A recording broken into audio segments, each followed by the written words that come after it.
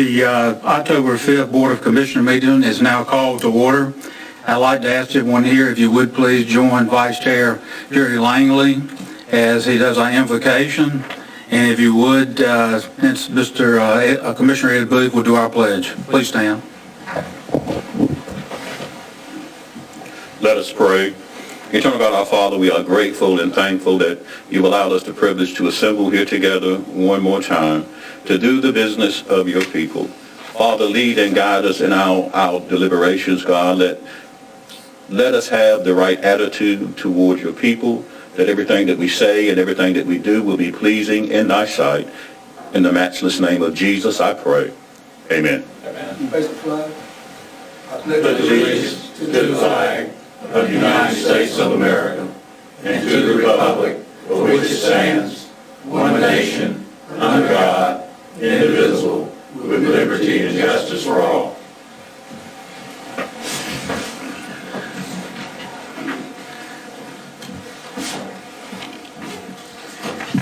Okay, we're down to item C.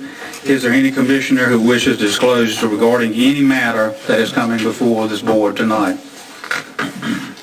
Hearing none, we move forward to item D, approval of the agenda. Motion to approve. Second. All those in favor, raise your right hand. 7-0, okay. Do we have any one for the legislature? I'm going to do a legislative update. Hearing none. We're down to Board of Education. Mr. Cheeseman, School Superintendent, if you would, please. Good evening. Thank you for having us. Joining me this evening is Assistant Superintendent Mark Doan and Chief Operating Officer Dr. Marvin Bradley. We wanted to come in and say that we are returning to school and wanted to give you an update on that. We also want to say thank you for your support during this time. However, the Board of Education last Friday morning voted 8-1 in an emergency board meeting to go back on Plan A, which is under Governor Cooper's allotted plan. Specifically, grades pre-K through 5 will return in full on Monday, October 12th. However, a portion of our students will remain on Plan B under the governor's plan of 6 through 12. And how those actually differ is that your 6th through 12th graders in this actual plan will return on a 40%, 60% model, meaning your middle school and high school students will come 2 days a week and be on remote learning for 3 days a week. Your pre-K through 5 students will come back 4 days a week and be on remote learning 1 day a week. And so remote learning will occur throughout the district every Wednesday, specifically to give our teachers an opportunity to continue to plan effectively, being that they're going to work both in person and online with students. So far more planning goes into that. Also, so we can have attention to deep cleaning inside the building as needed, and work effectively with all of our school bus and transportation, school nutrition, so on and so forth. But we're very excited to announce that they are coming back on Monday. And that follows suit specifically to what the board's initial plan was, is that at the end of the quarter, students would come back, and our quarter ends on the 14th, so you'll see the 6th through 12th graders coming back on Wednesday. Now, your middle school and high schoolers are divided into Group A and Group B. And so Group A students will come Monday and Tuesday of the week and remote learn Wednesday, Thursday, Friday. Group B students will do the opposite. They'll come Thursday, Friday, and remote learn Monday through Wednesday. Currently, right now, some of the issues that we face are the accommodation requests. We have just over 30 accommodation requests from employees, mostly teachers at this time and teacher assistants. They ask for accommodations, meaning that they would not come back face-to-face. So they're asking the district if they can, in fact, have some type of work accommodation, meaning could it be from home, or could we do something differently in the building for them to make sure that they're in the most comfortable stage. Also, we do face some barriers in terms of transportation, because as you know, the governor did allow pre-K through 5 to come back effectively October 5th or later, but he's not made that decision for your middle school or high school model yet. And so when you run two different plans in a school system, but you often share buses, you cannot have them share under these two plans.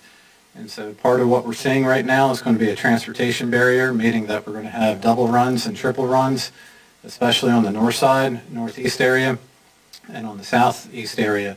So you're really looking at double runs and triple runs for Bath Elementary School, Northeast Elementary School, possibly Northside High School, definitely Snowden Elementary School. These are places that you have K-8 specifically, so we do have 3 schools that are either K-8 or pre-K-8. And imagine what that looks like inside of a building when a portion of the school gets to go back under Plan A and a portion of the school gets to come back under Plan B. And so we're having some difficulties managing that with our transportation. In fact, that we still have delays with trying to get people certified through DMV, but also specifically just having enough drivers, having enough route time. So in order to offset some of those barriers, we're looking at staggered bell times. As an example, at Bath Elementary School, you might see a bell time of 20-minute difference, meaning pre-K through 5 comes in just a little bit earlier than your 6 through 8 students might come in. You'll also see that at Northeast and maybe Snowden too. So we're trying to be creative in terms of that scheduling, hoping that the governor will ultimately release 6 through 12 to come back under Plan A. So right now, Beaufort County Schools, effective October 12th, will be running 2 plans, Plan A and Plan B in that regard.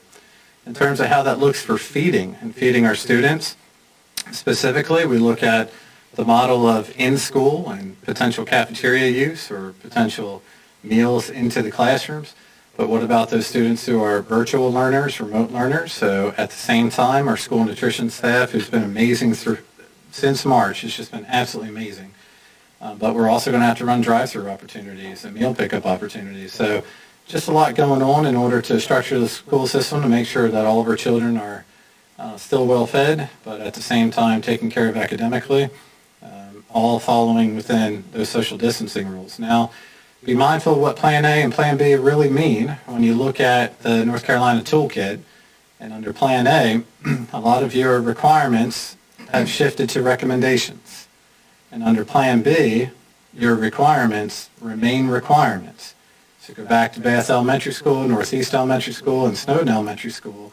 Your pre-K through 5 students, it's recommended that you social distance at 6 feet, whereas for 6-8, it's a requirement that you actually social distance at 6 feet. So it's just a lot of dynamics inside of a school building that, to be quite honest with you, you can practice all you want. In a good sports analogy, you can practice, but you're really not going to know what type of audible you need to run inside the building until you have the students coming back. Now, I just want to take this opportunity publicly to thank all of our teachers, all of our teacher assistants, our nurses, school nutrition, transportation, our custodians have been amazing, but all of our personnel. But when you really look at what our teachers have done back in the springtime, I mean, bless them all for trying to survive it, trying to figure out how to provide a high-quality education to students when you were suddenly shut down on Saturday the 14th, whereas now they've been working tirelessly through the summer, but even into August and now into the fall, of really trying to master online learning with students.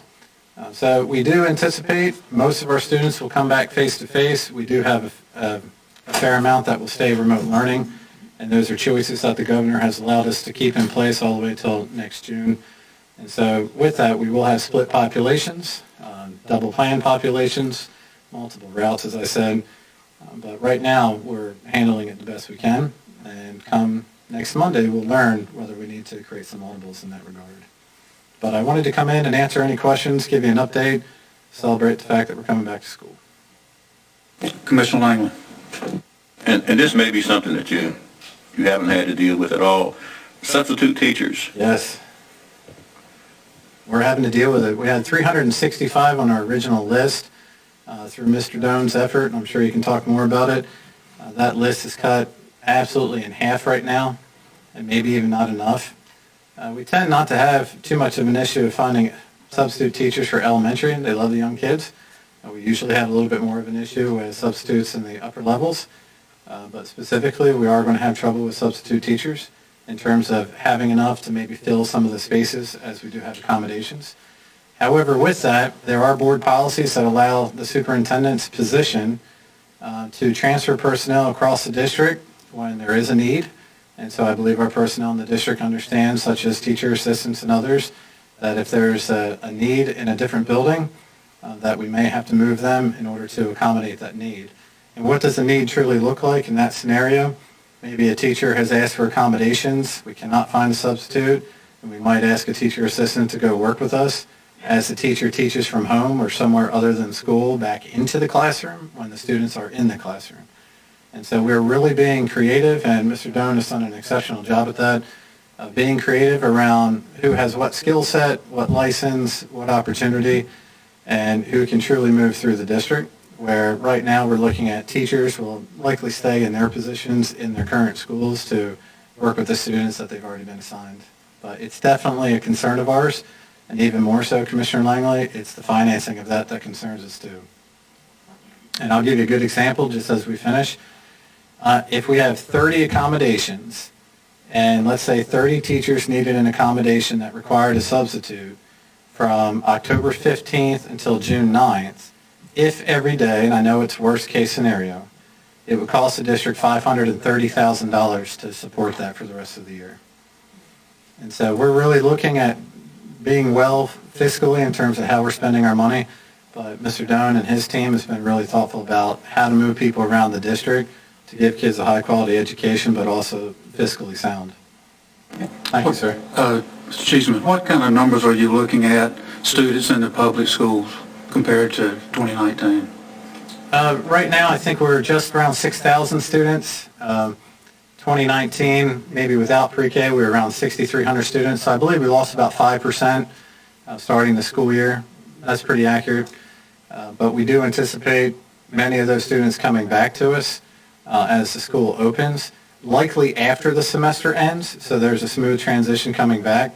However, a fair amount of those students may have gone to private school, so you may actually see them stay there because of their the fiscal expenditure requiring a whole year worth of finance in order to maintain that position, so maybe mom and dad might not bring them back right away, but we're excited to bring our students back in that regard. Thank you, Commissioner. When you say the accommodation is going to cost us another $500,000, does that mean that the teachers who refuse to teach are still going to be paid? So the accommodation looks, it's somewhat broad. For example, there's an accommodation, maybe the teacher fills out that accommodation and says, I would just like to have plexiglass around me, and so I can be stationary in the room. So no, the teacher's still there. If the accommodation is, hey, we can make it work where you're actually somewhere other than the school and can still teach in, then no, I wouldn't have to pay. I mean, they would continue to be paid in that regard. The accommodation that concerns us mostly is when a teacher turns and says, I'll take a 1-year leave of absence unpaid. Then they don't get paid, but I still have to pay somebody in order to teach that class. And I'll give you a great example right now. Not even concerned about an accommodation, just trying to find math, science, and EC teachers as the year has already started has been a challenge. But to your point, if you're not working, you don't get paid. When you say not working, you mentioned accommodations. What are the limits of being considered working? I mean, how far can a teacher go in specifying the requirements for their employment and still be on the payroll? Well, we're looking specifically about how they would be staffed as the teacher engaging those students. And so overall, we're looking at whether they're still the teacher of record of those children. And so that's what I'm specifically looking at. But if they say that they will teach a remote class, Right. then who is going to manage their class, discipline in the classroom? Great question. I mean, it doesn't seem to me as though that's a legitimate demand. It's a very legitimate demand if that employee has an underlying heart condition, diabetes, or whatever it might be. So from their point of view, and the employee writes, that's a legitimate request. On the flip side of it, under the accommodation, that's where we go back to your question, Commissioner Langley, of do we hire a substitute to cover the class? Do I have a teacher assistant that I can shift to cover a class? Do I have teachers who are on prep periods, planning periods that could possibly cover the class? Can I move counselors, administrators? Like someone would have to cover the class. So your very question is the dilemma that we're in. Well, the next question on a different subject. Under what mandate does the school system have to provide lunches and food to children that don't come to school? Well, you have a fair amount of students who are still considered remote learning. So under the governor's plan of being able to hold remote learning through June, we're still liable for those students. So very similar in the fact that those students are accountable for their learning and their grades, even though they don't step foot on our campus. We're still held accountable for their nutrition. How do you get a lunch to a student like that? How do you get a lunch to a 15-year-old like that? So depending on which schools they're in, sometimes we have a drive-through opportunity where families can roll up to the school between 10:30 and 12:30, actually come through a drive-through line, take the name down of the student like we did most of the summer, and then they receive a meal. In other circumstances, depending on the need of the child, sometimes we have social workers and other volunteers in our community who will bring the actual lunch to the house or to wherever the student may be. When you say social workers, are these volunteers or are these paid? Could be both. So in some circumstances, we have volunteers who are not paid because they're volunteers. And in some circumstances, we may have a social worker who may be going to visit a student who, in fact, they already work with the student and their caseworkers, so might be able to actually bring a meal to them. In the case of students who are remote learners and have been remote learners, how many laptops and computers has the school system purchased for those students? Well, we've actually run, let's see, we most recently purchased almost 3,000 Chromebooks, iPads, just before July 1 to help them. So we tried to be one-to-one across the district, K through 12. So typically in K2, we went with iPads, and 3 through 12, we went with Chromebooks. But that was to really update some of what we already currently had to make sure they were one-to-one. But always remember that a Chromebook, iPad is not helpful inside of your house unless you have access. And so we also utilized money that was given to us for hotspots. And most recently, we just, again, publicly want to say thank you to Rotary and the Hackney for raising $67,000 to help our district with hotspots for students who needed those. How many internet connections have you paid for in the last 6 or 8 months? I don't pay for internet connections, sir. I provide hotspots to the students, but we don't pay any individual bills for individual people. All right, tell me what a hotspot is. A hotspot is a technology device that provides an internet signal for our students and for, whatever learner is there. So it connects the actual device back into a realm so the student can get online, such as the internet. Commissioner Death, did you have a question? Yeah. We've got some of them, we were talking about teachers in Sure. classrooms, and I would want to know about the functionality of using teachers, especially in the lower grades, for children, when social distancing, which is very important, especially, I think it's more important than the mask. Sure. It's going to be hard to enforce with these kids because they sometimes want to be very social. That's their nature. Absolutely. While they're in school. Absolutely. How are you going to enforce social distancing with the youngsters, the really young ones, the eighth graders? Well, let's talk about the young ones, like you said. Let's not enforce, but let's encourage. Let's teach children. Young people really want to impress their educators. They love their teachers. And believe it or not, it's the young people who will likely follow it more than some of the older children that we have, right, who might test you a bit. And will a child take it off, take the mask off? I'm sure they will. But we're going to have to teach them about the importance of wearing it. Now, what we have found in other districts and even in our own county, we do see kids wearing masks. But we also want to try to provide them breaks where they can go outside. They can be 6 feet away from each other. They can take a mask break. So we're not looking for the child to wear the mask all day long, 7 straight hours without a break where their face is sweaty. But in fact, we're trying to put them back through protocols and routines and rituals, just like you typically would in any other kindergarten, first grade class when they're first coming back, is you teach them how to act and behave appropriately. And in this case, you're going to do that to help them maintain their own safety. But in fact, we're asking for a lot of our families and community to help our children learn what it means to wear a mask. And honestly, we're starting school in October, and we've seen a lot of children in this community know how to wear masks. And we've already talked to some of our other sister districts around us who have said they don't have that great an issue around the mask. More scheduled recesses? Well, I think more, maybe scheduled recess for younger, but just more breaks for them in order to feel like they're getting a breath of fresh air or an opportunity in that regard.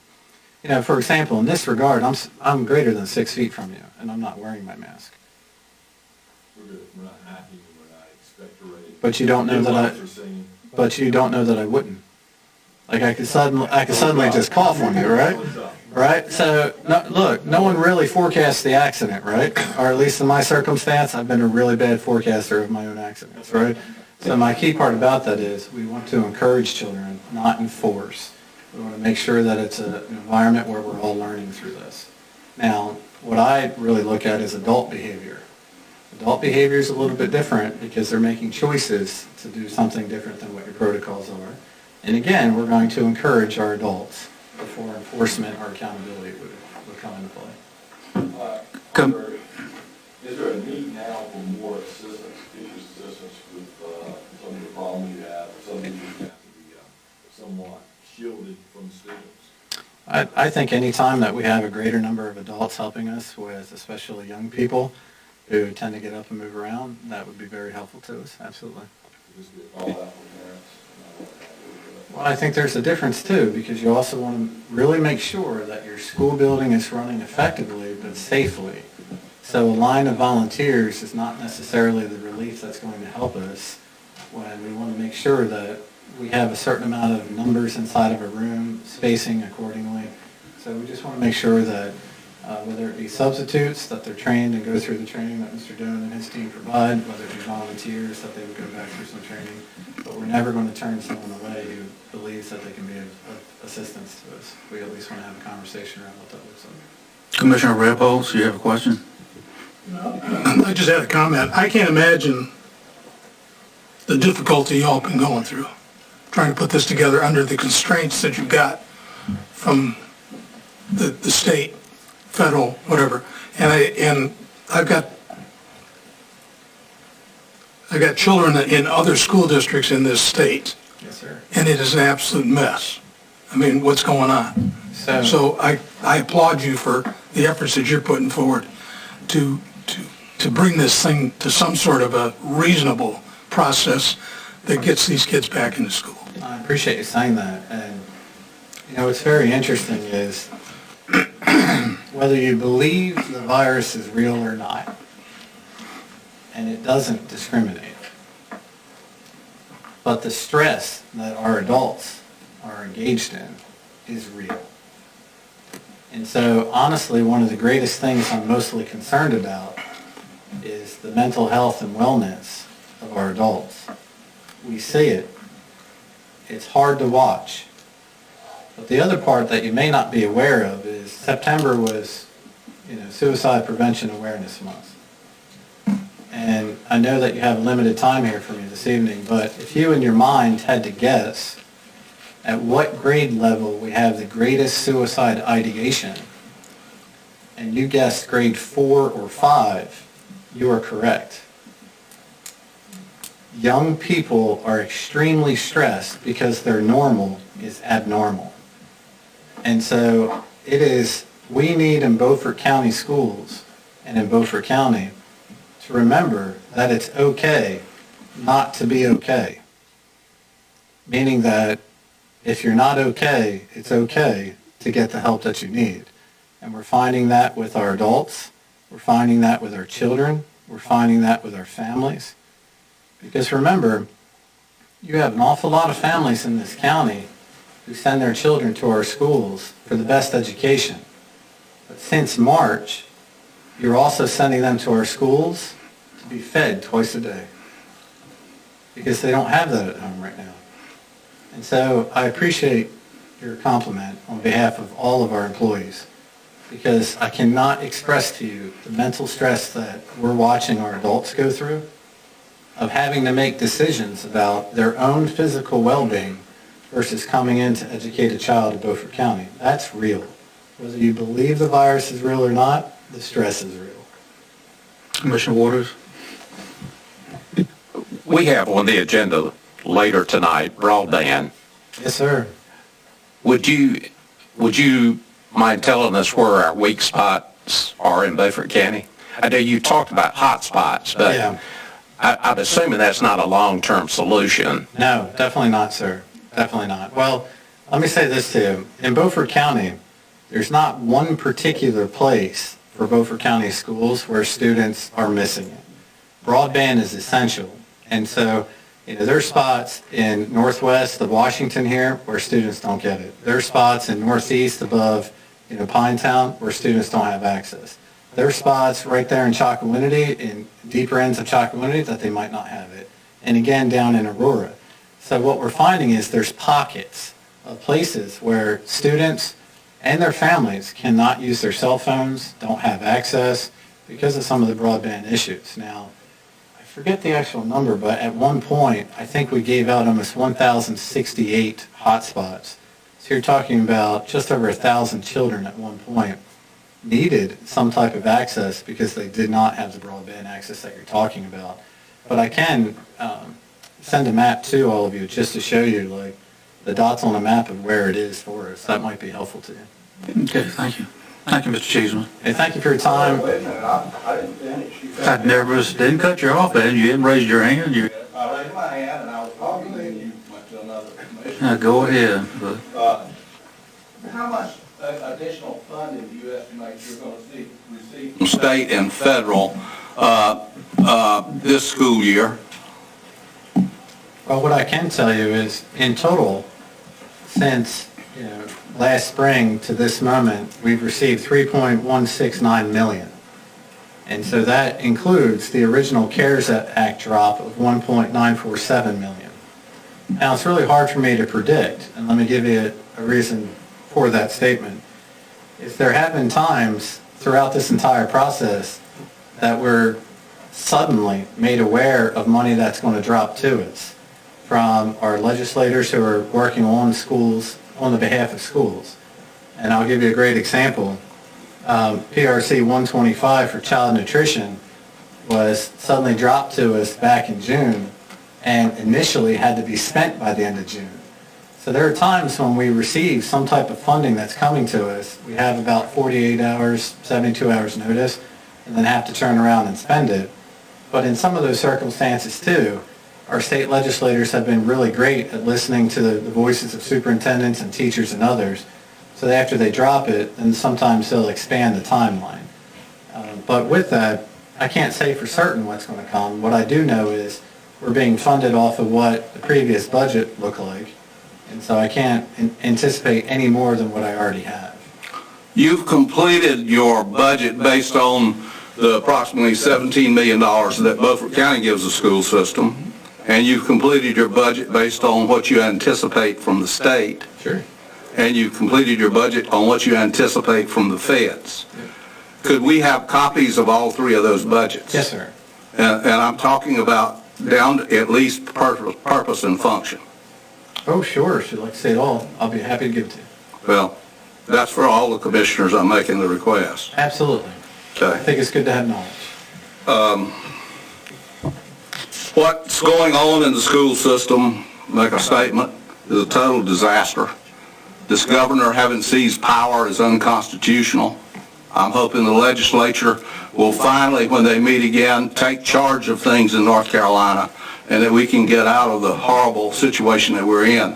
I can't tell you the number of parents that I listen to who complain about the situation. It's horrible, it's awful, it's hurting families, and I am absolutely overwhelmed by how deep into socialism that we have crept, that we are now responsible for feeding children. I have difficulty believing that the parents in this county cannot feed their children. I just don't believe it. I think the parents can feed their children and do feed their children, and I think this is another seizing of power so that more families can become dependent on the government. This is a horrible situation. thank you. Thank you very much, sir. Thank you so much. Appreciate your time. All right. We're down to public comments. Mr. Chairman, real quick. Yep. Just a reminder for the board, a little different setup tonight. The podium's been moved back so that you're able to see the speaker and the speaker doesn't have to turn around. But more specifically for Commissioner Deathridge and Commissioner Booth, your mics are back to your regular mics, so they're push to talk. They aren't the ones that are always hot, so you'll need to remember to push your mics. Thank you. Mr. Tandy Dunn.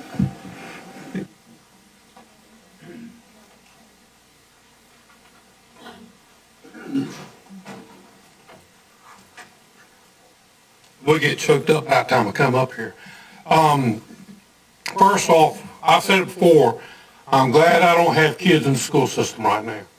I don't think I could handle it. I know my grandkids are still struggling to do classwork from home, and I really appreciate the school doing what they can to get things going back to normal. I noticed on our agenda we have several issues dealing with trash still. I went out Saturday, went down to the site at Buck Jones, and they've got a C&D container in there. And it's 8 foot tall. And the only way you can get materials in it is stand on the outside of it and throw the 2x4 inside. Or your pieces of plaster or Paris or whatever. That's a safety issue. How many times can you toss a 2x4 into an 8 foot tall container without it not coming back down and hitting somebody? If we're going to do these containers need to be where somebody can drive up and dump off into them instead of tossing up to them. Also notice reading that we don't own or will currently or going to own Ransomville. And so I kind of question is that why we've not fixed that site so that our elderly citizens can drive up and throw something in the trash can? I mean, they still continue to have to crawl upstairs to throw trash away, and that's the safety issue.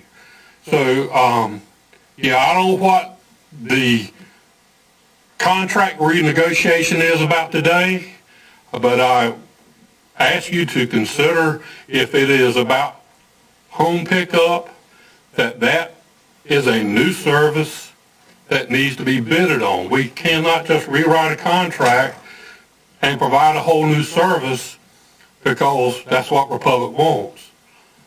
We've got to do something a little bit better than what we're doing. Like I say, throwing trash over an 8 foot tall wall is absolutely ridiculous. So please be mindful of what you're doing on the trash. It's going to be a hot button topic at some point in time. Don't make it today. And just look at what we're doing and look at our contracts a little bit better. Thank you. Thank you. Ms. Mish? Ms. Mish asked me to read this into the record to the board. To the Beaufort County Commissioners, if by now, near the end of 2020, the jail committee has or is learning everything there is to know about the many issues that constitute our jail, remember the final outcome is the moral obligation we all have to this community. Those who can make a difference or seek change must continually ask that the bar be raised, ask for help for those who need our help the most. There is a new jail petition circulating. It is a reminder of all the rights that are being violated against our pretrial jail population. It states food is brought in from Plymouth, which has hair and bugs, spoiled and moldy. It also states during Hurricane Florence, jail residents were evacuated due to standing in their own urine and feces. It addresses civil and constitutional rights violations as part of a long list of ongoing violations that we've allowed to perpetuate. The petition may be found searching via Google, Beaufort County needs a new jail ASAP, and on Facebook, New Jail Beaufort County. I've asked Ms. Mosier to make this statement available so that anyone who wishes to view it may. Thank you, Ms. Mish. Mr. Chairman, Yes. this is a spurious statement that's made by someone who's too cowardly to come in front of this board and in front of the public and state, I have heard these allegations over and over and over. I have personally investigated some of those allegations, and I have found them to be categorically untrue. And I don't think that this board should allow someone to send a statement in to be read under the authority of the clerk to the board. We should stop that. That should never happen again. They can get a friend to come and read the statement for them, but a county employee should never present as authority something from the public that is a plain lie. Barbara Gaskins, is she here? Good morning, good evening, Commissioners. Mr. Richardson, you first. I'm the one that set up that petition because we do have a jail that needs something needs to be done. And it's very funny that you can actually discuss a school, you can see what's going on with the school, but you can't see that a pre-trial jail, a pre-trial People coming and berating commissioners at these open meetings. Now, I will debate you anytime, any place. That's fine. Can I do my 3 minutes? Because you have the right to get up and speak. We have rules that stop that, and the chairman should be enforcing those rules. May I ask where you work? Who are you? Why not? No, I mean, I can. ACLU, Emancipate North Carolina, Advanced Carolina. Which one? Now you've got the pitch. Right. But anyway, the jail is a pre-trial facility, so therefore these people should not be treated like animals. And I mean, if you have commissioners, and granted, I'm telling everyone that they need to vote, and I'll leave it right there. You need to vote to get people who are not for you out of their seats. Thank you. Thank you, Ms. Gaskin. We're down to items from consent. One note on that is that there's a revision on the minutes that we're talking about approving. It actually had the August date on it that should say September, right, Katie? That's the only revision. Is there a motion to approve? Motion to approve. Second the motion. All those in favor, please raise your right hand. All those opposed, 6-1. Okay, Mr. Jim Mattson. I guess he's coming this way. He can hear us.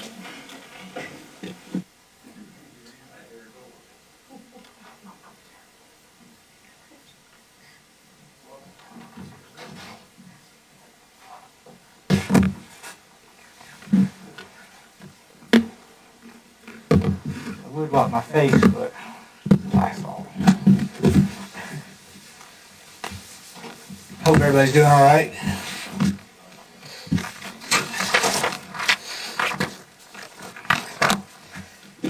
You're going to tell us how we're doing, right? I can. In some ways good, in some ways maybe not so good. So we are 196 days since the beginning, or since our first case here in Beaufort County. And we are in our 6th month since the activation of the Emergency Operating Center. And on the 12th, we'll be starting our 7th month. So that's where we begin with North Carolina numbers. We've done, the North Carolina has seen over 200,000 cases, which is 3,637 deaths. Currently, they have 971 people that are hospitalized, and they have tested over 3 million people in North Carolina. So I wanted to start with the North Carolina numbers and showing you this graph, which shows the number of visits to the emergency department, what percentage have COVID-like illness. So the red graph shows the peak that we had a little over a month ago in North Carolina, and has gone down. So currently we are about 4%, so about 4 out of 100 of the people that go to the emergency department go there for COVID-like illness. The peak was at 6%. Typically we want it to be, typically 1% is what you call the baseline number. So that's where we want to get it back down to. And that follows, this is COVID-like illness, so the flu and COVID-like illness follow the same graphs. This shows the number, in gray you see the number of admissions to the hospital in North Carolina. In blue you see those that were admitted to the ICU. And the line on that graph shows the percentage of those that went into the hospital to be admitted, went into an ICU facility. So it kind of shows some of the severity level to it.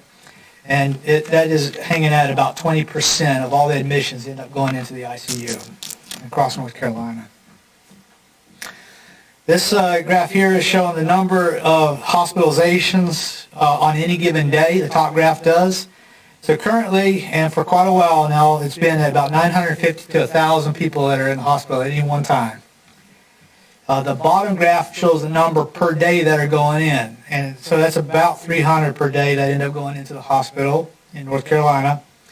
And so when I divide the top one by the bottom one, that's about 3 days on average that people stay in the hospital once they get into it. And of course, that's an average. Some people stay in there quite a bit longer.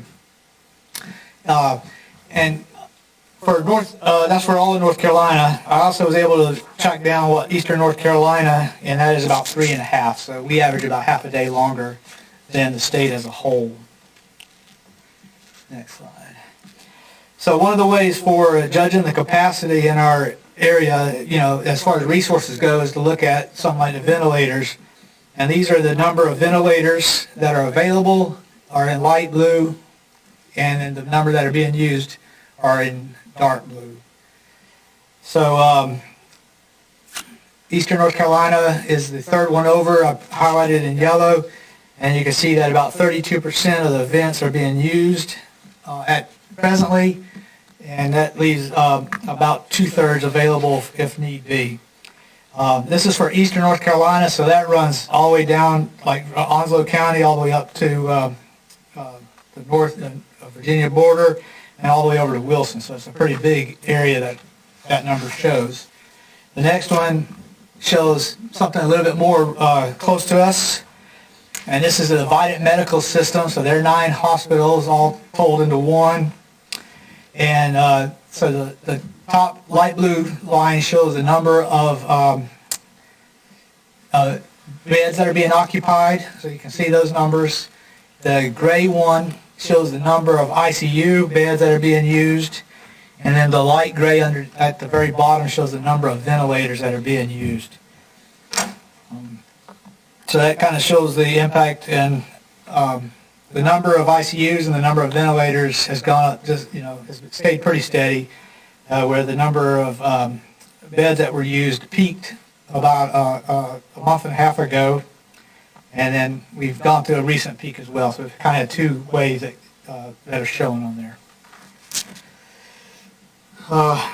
Then looking at Beaufort County numbers specifically, the total number of tests that we've conducted is over 16,000 tests that are done on residents in Beaufort County. Some of those are repeats. For example, the long-term care facilities, they get tested every week, so those numbers do show there. The total cases that are tested that have been positive is 1,127. That's current of today. Since the beginning of COVID, we've had 65 people that have been put into the hospital, and we've had 28 deaths. We had 1 today that we confirmed. And for confirmation, I usually hear about the death, but I wait until I get the death certificate for me to confirm it, just to make sure that it's not listed real low on the line.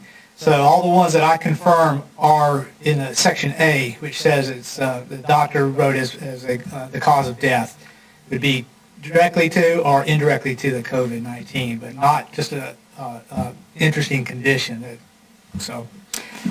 I have a question while you're there. Most of these people are over the age of 65 and have another condition in addition to the COVID. Correct. Okay. As a matter of fact, the average age of death in our county is 77.6. So that's out of the 28 individuals. Still most of these deaths that we've been seeing a rash of in the last month. Oh, push it back. Oh, sorry. I forgot already. Most of the deaths that we've seen in Beaufort County in the last few months, still the nursing home folk. I did have some of that later, but for 13 out of the 28 deaths have been in long-term care facilities, so that's 46%. Yeah, that's been mostly in the last, 3 weeks, 4 weeks? A lot of it. About 3 weeks, 3.5 weeks. Okay, thanks. So currently today we have 8 people in the hospital and recovered 1,000 people. I'm still currently investigating 2 outbreaks at long-term care facilities right now. So this is a graph showing the day-to-day count for the numbers that have been positive that have been reported to the health department on what day they've been reported to us. So you can see we had a couple of major spikes that occurred in there.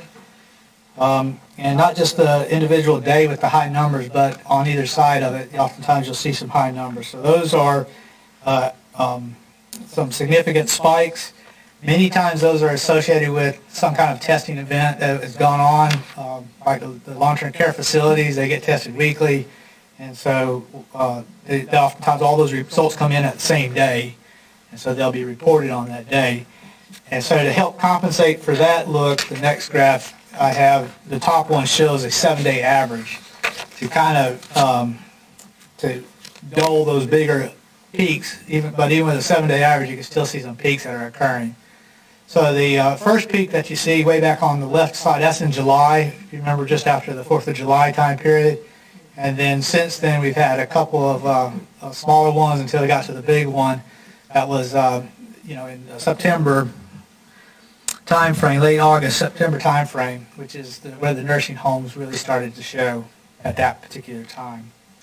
The second one is, instead of it being a 7-day average, it's a 21-day average, and that makes it a little bit easier to kind of follow what the trend looks like in the county because you don't have all those little spikes going up and down. So you can see that we've had pretty much two waves. The one in July time frame, which is that first hump, and then it was level for a while, and then we had the second hump, which is what we've gone over the last 3 to 4 weeks. You can see at the end of that number, it started to go back down, and I'm hopeful that it'll continue to go back down. And but I can't predict the future. That's the hard part about my job. And everybody wants me to say it's going to be good in 2 weeks or something like that, but usually I can I can only tell you what it looks like at this point. But hopefully it'll all be going down.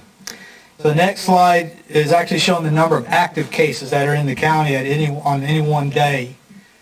So you can see they're very similar, the same two bumps in there. So the first one being in July and the second one being the one that was most recent. And again, it's showing that it's going back down. So I'm very hopeful that we'll continue to go down. Next one. So this is from the state. So they capture some of the positives too. So you can see that they capture the same two waves that we had captured. They do theirs at a week at a time. So their numbers look a little bit different. But the reason I included this was because the peak in there shows the number that were associated with the long-term care facility. So you can really see that peak and how it attributed to the overall numbers in our county. So they had quite an influence on the number in the county. So I was able to take out all the long-term care facility numbers so I could show you all what that looked like. And so you can see a small bump back in the July time frame, and then we had the huge bump that occurred over the last 4 weeks. So there you go.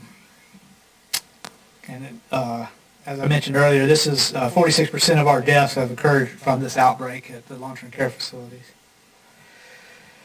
I'm using this graph to show the regional impact of COVID. So these are the total number of the rate for each of the zip codes in our county. And this is since the beginning of the COVID outbreak.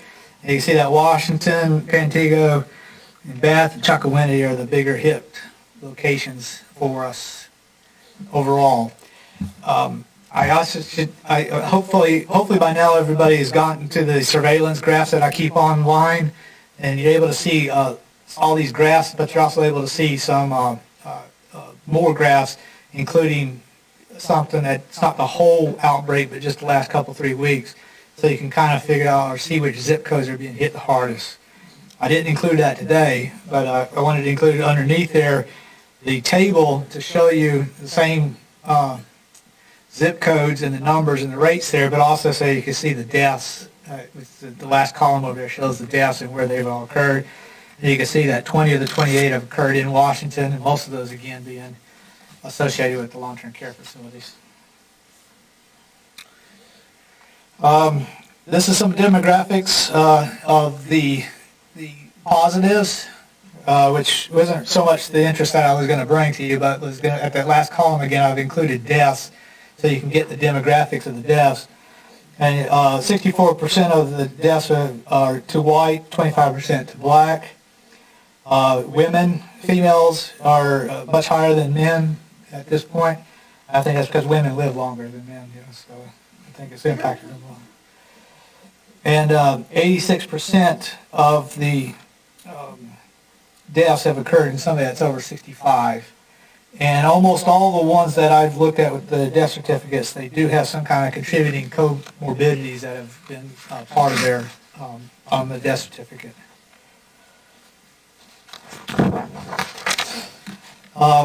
Looking at all the cases we've had, about 18% of the people that have been tested positive do not show any symptoms of COVID, or they reported no symptoms of flu-like illness or COVID-like illness. That's down from 22% a month ago. So I'm thinking that a lot of the non-ill are not going to the test, get tested as much as they did early on. So that's probably why we're not picking up as many asymptomatic people.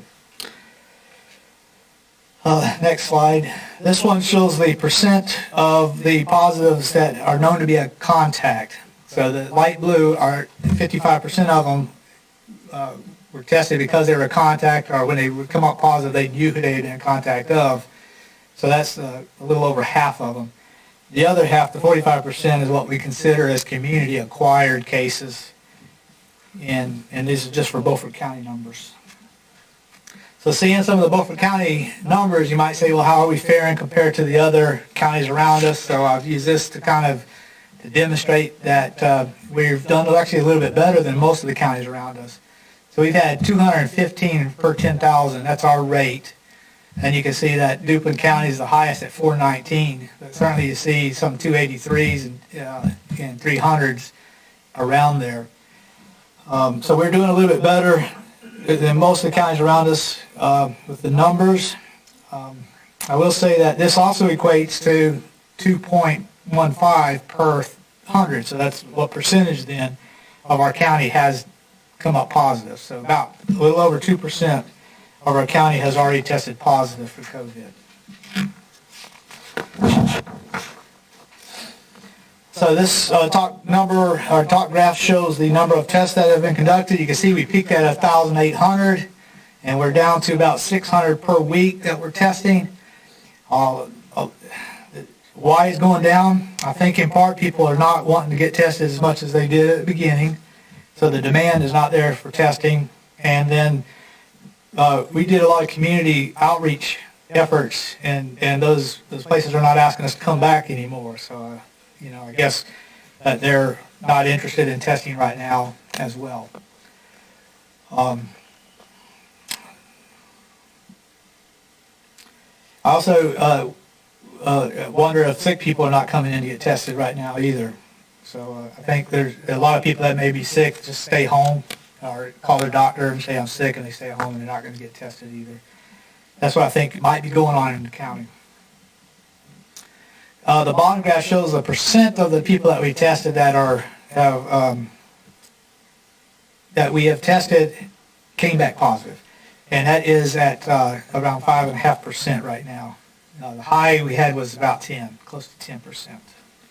So that's typically a good thing, except for if people aren't coming in to get tested. I don't know if that factor changes this a lot, but I'm sure it does in some way. Next slide. And this is just a graph showing all the different tests that we have done in the community. And I swore I was going to read you the number, but I can't read it on here. I think it's 3.5% of all the tests that we have done has come back positive. I think it's a little over 1,500 tests, something like that. So that's how many tests we've been doing out in the community, not people coming in to be tested. So just quickly, a couple of other pieces of information to pass on. The annex building progress. The cement has been poured, and was it poured on Friday? It's setting, and after a week it'll be ready for the building to go up, and we hope for the building people to come out next Monday to start building it, so it'll be up by the end of the week, and then we can start using it the following week. So the vaccine plan, I actually have a copy of the vaccine plan. It's the state plan. There's a draft of it. It's supposed to come to us on the 14th of October. Basically laying out the way we're going to vaccinate in the state, and then how we'll do it in the county will be based on that plan. But I anticipate that, and it hasn't changed much in the last month, we're going to get a small supply. That small supply would be used for probably healthcare workers and the long-term care facility residents, followed next by the elderly and those with the comorbidities that we was talking about, and then next would be the high risk that don't quite fall into there, and then lastly would be the general population. I don't expect us to be doing the general population though until the beginning of next year, but those first vaccinations may be occurring in November. I'm hoping. I probably shouldn't say anything on television that could be proven later to be wrong, but that's what I'm hearing. And then just a reminder that influenza season is occurring, and just like the COVID, it's also a daily disease, and remind everybody to go get your flu shots. Okay. Any questions about COVID? Commissioner Booth. Since you stopped doing the community testing, can you, for the public, can you tell what days that you're still doing testing in the county? I have had several people ask me where can you get a test at? Now, we haven't totally stopped the community testing. It's just that the community leaders aren't asking us to come do it at their sites right now. Okay. So, but we would if they ask. And we do have like one schedule this week, but it's just not the numbers that we did before. But as far as the health department, every Thursday from 9 to 11:30, you can drive through and get done at the health department, or you can call for an appointment and we'll schedule you to do it. Yes, sir. Anyone else? Frankie? Jim, I was trying to take some notes when you were going through it, and I just want to confirm, make sure I've got the right information. The average age of the people that have died is 77? 77.6. And 46% of the people that have died have been in long-term care That's correct. facilities, which would be 13. Correct. Do the number. And I guess, I don't know if I'm the only one or not, I'm missing all the graphs that were on the back side of the page. They didn't copy the backside. Oh. Is this the same information that you put up in your slides? Or Pretty much. There's a couple of slides, the state ones that aren't on there, but everything that is Beaufort County related is on the site. Okay. You can just email them? Yeah, except for that one, the one that I did that is just the long-term care facilities, that one graph, that's not on the site. I can send it to you directly.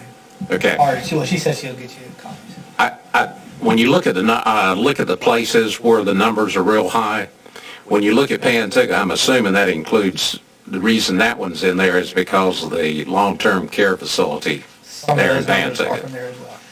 So we have one there and two in Washington that we're dealing with. No, that one's over. That one's considered over. So we have two in Washington. But I mean, we still have two facilities in Washington. Correct. Long-term. Correct. Thank you.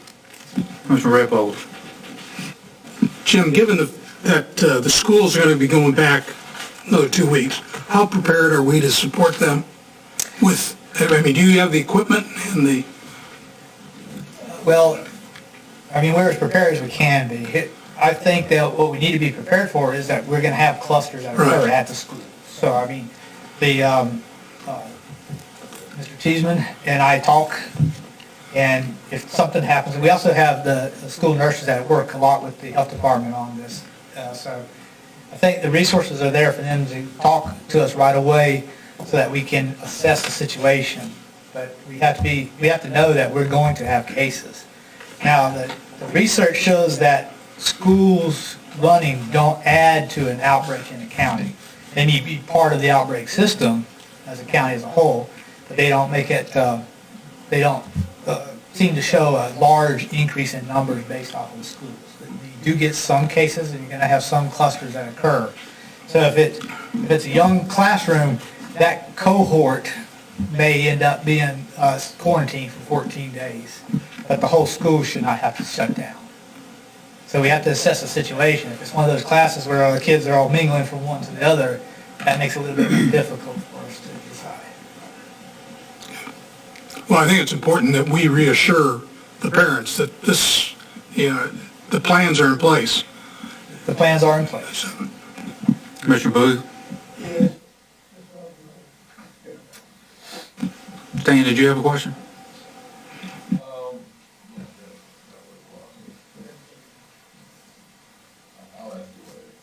Okay. You want to go on to your next presentation? All right. So what I'm going to ask for is also a slide for that. So what I have an FTE, or a health educator that works at the health department right now, who's a contract person.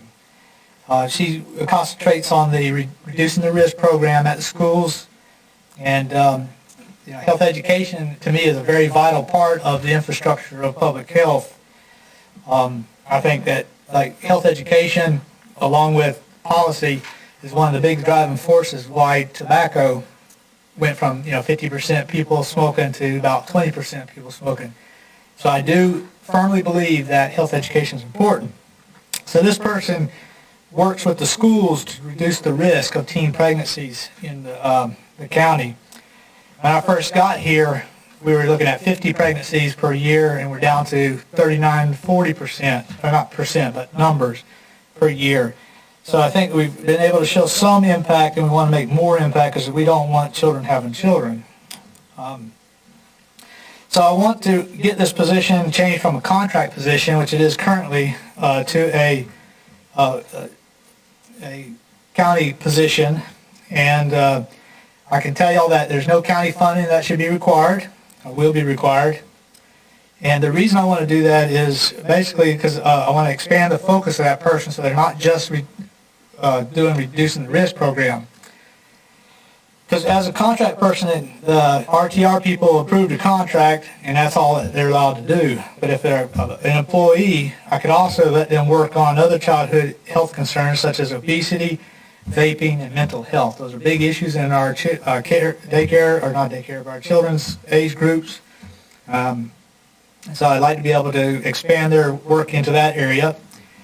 I'd also like to align this contract person with my other health educators who are full employees.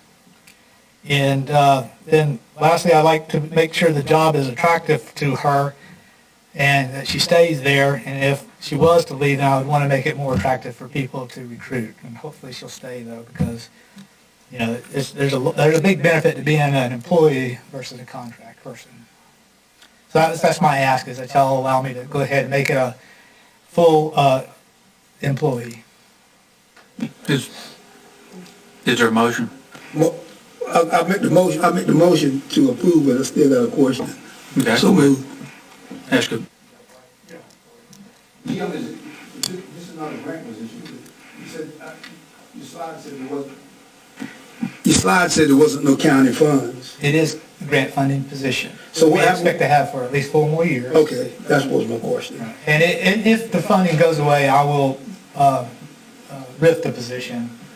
I just think I want to keep her here for as long as I can because she's been a great benefit to us in this program. I'll still make the motion. Is there a second? I'll second it. I'll tell you why. I think we're going to do right now is a very important position. It might save lives. BJ's getting tough. I think it's a very important position because it may save lives in advance of what we know to be true. People that smoke are obese, don't live good, solid, healthy lives are the ones who are getting sick and dying easier, faster. Right. Even though it's a different age group, it's very important Yes. to get them on the right path early on. Oh, there'll be some other pandemic 30 years from now that'll take them. We got a motion and a second. Discussion. Commissioner Richardson. Would you be willing to change the motion to show that if the grant funding goes away, that the position is to be rifted? No, it's not a matter of trust. Are you willing to amend the motion to say that when the funding goes away, that the position goes away? If you're not, I'm not going to vote for it. I'll just tell you right up front. That's the only way I'm going to vote for it. I'm not voting to expand government. I really do understand you're not voting for it, Mr. Richardson, but I want to remind you that you don't have a weighted vote. It's the majority rules. So if you don't vote for it or not, I'm going to let my motion stand.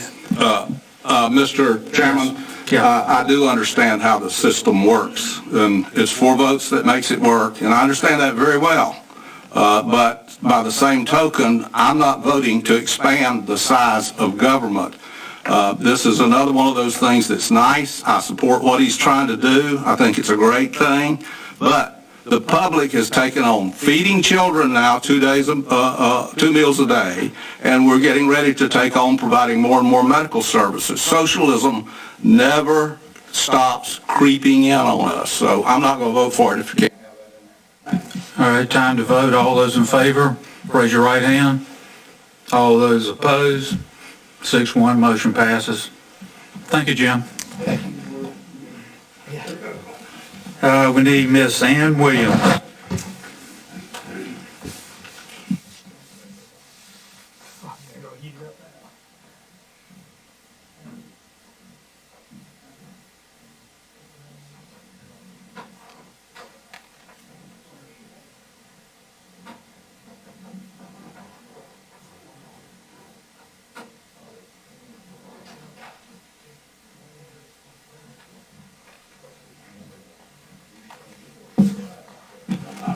Welcome, Ann. Thank you. Good evening, everybody. And for those that may not know, Mr. James Allen is the chairman of the Beaufort Soil and Water Conservation District's Board of Supervisors. I have just a short thing here I'd like to read. Through the 2020 Watershed Restoration Project, the Beaufort Soil and Water Conservation District was awarded funds from the North Carolina Department of Agriculture and Consumer Services Division of Soil and Water Conservation for the removal of 111,518 linear feet of vegetative stream debris from various creeks, streams, and tributaries in Beaufort County. Those grant funds total $334,554. On September the 3rd, 2020, a request for proposals was issued soliciting bids to complete the scope of work planned for this project. The request for proposals was mailed via the U.S. Postal Service and emailed to 18 contractors, 7 of which are from Beaufort County. The request for proposals was also published on several websites and in the Washington Daily News. 6 contractors submitted bids for the district's project, none of which were local. The bid tabulation is provided for your review along with tonight's agenda abstract. The district's Board of Supervisors met on September 29, 2020 to review and discuss information gathered on the 4 lowest bids. After thoughtful discussion with regard to reference checks, the district's Board of Supervisors selected RDC Debris Removal Construction, LLC, who offered a bid of $197,386.86 to accomplish the district's proposed scope of work under the 2020 Watershed Restoration Project. The Beaufort Soil and Water Conservation District's Board of Supervisors recommends that the Beaufort County Board of County Commissioners support their selection of RDC Debris Removal Construction, LLC, at a bid of $197,386.86 to accomplish the proposed scope of work under the 2020 Watershed Restoration Project. Is there a motion? Motion to approve. Is there a second? Second. Is second. Discussion. John. 2 questions. Is this, how many miles did you say? 111,518 linear feet. Is that the full extent of everything in the county? No, sir. Okay. So there are other areas that probably need to be dredged also? Yes, sir. Okay. So in that, are we limited to just these for some reason? These streams? Mostly what we're going off of are phone calls to the office from people that are having problems in their areas. Our district resource specialist goes out and scouts areas, and then the board decides. Okay, because it seems to me that you've got a lot more money to spend than you're spending, plus you're not even going with the lowest bidder. Yes, sir. Is there a problem with the references on the lowest bidder? Yes, sir. The references for the lowest business were way less than stellar. Fact of the matter is, the people we called to check their references didn't have anything good to say about them. Okay. Okay, and you got good experience with the other one? Yes, we do. We've had experience with the contractor that we chose. Okay, so you're going to have, what, $140,000 left from the grant? Yes, sir. Are you going to be able to spend that on other streams that we identify? We already have a list of people that have called and asked to be considered for the money. Okay, because I know in some of the outlying areas, Bellhaven and Aurora and that, we've got lots of streams that are backed up and don't drain. Yes, sir. We'll take them as we get to them. Is there a way to get, is there a way that the public knows that? It's been published in the paper, that's fine, and word of mouth. Okay. Commissioner Waters? I noticed some of these areas is caused by storm debris from hurricanes. What, are any of these some of our problems that we have with the beavers Yes. damming up the stream? One over in the Chalkwinta area in particular that we have cleaned out, and we have contacted a trapper to trap the beavers. And my personal opinion is if we don't get the beavers, we won't do a whole lot of good. I noticed this morning that DOT was on 99 trying to unstop one of the, I guess where the beavers had filled up one of the large drainage. I hadn't seen that. They're close to the loop road. Okay. It's the one that they've unplugged one time where Yeah. it got dammed up by beavers. That culvert is on line to be replaced. I hope they don't wait too long to do it. Anything else? Sam's got one question. About the beaver. Yes, sir. In a case like that, beaver dam generally is going to go across the stream. You have a property owner on either side. You have to get the property owner's permission before you take out that beaver dam. That's true. And before we, on all these projects, we have to get the landowner's permission on every foot that we use or try to clear out. We have to have their permission before we can go in. And some people might want a beaver dam. Well, I would hope not too much. They're timber gardens, when you do it. What you do, you get the beaver dam out and plant trees. But Any more questions? Time to vote. All those in favor, please raise your right hand. All those opposed, 7-0. Thank you, Katie. thank you. Thank you, ma'am. Ms. Melanie?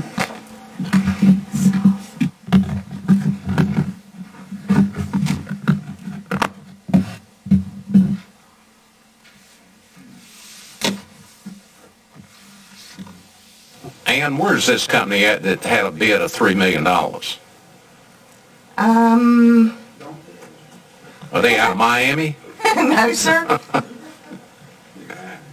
I don't have that information with me. I was kind of thinking it might be Smithfield, but I'm not sure. They have, I think if they have an office in Smithfield, but I think the company itself is out of state. We've had companies bid from out of state. We've had companies that bid that, from their bid, they didn't really want the job anyhow. Thank you. Thank you.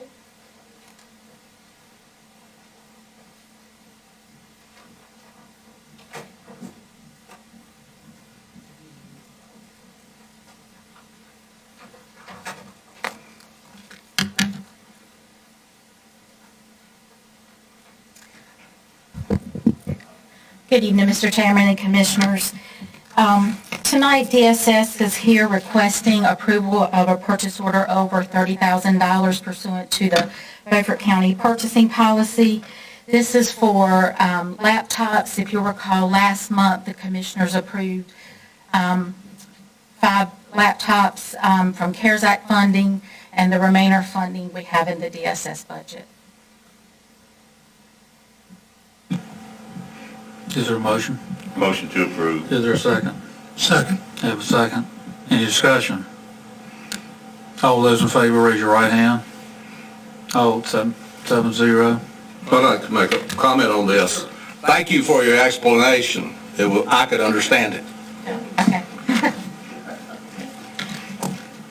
Okay.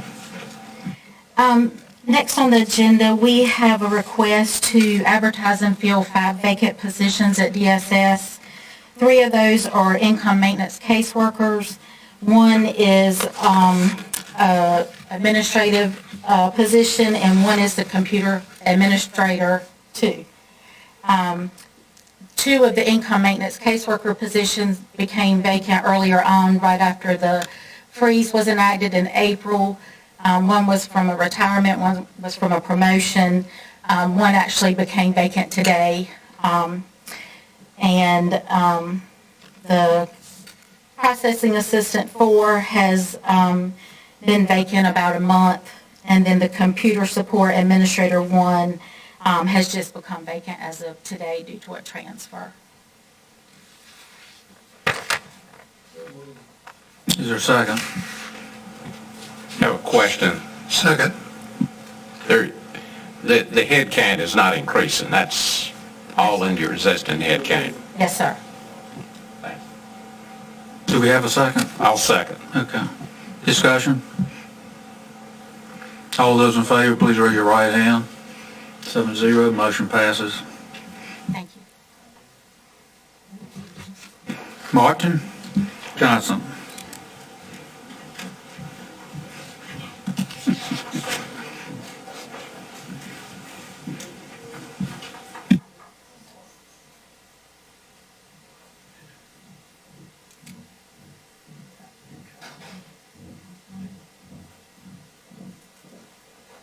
Good evening, Commissioners.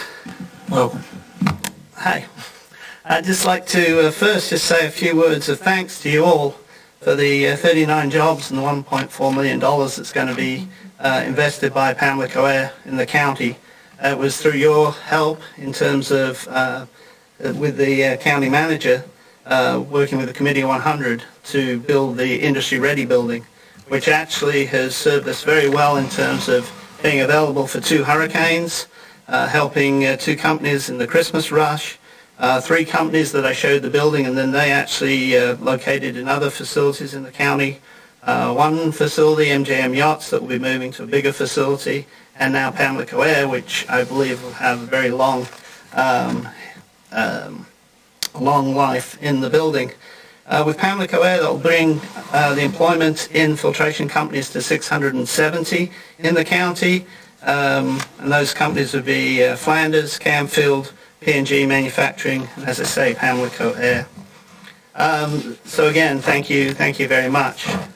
I would like to introduce now, put my glasses on, I can't read this bit, Elizabeth Underwood, who's the new Economic Development Specialist, and she comes to us from Charlotte and has an international public relations degree from the University of Charlotte. And I was told to say go Niners. But anyway, without further ado, Elizabeth Underwood to talk to you about the cannery project. Thank you. Yes, as an ex-student athlete from UNC Charlotte, that is where my loyalties lie. However, I am learning to become a Pirates fan. So I want to say good evening, Mr. Chairman and Commissioners. Thank you for the opportunity to provide you with an update on the July 6th proposal by Martin to establish a cannery in Beaufort County. As you can imagine, since July, there have been many updates, and I'm excited to share those with you. The 5C NC Cannery will serve as a community center for farmers and citizens to process and preserve excess produce via canning. This is a significant need in the eastern North Carolina, specifically Beaufort County region, because the effects of COVID-19 have placed an incredible amount of financial instability on the area's farmers and community.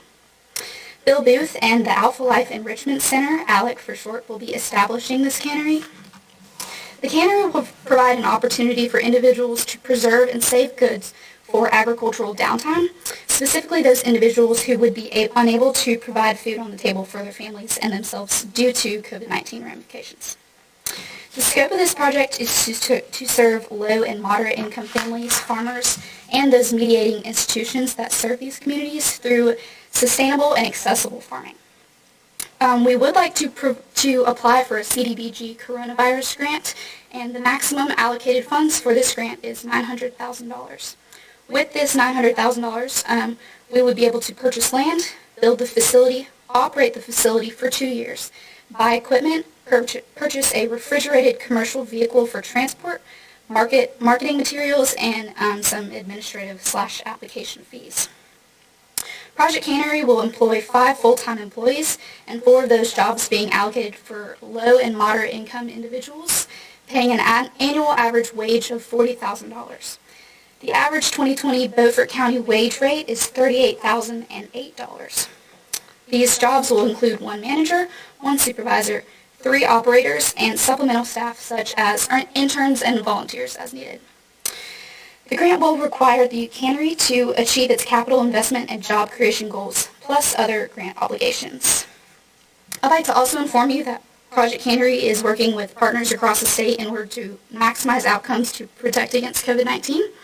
Beaufort County Economic Development, Alpha Life Enrichment Center, ALEC, RISE 29 out of ECU, the Department of Public Health, North Carolina Department of Agriculture, NC-A&T University, and the Mideast Commission will make up the body of partners that will work to establish this cannery to serve LMI populations in Beaufort County.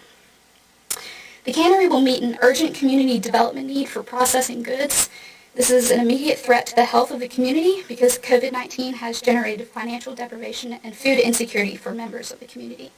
Individuals are struggling, as you know, to put foods on their tables due to job loss, and other COVID ramifications, which plays a significant role in the urgent need for affordable, sustainable, healthy food sourcing. So the Beaufort County Economic Development staff requests your approval to proceed with the cannery and the CDBG coronavirus grant application. Upon your approval, the next step in this will be a public hearing and the commission vote to submit the application. At this time, I'd like to invite you to ask any questions you may have regarding this operation. Is there a motion?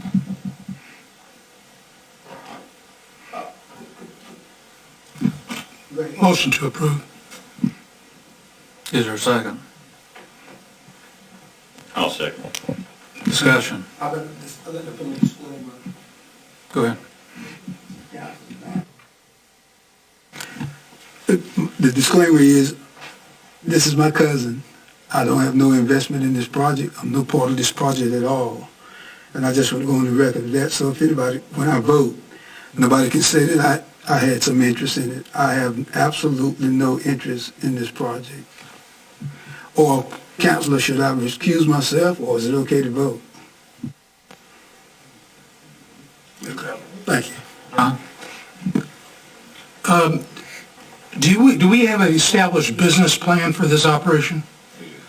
That is what we're working with RISE 29 with, the students there, and also myself and others, because we needed a business plan for it. And we're working with a facility in Virginia where we're getting a lot of data, what they've been doing for the last 35 years. I would think before it comes back for approval by the commissioners, that business plan needs to be presented. Because I don't think we want to be voting to spend money on something that can't sustain itself. That business plan from the RISE 29 interns is currently being developed. I think its final stage actually is this week. So it will be done. Commissioner Richardson. And that's the reason for sustaining. That's why in the grant application, we're asking for 2 years of working capital to get it on its feet, and so that it doesn't, as you say, we don't build it and then it crashes. Who is going to own this facility? Alec. Who? Alec, the Alpha Life Enrichment Center. Who are they? They are, sorry. They're a nonprofit organization. However, this cannery will be a public facility. So although a nonprofit is owning it, we still can't apply for those grant funds. But who is the nonprofit? Who are the officers? Who are the owners? Who's running the nonprofit? Bill Booth is the president of the company, and then a number of his family members are the officers of the company.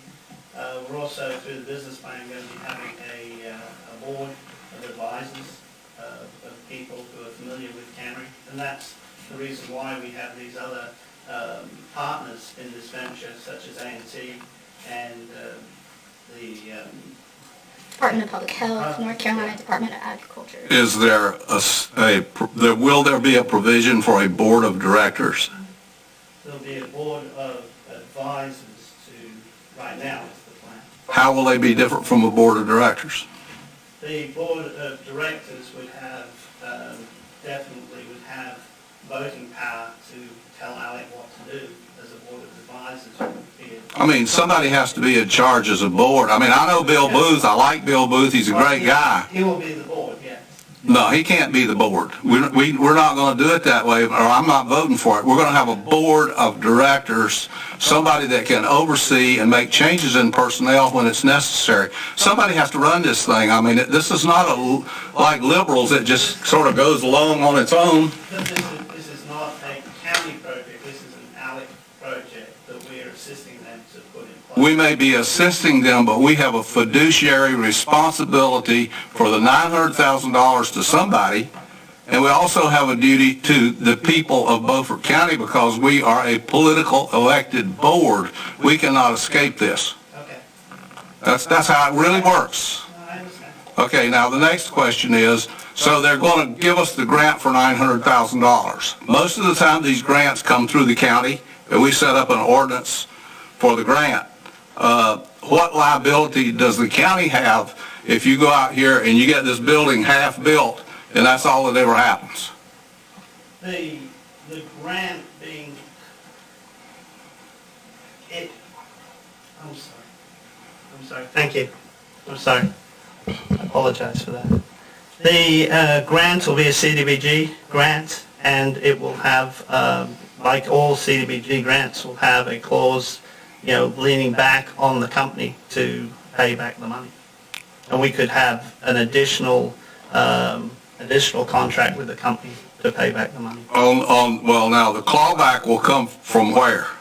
The clawback comes from two places. One, there is a clawback on the grant itself, and then secondly, we could have, like we have on other grants, we could have a clawback, our own clawback directly to the company. So we're liable for the $900,000? No, why do we need a clawback if we're not liable? We would, yes, okay. We must be liable. We would be liable if we did not have clawbacks, yeah. Well, no, wait a minute. We're liable for the use and the spending of the $900,000. Right. Yes. And if somebody takes it and goes to South America with it, the taxpayers of Beaufort County have to write the check to pay it back. We're employing Kevin Richards from the Mideast Commission, who will be overseeing the grant, both in terms of when we're doing it now, in terms of writing it, and also administering the funds. And he gets a fee for doing that. So the Mideast would be overseeing that. All right, let's go back now. I'm not getting an answer that's a good answer.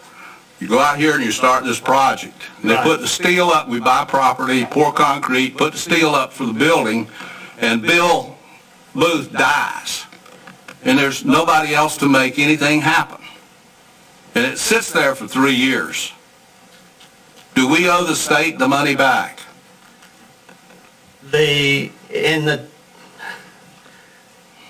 I would say we don't, ALEC does, and that's what I'm trying to say, is that they would have we would have a contract with them that they have to repay the money. And we would I know, but you see, Martin, you just tell me, I know how it works. I already know the answer before I ask you. The county has got the liability. Has got the liability in terms of if the money is not spent in the manner that it is ordained to be spent. If the money is being given to ALEC to build the facility and start it running and employ 5 people, if the money is spent in that manner, then I don't think the state will come back at us and say, you didn't spend it in the manner that we said. But if it's not spent in that manner, the state can come back at us and ask for the money back. Isn't that the way most CDBG grants work? Yes, but as I'm saying, the Okay, money thank you very much. You answered the question finally. But the money will be overseen and will be spent in the manner that is assigned.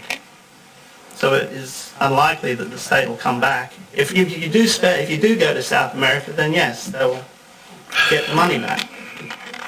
Okay, thank you. Any more discussion? Frankie?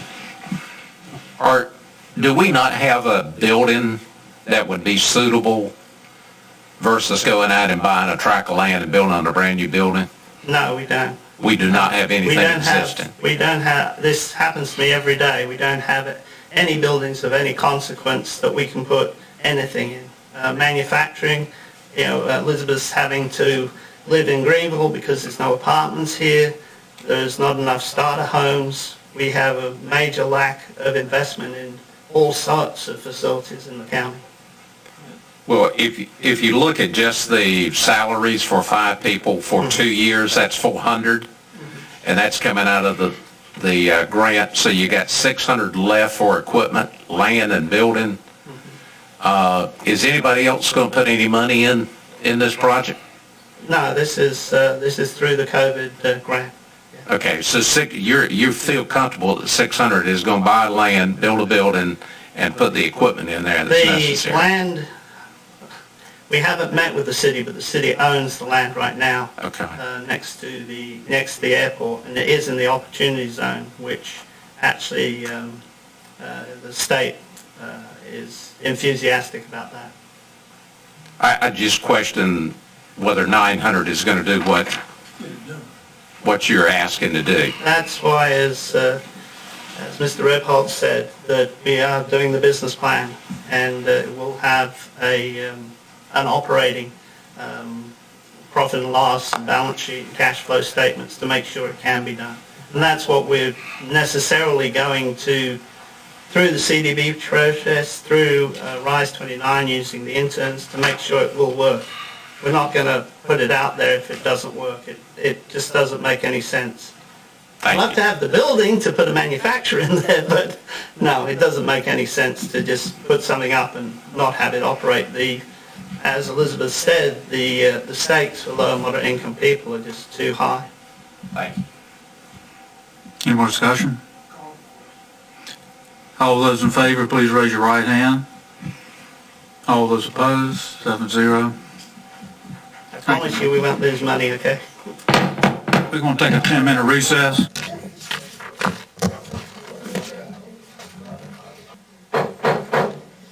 We're back in session. Brian, I need you to come up so we can adjust the agenda just for one item, please.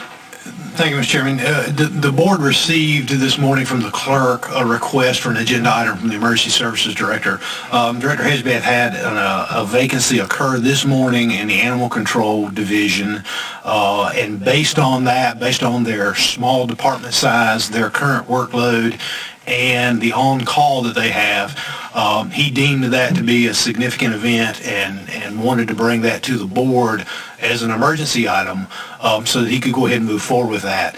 Under your procedures, that item is not to be heard unless the board votes to approve that, and it has to be on a 5-2 vote for you to be able to do that. So what you would need to do to allow him to have that conversation with you is vote at least 5-2 to hear that item as an emergency item tonight. So I want to bring that to you. Do we need a motion, or do we just need to vote?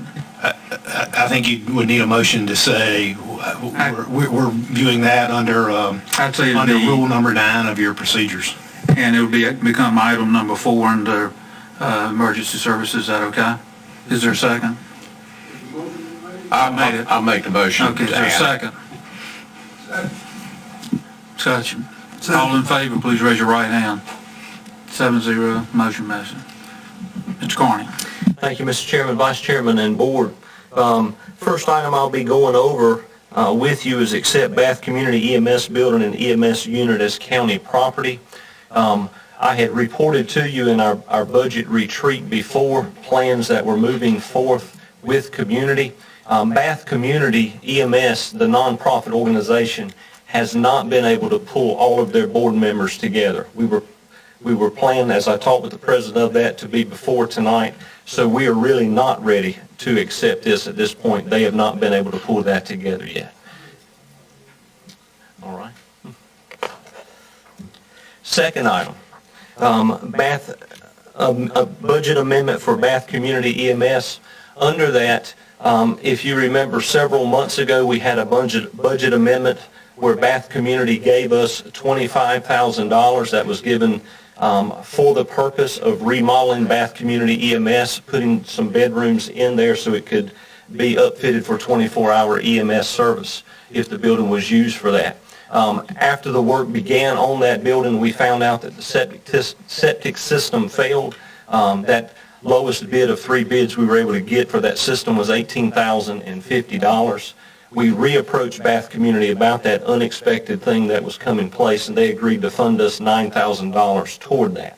And so they have since given the county a check for $9,000, and we're just asking for a budget amendment to be put in our maintenance budget so we can take care of that. The matching of that is in the original $25,000. So it's not any additional county funds that are being utilized. Motion to approve. Second. Any discussion? All those in favor, raise your right hand. 7-0, motion passes. Next. All right. Third item, I was requested to give a summary report on cost of EMS from 2017 to 2020, or it was actually the last 4 years. So I have that in front of you. I put together just a brief summary, and I'll go through with you so you'll understand where the numbers are. 2017, I put in place what we were providing as far as units and personnel. We started with 2 EMS units, that's 2 transporting ambulances, 2 QRVs, or quick response vehicles, which totaled a 24 shift personnel, 2 administrative personnel. You see the original approved budget for 2017 was $1,787,714. The year-to-date expended when that budget year closed out, you see, was $1,727,372. There was a billing income for that year of 2017. That would not be in our budget. That would come in on a different side. So we received $326,690 for EMS billing.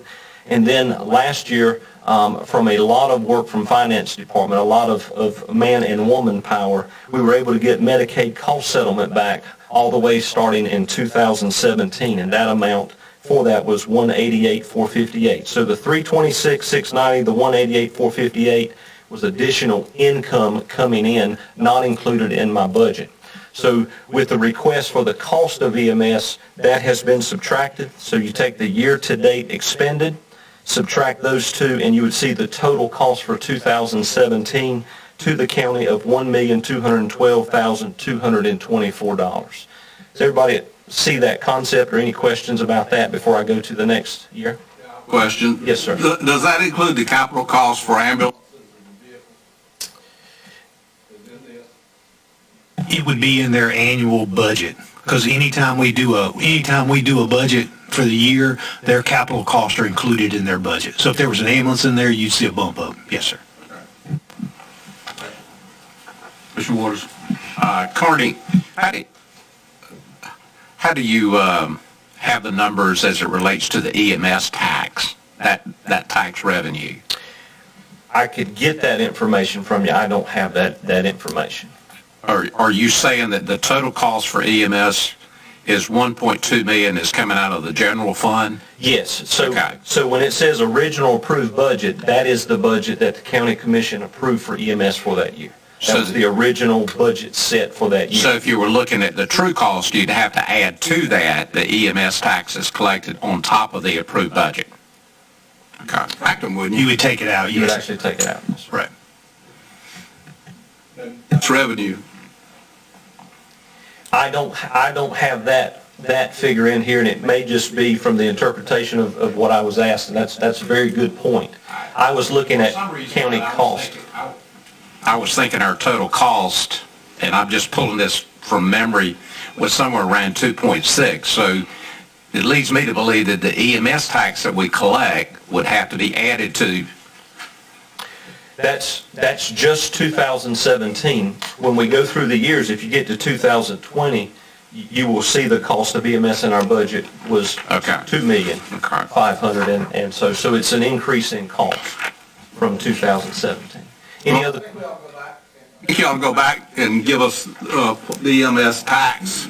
I mean, and you can call it a cost or you can do it either way. I don't care, but we need that cost. The total cost that you're saying showing on here is going to be the same. That's right.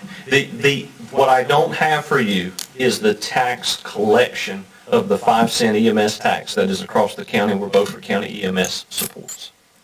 I don't have that for you. Yeah, I'd like to see that as a part of these numbers. And then on the settlements, on the Medicaid settlement, is that a dish settlement or is that an adjustment? I want to make sure I understand your question correctly, so I'm going to answer what I think, and then you tell me from there if I have. We apply for that. There's no guarantee of getting any funds. It just depends on what Medicaid excess money is there. We apply for that money through numerous record keeping that goes against our cost. It's the cost that we have put forth towards Medicaid transports. From that, they award us an amount, and they tell us, we think this is going to be your amount, but then it goes through an audit. In fact, it goes through 2 audits. And so we get that amount, and they hold a little bit of money back until the audit is done, and then that last amount comes in, or they make an adjustment. Does that answer? Well, yeah, it sounds like a disproportionate share, a dish payment, as opposed to what it is it's remaining money that they have, and they go back and they settle it up. So it's additional money to us, brand new money, new revenue for us, but it is based on the number of Medicaid calls that occur and what unrealized, what expenses were there by providers that weren't covered, and they have whatever's left over in that year. Then they go back and they allocate that to all providers. And poverty areas get better consideration than metropolitan areas, for instance, in these kinds of dish settlements. So that's what it sounds like. So with that figured out, what about your Medicaid adjustments from your billing? Are you running pluses or minuses? That would be a question for finance and our billing contract company, Collington. Okay, well, when you bring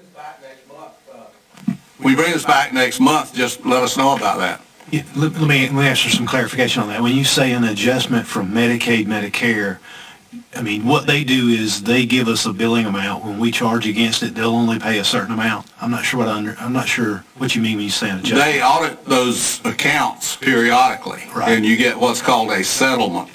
And it's bad news if they're telling you owe some of the money back, and it's good news if they say you underbilled, and so we're going to write you a check. And it can go either way. Right. Okay. Yeah, I don't think we've been through one of those. I'm not aware of one of those recently. Well, they're usually about 4 years behind in the audits, so maybe next year or the year after.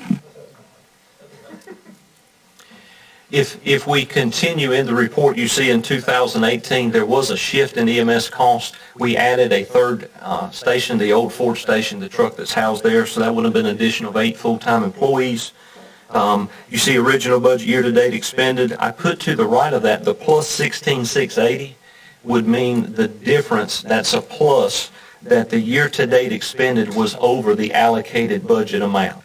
And that was an adjustment in 2018 in that we put the positions in place, we added positions, but we have bare minimum positions for EMS. In other words, we don't have vacation or sick positions. So with that, without taking a truck out of service, we have to pay overtime or someone to come in for each of those. And it's taken several years to figure out the right place. We started low, and we kept adding until we got to the right place to be able to cover that. So you see that 16,680 was mostly due to that particular piece. Yes, sir, the overtime category specifically. In 2019, we're running with the same staff. You would see an overage there if you look at the original approved budget to the year-to-date expended, an overage of budget of $267,907, And that seems really bad until we dive into it to see what it was.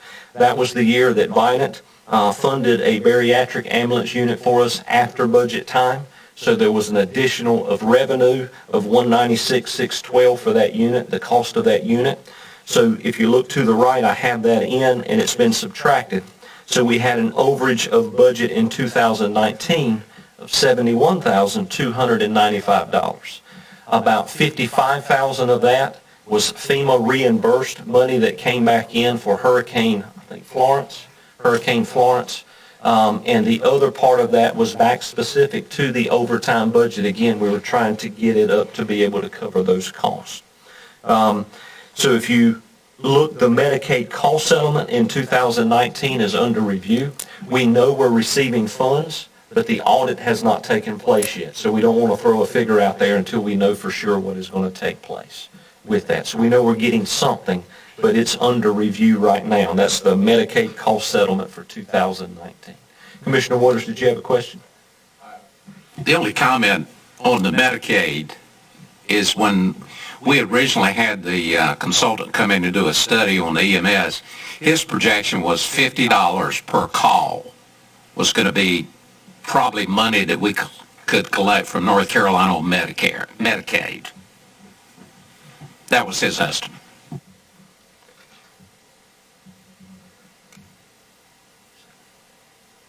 If I'm doing it's roughly 1,500 calls as we look at that. That's 75,000.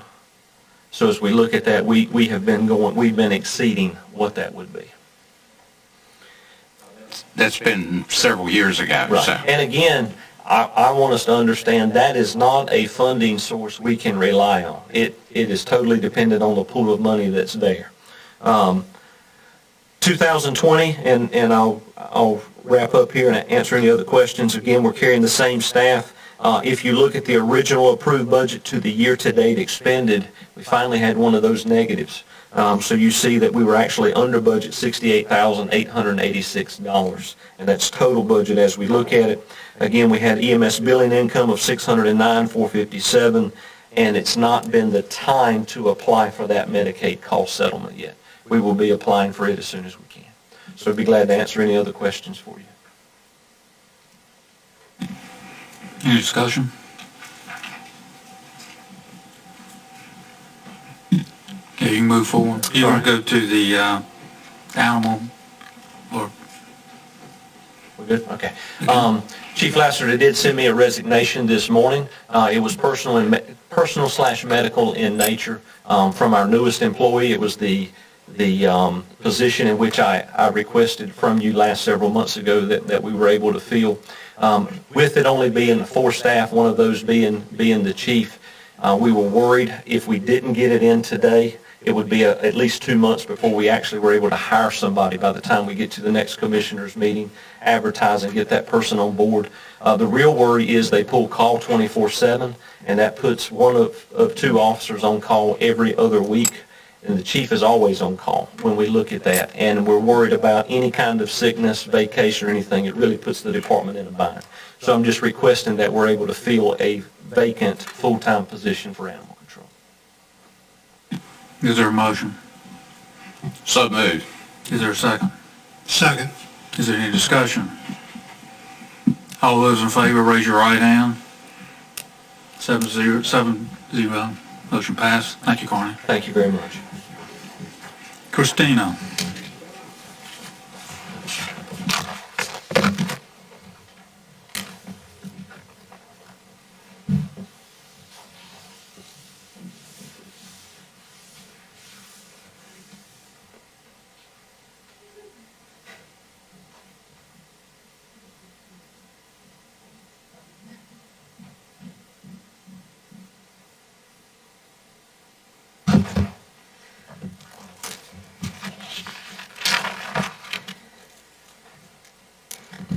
Good evening, Commissioners. The first item that I have for you this evening, the agenda title is Health and Safety Project Funding. Management has identified 2 projects that would improve the resiliency and continuity of county operations during times of local power outages and may reduce the number of employee absences. Listed below are brief descriptions of the projects and estimates of their cost. If approved, funding would come from fund balance that was generated by the receipt of CARES Act funding. The first item is regarding standby generators for the administrative building, the maintenance shop, as well as the financial services building. These 3 buildings do not have standby generators, so in times of electrical outages, continuity of operations are not allowed to continue. So payroll is unable to continue, checks cannot be written, things of that nature. So this is something that has been discussed various times during budget workshops and during other budget sessions, but it has never been brought forward during the normal budgetary process. But again, due to available funding, we thought that perhaps this would be time to take another look at this particular project. Based upon the needs of the buildings, we would be looking at 160-watt KW generator, 170 KW generator. We would be combining electrical feeds at the 2 buildings, and the total project cost at the time that the agenda book was put together, the total project cost was estimated at $185,000. Since that time, we have requested proposals from 3 different electrical contractors. However, only 2 electrical contractors took the time to come in to look at the buildings, and only 1 contractor submitted a bid. But based upon that bid, the estimated project cost would be decreased to $177,000, and that would include contingency. The actual bid was $162,680, and that was by Wilson Roads Electrical Contractors out of Greenville. That's the same company that installed the generator for the Seaboard building, as well as the last 2 generator projects for the water department. And so again, that would also give us a contingency that would allow us to upgrade the gas meter at the 2 buildings as well. Any questions regarding? Yes, sir. Oh, I'm sorry. Are there other buildings in the county that could use the same kind of backup? The health department does not have a generator. However, there's been grant funding that has been requested for that, and the manager may be able to give an update on that. I know that we thought that we were really close to receiving that funding, but I don't believe we've gotten final notification. We have not gotten final notification on that. We have submitted that as a FEMA hazard mitigation because of the health department. We were given some information that they thought that would be a good grant to be funded. If it is not, we would probably come back to you and look at additional CARES money offset for that as well. We still have additional CARES money? We do. Well, if there's some other buildings in the county that could use this, we really need to take a look at those while you've got the money and before we can find rat holes to put it down. Simple as that.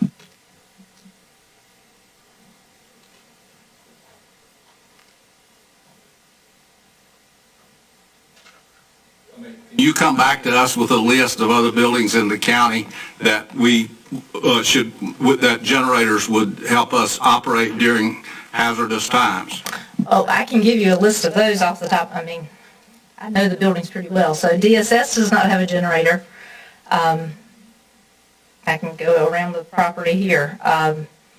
The old jail does not have a generator. Farm Services does not have a generator. I'm sorry? That is. Mm-hmm. Well, there may be a school somewhere that could be used in a hurricane that could maybe use a generator. Now, I cannot speak to school buildings. But we need to, if we've still got CARES money, we need to take a look at how to use it. And in my mind, this is a good place to use it. If you can come back after this event with some more places to put CARES money of this same order would be great. Okay. Christina, you've got the capital expenditure list that we've talked about before? Yes, sir. Okay. Is stuff on that list that ought to be addressed to?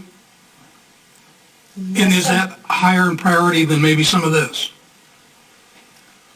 I'm just asking, you know? I mean, we know we got some buildings that are not in great shape. Yes, sir.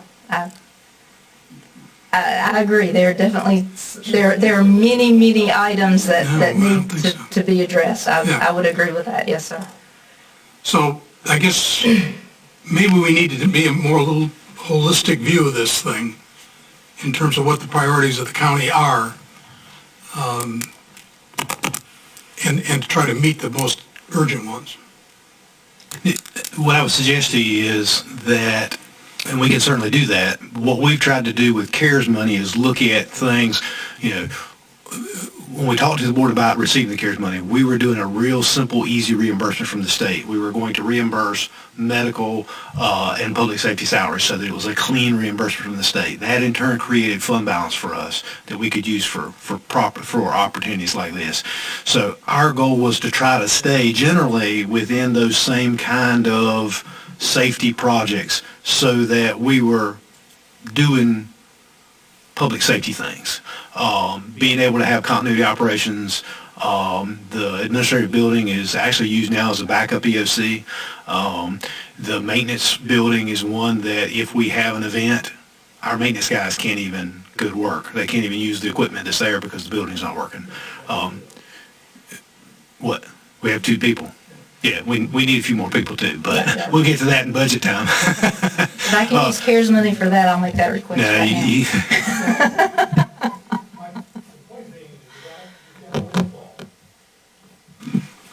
And I think we owe it to the taxpayer to make sure that we're spending it in the most judicious way.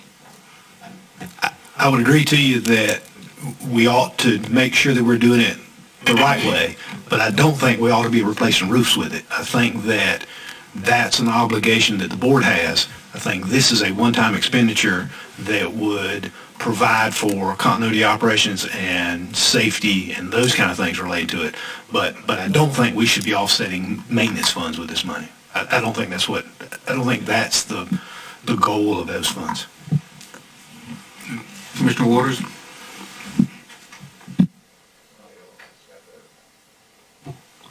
Thank you. If I remember correctly, we got $2 million in CARES money, and 500 or 25% had to go to the 7 municipalities, so we got $1.5 million. Is that right, Brian?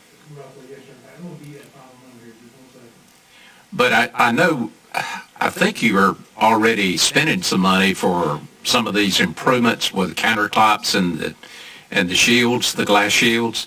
What I would like to see is some kind of proposed budget for the $1.5 million before we jump in and start spending, 175 here and 180 over there.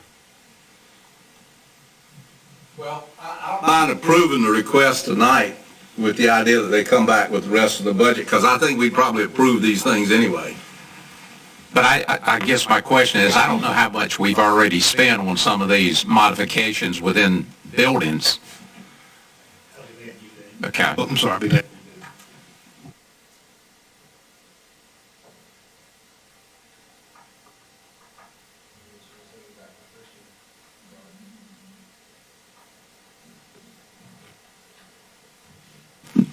How soon can they do that, Christina? The generator? Yeah. The lead time on generators right now is what's kind of iffy. They hope that the lead time with the generator would be, because of the smaller size, would be less than 12 weeks. So we're hoping that with it being October, that they would be installed by the end of January. So there's really no urgency since hurricane season is going to be over. It would be ice storms. Okay. I mean hurricanes and then into the ice. Brian, you have a number? I do. So the CARES Act funding that we received was $1,926,664. The municipal portion of that was $481,666, leaving the county $1,444,998. Of that, you have committed or spent $50,000 for the health department additional building. You have spent $34,415 for the DSS equipment at the last meeting. If you approve $185,000 for generators and $170,000 for the HVAC equipment, and if you agree to fund the broadband grant piece at $500,000, that will leave you $505,583.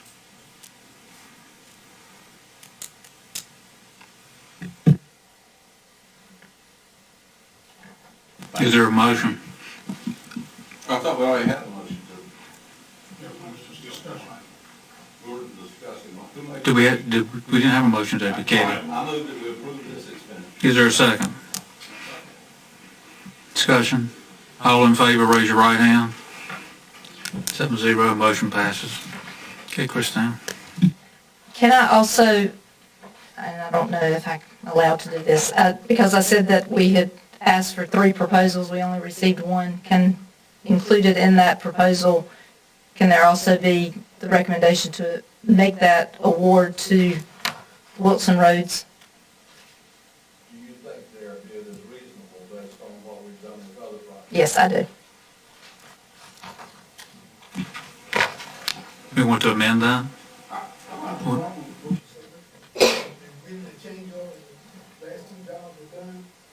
No. No, they were not. Okay. Do you have it, Katie, what the amendment is? All in favor, raise your right hand. 7-0, motion passes. Okay, Christine. The second item is the installation of UV lights and ionizers in existing HVAC units.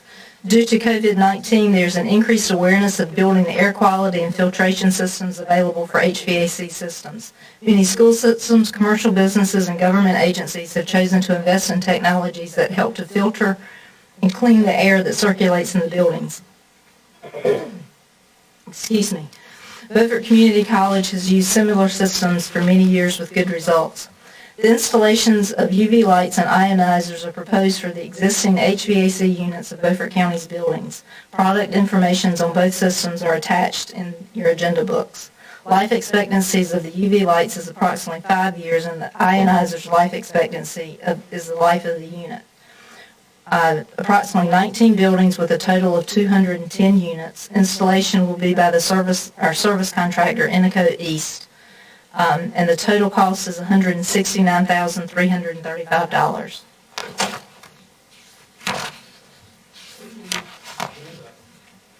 I'll second. Discussion. Okay, Sam. Yes, sir. John. I went online, and this is regulated by the FDA for medical purposes. The FDA's conclusion is that, however, currently there's limited data published about the wavelength, dose, and duration of UVC radiation required to inactivate the SARS virus. I don't think we ought to be spending money we don't know it's going to even work. I know that the manufacturer's going to tell you it's going to work. Yes, sir. Okay? He's not going to try to say something that he don't think works. Yes, sir. Wes Overman and I have spent quite a bit of time the past couple of weeks reviewing this information. And as you can see from the information that's included in your book, there's a lot of information that's out there. And we went back and forth on whether to include this information or not. And Commissioner Waters may speak on this because I know you had discussions with the the facilities personnel at Beaufort County, or Beaufort Community College regarding their HVAC systems as well. But people that, with COVID-19, that is the statement that you have is regarding that they are unsure, but that there are documented cases regarding staff, MRSA, E. coli, other airborne mold spores, and other things where there is proven documentation as far as UV lights and benefits in using the UV lights in HVAC systems. So again, hospitals, other commercial buildings do use this type of system in their HVAC systems, and again, many more people are going to it to use it. So it's... Commissioner Waters? I sat on the maintenance committee out at the college, and I think it was 2 or 3 years ago in the library we had a big problem with mold. And in some of the real old books, it was beginning to deteriorate and eat the paper. And it was within 30 or 60 days after they installed this equipment that it stopped. I think what John is saying is true. There is a dispute about on the the current virus that we're talking about every day. But I think the other benefits affect the employees and customers and people that are coming into the building. It may not stop somebody from catching that, but I think the benefits on mold is probably a big thing. I believe that there are other benefits that can be had with installing these systems in the buildings. And there are also going to be some other items. We did HVAC duct cleaning in the courthouse as part of the jail locking upgrade. If you recall that, we did that in the first floor, and we're going to do that on the first and second floor of the courthouse.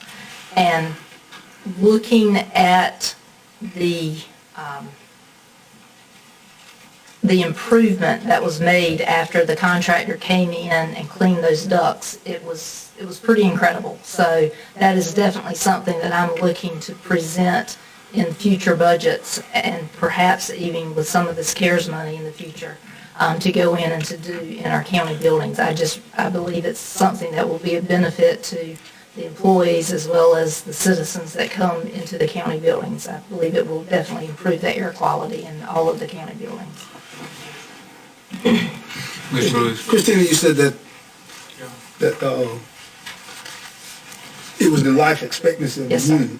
Mm-hmm. Now, we got some old units in this county. Yes, sir. Now, if you have this done next month, the month after, and the unit go out, that means that the warranty is out. Or how do you recoup that? I'm not exactly sure. Inico East is really good that if they're able to relocate it to the new unit, they will do that. Now, and you're talking about doing all the county buildings, I assume? Yes, sir. Do you have a list of the age of the units? We do. We have a spreadsheet that we keep up with all of that. And what is the oldest one that, I know I'm putting you on the spot, just give me an estimate. Well, I usually have a spreadsheet that I put in my annual budget every year that I used to request that we would replace every unit that was over 20 years old. And do we have it over 20 years old? Yes, sir. Rest my case. But we're getting there, though. Okay. Isn't most of this equipment installed in the ductwork anyway? Yes, sir. See, it's not in the compressor unit. It's in the ductwork. It's totally separate. It could be taken down and moved somewhere else if you needed to. So you're not gonna lose anything with it. Any more discussion? Yes, John. One last. School children are germ bugs. We all know that. Why did we not consider the schools? I mean, that's the highest dense population in any county building. Mr. Chairman. Basically, John, because we, Oh, I'm sorry. Basically because, the schools come in with their own budget, and they come in with their own capital budget. And In my opinion, we're already throwing a lot of money away on education. And that's what I was trying to get a hold of tonight when I asked the superintendent for his state budget and his federal budget, because we've never got those before. But it's the end of October, and he's just finished them, so they don't have an excuse not to give them to us. Is why they gave them to us. And the management of the mechanical and maintenance systems in the schools is not run by a professional. It's run by a good old boy. And you do not have the level of expertise that the county has with the county engineer. I have advocated now for 10 years that we force the school system into hiring an engineer to run those systems. And they like the good old boy system. And if it's up to me, sooner or later, we're going to get them in a corner. They're going to hire some professional help, John, and then we can go after this. But when you got guys that are using baling wire and monkey wrenches, I don't think that they're quite qualified to get into this level of stuff. So I would wait until we get some professional management in that system before we go after this. Commissioner Waters. At the college, we do have an engineer that is supervising and has done the research on that.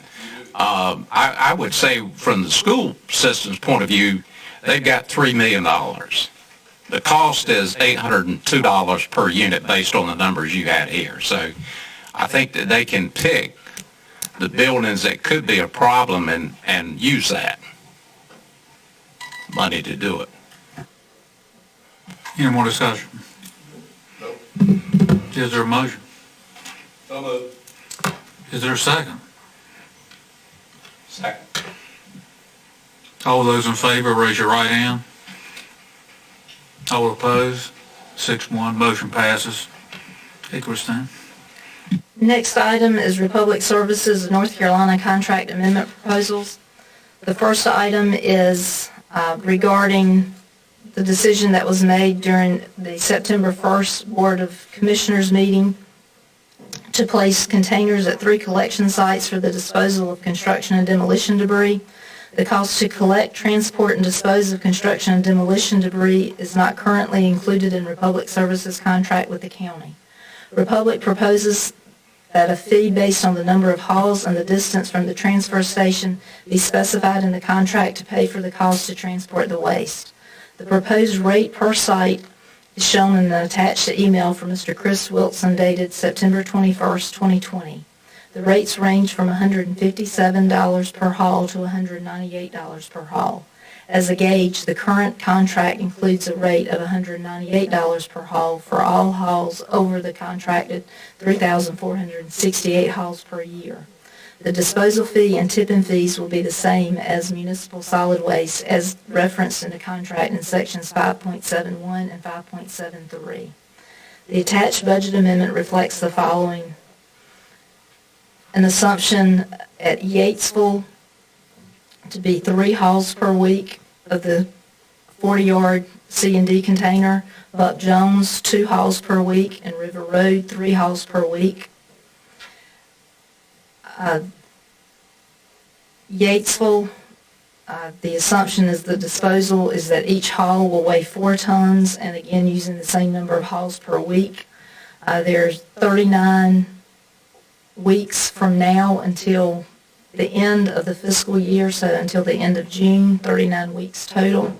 So that gives a total of the budget amendment of 40, includes an offset of an estimated 50% of the tonnage, thinking that the tonnage would be offset from what would typically go into the convenience sites will now be going into the C&D containers of 50% of that tonnage. So the budget amendment is for $47,873.28. Mr. Chairman, maybe I got lost in the shuffle when we were talking about this, but I thought we were simply shifting tonnage from one place to another. I didn't realize that we were voting to increase the tonnage that went through these things. And if we are increasing the tonnage, is this contractor tonnage that we're talking about? I think Commissioner Waters made those motions. Was that your intention? What I was trying to do was find 3 locations where people could continue to take small stuff. My contention is our tonnage was already there. We were already paying for that. And I don't follow this theory here. The theory. Now, if it means a budget amendment of $150,000, then I'm going to backtrack. Okay. I mean, I'm not that stupid. I may look that way, but as far as I'm concerned, we were already taking this stuff. This is not tonnage and hauls on top of what we were already doing.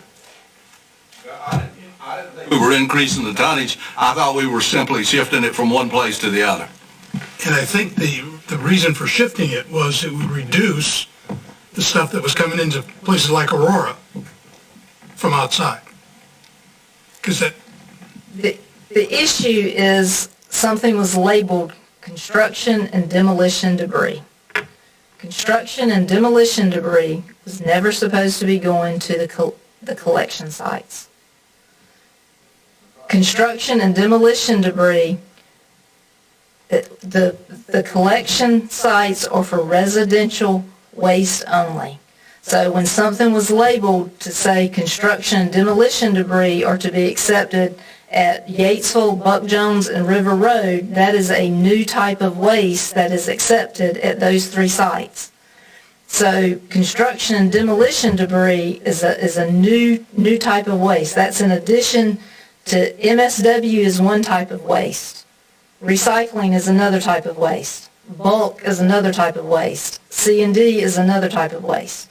That construction and demolition debris is a totally separate waste stream. But our contract covers the number of hauls, and it covers the tonnage part, the transfer from the convenience site to Flanders. Yes. Now, we don't have separate stuff in our contract for the other goods. This is the only one that Republic has come back on. But when you read the contract, I mean, we don't single out anybody.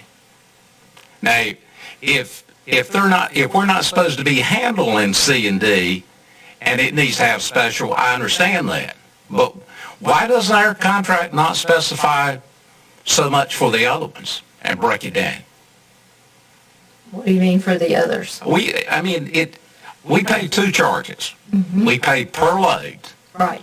That's the same thing whether it's white goods or whether it's vegetative. We pay the in-county transfer fee on everything. Mm-hmm. C&D's the same way. Mm-hmm. And then we do the tipping fee at the landfill. And that's for everything that goes to the landfill. But our contract does not break this out into the other categories that we've got. That's true. But the C&D is totally, C&D is just not meant to be at the convenience sites. And I wish I did not bring the contract with me. Well, what you're saying is we created a new category of trash. Yes. And when we created that new category, now the haulers are saying, well, you got a new category, so now we have to be paid for that too. And that's what's going on here. So, you know. Microphone. Since over the years, we've been taking C&D wrongly. Correct. And it's been disposed of wrongly. Correct. We've been paying for tipping fee, and we've been paying for hauling, even though it is a new Correct. category. Correct. Wouldn't we have a reduction in those other areas to offset the C&D? Sure. We're hoping. But it probably won't be as much, but it may be some, right? Right. Okay, just want to get that straight. That's what the 50% is. Right. That's the assumption. Just remember though, we've always discouraged that C&D has made its way into the bulk waste. And it started growing, remember we talked last time, 1 2x4 turned into 4, turned into 8, turned into 20, and it was making it into the bulk side. Then when we said, we're not supposed to be taking C&D, then there was an outrage that I can't throw away my 2x4s. Well, The board then said, okay, we're going to make a provision for C and D. You've said C and D is not acceptable. My guess is your volume on C and D is going to go up. And it's going to go up by more than what we were discouraging going in the bulk. I think people are going to say, oh, great, wonderful. I can now throw my C and D away. And when you say C and D, we're talking lumber, we're talking brick, we're talking heavy stuff. So I'm hoping that there's some offset, but I'm afraid the offset, what was going in the bulk we were keeping out, I think more people are going to bring more now that you said you're going to take it. Well, I think the manager's right. The best discussion that we had on this, I think, was the one where we said C&D was never supposed to be in here to begin with. We don't mind if Joe does a small job and he can get it into trash bags or whatever to toss it. That's fine. There's not going to be that much stuff. But a contractor or anybody that tears a building down, a tobacco barn down, anything else and wants to get rid of it, they need to pay to have it hauled to the proper place to dispose of it, because now you have moved from household waste into commercial waste. And that's a whole different ballgame. You know, I'd like, Frankie, if you will, and I'd like to just go back to where we were before and discourage C&D and say, look, if you do a small kitchen job and you got 4 pieces of bad sheetrock and you break it up and put it into a bag and whatever, that's fine, because contractor's not going to bag the stuff and do all of this stuff. But if you can afford, for what it costs to remodel a kitchen today, if you can afford to remodel a kitchen, you can afford an extra few $100s to dispose of the waste.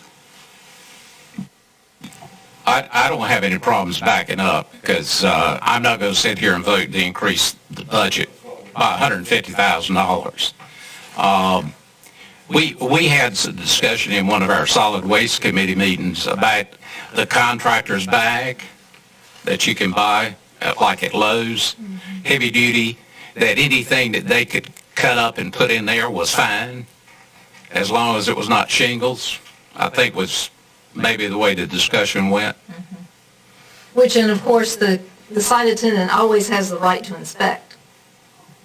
And that's the other option, is that anything, even though it comes in a bag, the site attendant can always ask if it appears that it is a bundle of shingles that someone has in there and they're having a difficult time picking it up, the site attendant always has the right to ask the people to open it up to see what's in the bag. Part of this is probably education. So if we make this change and we're going to allow people to put 2x4s cut up into bags, how do we educate people? So we don't put the site attendants in a confrontational situation. I think Republic will help us. They will. But I think we got to make that effort. Let me jump ahead to an item that I have that's later on the agenda that I think applies to this, and that is a report to what's going on at the various roll-offs. And I think to solve my problem with that is that we should ask Republic to get us a copy of their attendance manual. And the people that work at these sites have a manual, and it's got the rules and regulations that they operate under. And we need, and it might help us to ask Republic to get us an updated copy of that so we can all see what's really supposed to be going on at sites and what the authority of the attendant has. And we also maybe need to take a look at bolstering the attendant some way that we could help in enforcing this. They do have a site attendant handbook. There's actually a handbook that's attached to their contract. That's an appendix to their contract. Yeah, I think contractors coming in has always been the problem. They just come in and tell them that we was going to go to 1 axle, 2 axles, and now we're into something else. Some of it, property owners have said, oh, you're not a contractor, you can go down there and tell them it's mine. Well, it's still a load of construction debris. Do you need a motion to remove what we did last time? I would say Is that what yes, yes, sir. Well, I would make a motion that we back up and go back to our original. I'll second that. Got a motion and a second. Any discussion?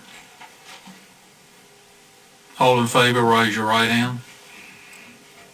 7-0, motion passes. Okay, Christine. Second item It's regarding daylight savings time. The collection sites currently operate until 7 o'clock p.m. 7 days a week year-round. County staff and Republic Services request that the sites close at 6 p.m. when not in daylight savings time. Lighting is low in many of the areas of the sites, and the safety of the residents and the attendants is a concern.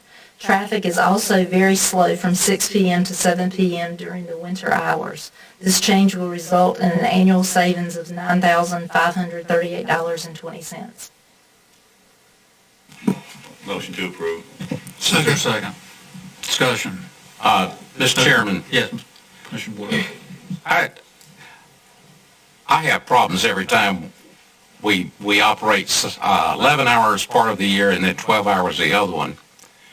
What's wrong with operating 11 hours year-round?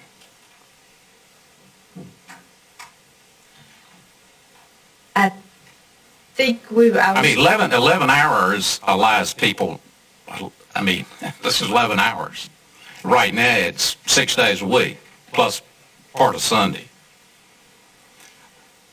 I would like to amend the motion and limit to 11 hours every day. And I don't care whether you start at 7 and go to 6, or whether you start at 8 and go to 7, year-round.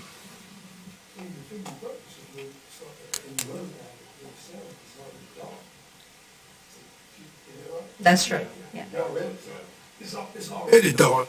If you go to 7 o'clock, if that's the problem that you're having because of traffic and hazards because of poor light in it, he said. Right.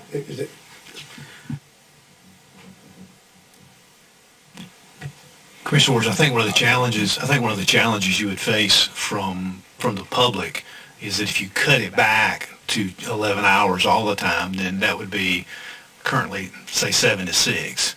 And it would only give people an hour. Most folks get off work at 5 o'clock. It would only give them an hour. And if they're coming back home to try to get something to the convenience site, it would force them to go on the weekend, which maybe you want to do. But I think when you start, the safety concern is what we have about traffic, looking at the volumes and then looking at the safety piece of that. So that was the reason for the change. Well, the other argument that could Be made here is you may have more trash beside the road if you cut the hours back. I understand what you're talking about, Commissioner Waters, but I'd probably say probably feel better if we went with the proposal. I don't have a problem cutting hours back. People can get used to it, but you're going to have some blowback. I had a person tonight, I said, when do you take yours? And the person said, I take mine between 6 and 7. I said, have you ever tried to get up early and take it between 7 and 8 before you go to work? And the person said, no, I prefer to do it after work. So we could start at 8 o'clock.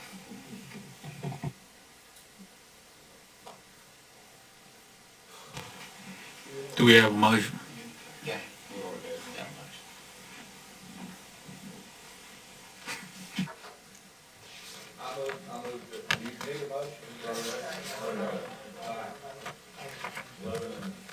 The motion is 11 hours in the winter, 12 during all summer hours.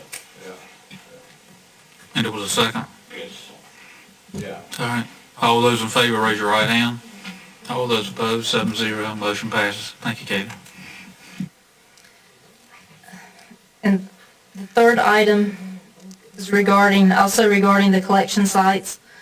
The collection sites, first let me preface this. When the Solid Waste Committee was in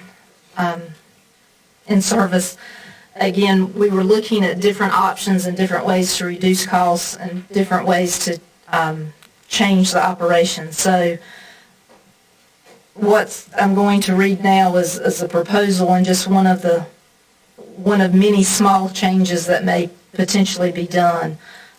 We've often talked about how the solid waste program is just such a large problem, and sometimes it's like the old adage, how do you eat an elephant one bite at a time? So that's kind of what the premise of I'm just in the next few months just presenting small changes to look at individual pieces instead of trying to look at the overall program. Maybe if we just look at individual pieces, maybe we can start making some small changes that will when we combine them all together, have a much larger effect. So the collection sites currently operate 7 days a week. Republic Services is paid a monthly fee to operate the collection sites. Shown below is a proposal to reduce hours of operation of the collection sites based on the tonnage received at each of the sites.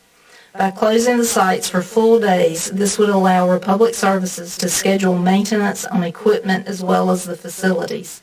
It would also allow attendants to be present at the sites for up to 4 hours per week to clean the sites, including picking up trash, sweeping, raking, and making repairs without having to stop to direct traffic and assist customers. During daylight savings times, 592 hours would be allocated weekly for the operation of the 10 collection sites.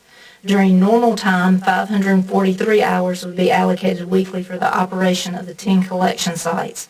If approved, this proposal would result in an annual savings of $71,142.80. What you'll see listed below that is a chart that lists each of the collection sites listed in order, showing the number of loads that were collected at each of the sites in 2019. So listed at the top was Ransomville, which had a total number of loads in one calendar year of 125, down to River Road, which had 1,280. So based upon that, we went through and did a schedule closing sites. Ransomville, Landfill Gate, Buck Jones, and 5 Points would be open 4 days a week. Yatesville, Pantego, and Aurora would be open 5 days a week. And Cherry Run, Chocowinity, and River Road would be open 6 days a week. So again, as you go through looking at this, you'll see that the sites I'll show the days that they're closed, show the days that are open. All of the sites would be opened on Saturday. Many of the sites would be opened on Friday. You would see that there are only 7 would be open, 3 would be closed. On Sunday, 4 would be closed and 6 would be open.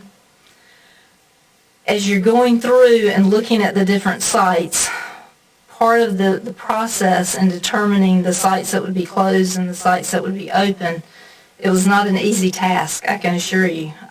But what we looked at, we tried very hard that if a site was closed, the adjacent sites or the 2 adjacent sites would be open. So that if River Road is closed, the Cherry Run site was open. If you're looking at Chocowinity, if the Chocowinity site is closed, the Buck Jones site was open. If Buck Jones was closed, the Aurora site, the Chocowinity site were open. So I'm not saying that it's perfect, but it's very difficult the way that our convenience sites are laid out geographically. But again, between myself, Wes, Nikki, looking at it, and also Nikki contributed a lot to this as far as how his trucks were running, how he would empty the sites and clear the sites on the weekends, and how he would do all of that. So this is just a proposal. We all know that we get complaints about the convenience sites, and this is just a proposal to try to get the convenience sites to be run more efficiently, to try to get the containers and the trucks to be able to empty the containers, to give them more time to be able to catch up and to empty them, and for the site attendants to clean the sites and to have them more presentable. So this is a proposal that we are making for your comments and recommendations and discussion. Yes? Did you say doing all this chess playing, you only save $71,000? Yes, sir. And there's and the reason. Well, let me say this. I know you got a reason, but let me say this. I'm gonna steal one of my colleagues' saying. Some juice just ain't worth the squeeze. I don't disagree. I understand where you're coming from. it's not a lot, but if you compare it over the past 5 years, and if you do $70,000 times 5, and you're looking at, we could have made some capital improvements with those funds. Commissioner Waters? Christina, I looked at if you closed every site only one day, the savings would be $33,000 and some change. I'm not opposed to closing every site one day a week and you guys choosing the day, but I am opposed to right now closing any of them beyond one day a week. I think 2 and 3 days, that may come, but I don't think we're there yet. I think we need to chew off a little bit at a time. Why don't we just pretend we're in the restaurant business and close them all on Monday? I mean, what's going to happen to you with this? I thought about that, but the problem, if we do that, if you close them all on the same day, you're defeating the purpose of having Republic Services being able to go and to maintain their equipment and to be able to empty their boxes. Because they can't get into all of the sites. They can't get to all of the sites at once. Okay, well, that makes sense. But, you know, that's one of the things you do. The problem with this is that if this were to pass, you know, I would insist that we have a sign painted, large letters, at each site, clearly visible, that tells the hours of operation. We would definitely do that, and that's something that, especially now with the new hours for daylight savings time, and if this is a change, then we would definitely have new signage. I think new signage is something everyone agrees is needed at all of the sites. Is there a motion? Mr. Chairman, I make a motion that we close each site one day per week. Is there a second? I'll second. Discussion? I think the signs are gonna cost more than what you're gonna save. We need the signs anyway. Be able to achieve the proper efficiencies, closing one day a week rather than what you're looking at now. And we actually save mathematically $33,000 rather than, you know, it doesn't work that way. Because I understand what you're doing here. It almost seems like it's a calculus of sorts. And it makes sense. Well, this other way, the plan he's proposing makes sense. I did not run the numbers that Commissioner Waters ran, so I do not know. The exact number, we will save some amount of money. I do not know the exact amount. It will be very small. It surprises me that we would save half of that amount because we're not going to be closed that total amount, but. Christina, the number is, if you add all these up that you have, it's 21 days. And if you do a percentage of it, 10 days, that's where the $33,000 comes from. Commissioner Richardson?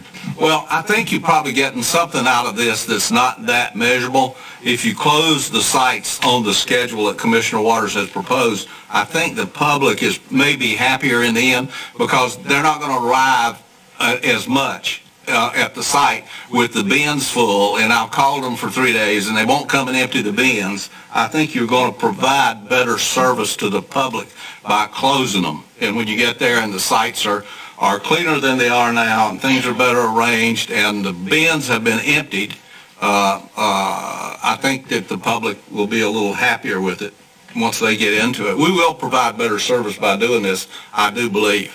That is our hope, but it's still, just by closing one day a week, it's still not going to fix everything because, again, all of the containers will be full on Monday morning.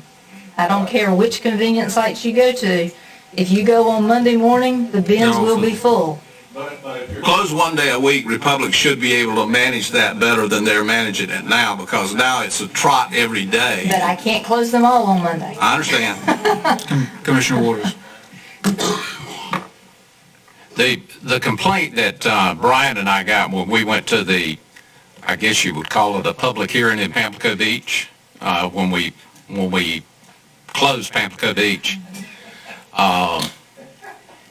and this was just before Christmas, so Brian and I didn't get a Christmas present from the group. They said, have you considered closing the site, not as many hours during the day, and closing the site and not having it open 7 days? So I think everybody understands with all the publicity we've got on the convenient sites that we've got to do something, and I think that they're asking us to make some changes in what we do to try to cut some costs. And I agree, it's small change, but you got to start someplace. It's a service, and when you start pulling it away, you know, people are going to get upset. But hopefully they will accept the change in the hours and being closed one day per week. Let's try it. All those in favor, raise your right hand. All those in favor, raise your right hand. All those opposed, 6-1, motion passes.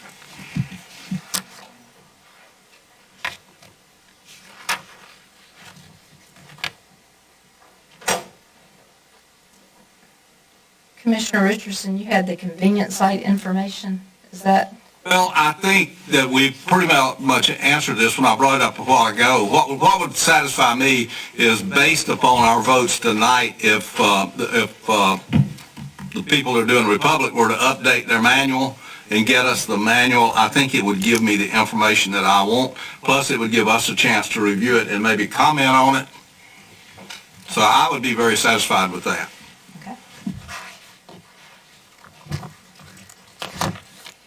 Need any action, or are we okay? No, as long as it's all about it. Christine? On the next item too. Jail door rule. The jail door. Okay, well, I still got to roll on without me, but I think it'll be a short report. Yeah, short report. There were some minor adjustments that were made on Thursday, September 10th and Friday, September 11th. Technicians from MTS did return to the Beaufort County Detention Center to make some adjustments on, I believe it was 4 or 5 doors. They came in on Thursday. They worked with the shift that was working at that time. I think they stayed through after shift change through the 6 p.m. shift, and then they spent the night, and then they came back again in the morning so that they worked with another shift. So they were actually there with 3 different shifts to work with the shifts, to talk to them about how the doors were operating. One of the main features is the doors, for so many years, habit was that you open the door and you close the door. That these doors, you really need to be hands-off. You just let the door open and you let the door close. So once that was explained to everyone, we haven't had any questions or any concerns with the doors, with those particular doors since that time, so we haven't had any other maintenance calls or anything with that. The other key locks, again, that was 12 weeks from the time that they finished.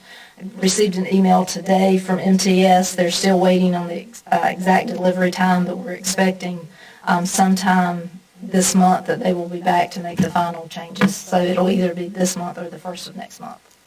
All right, I'm going to put you on the spot. Have you personally seen prisoners standing in sewage? Have you personally seen roaches? Have you personally seen bugs in food? Or any of the accusations that have been made earlier by Mrs. Mish? Have you seen that in our jail?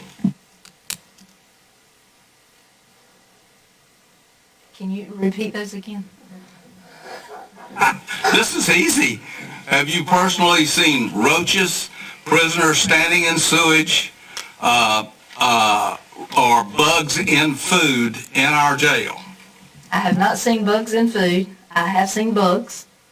And I have not seen inmates standing in sewer, but I have seen sewer in the jail because it's public works and sometimes sewer backs up. So, but yes. That's it. Thank you, Christina. Chief Deputy Charlie Rose.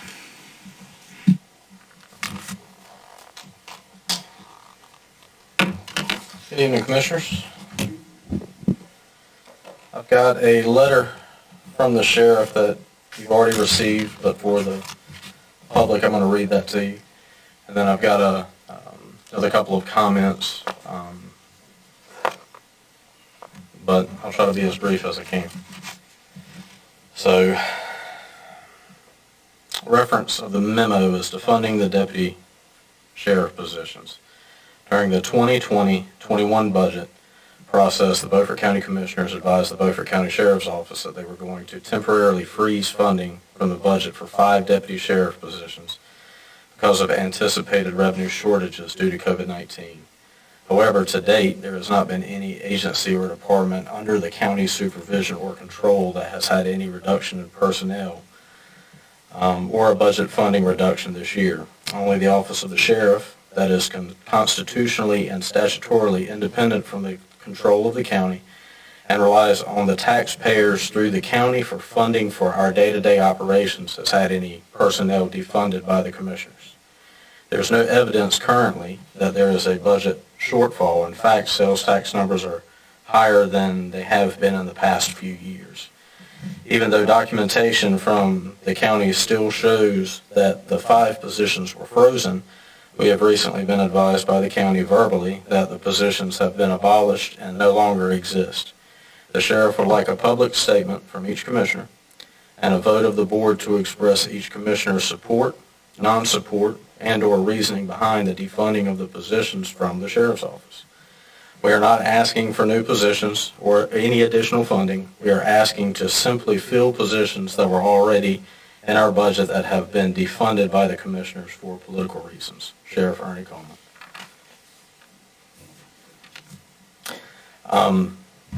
In the budget, as far as things go, I've been the budget officer and for the most part the designee and liaison for the sheriff to the commissioners for the entire time that Sheriff Coleman has been sheriff. And it's been interesting. I've personally experienced a lot of professional highs and lows in dealing with that position. In the budget, each budget year in the process, the negotiations are they're engaging, sometimes entertaining, and sometimes they are very tough.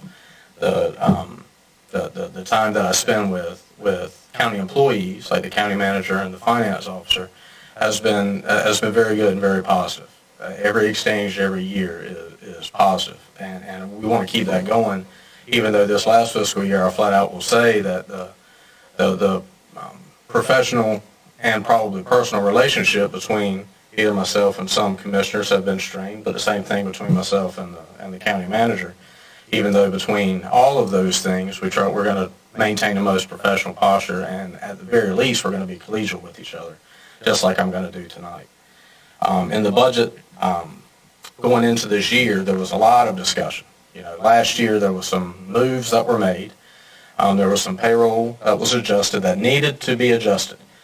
Flat out, I don't know if anybody's experienced or not, but right now, it's pretty tough to be a law enforcement officer anywhere in the world in the United States, and that relates down to Beaufort County. There's fewer people that are going to BLET, basic law enforcement training, that want to get into law enforcement.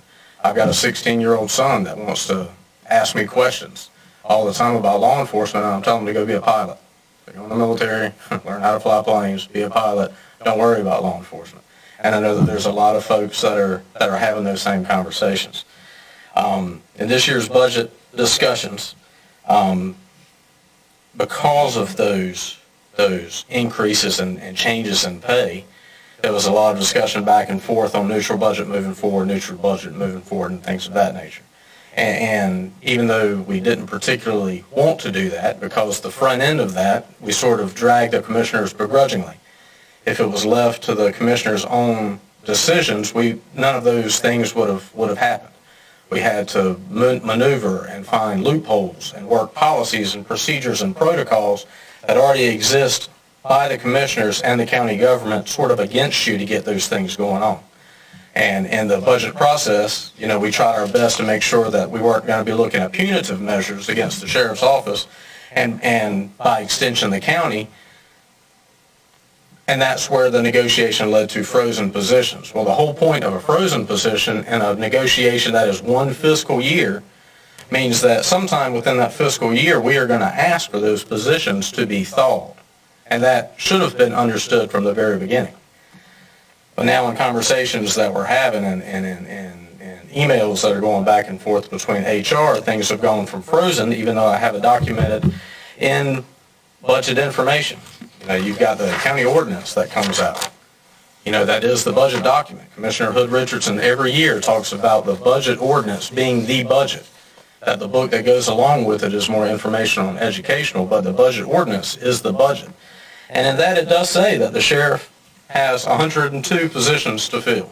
Even though after the budget was passed, we still have to come in and sort of argue our way through making sure that we can get those positions filled up to 102, even though in comparison's sake, DSS had a request today for a technology specialist position, not one question. They had 3 full-time equivalents. We had one looking to get 2, but not one question in a discussion about whether that person was necessary to do the functions of their job when they're asking to fill a technology specialist position that already exists. And that was in tonight's meeting. Also in tonight's meeting, we heard things of CARES Act, and windfall. You don't have a windfall when you're talking about the county being broke, busted, and disgusted, which ought to be the Beaufort County motto when it talks about what the county is looking to do with each other.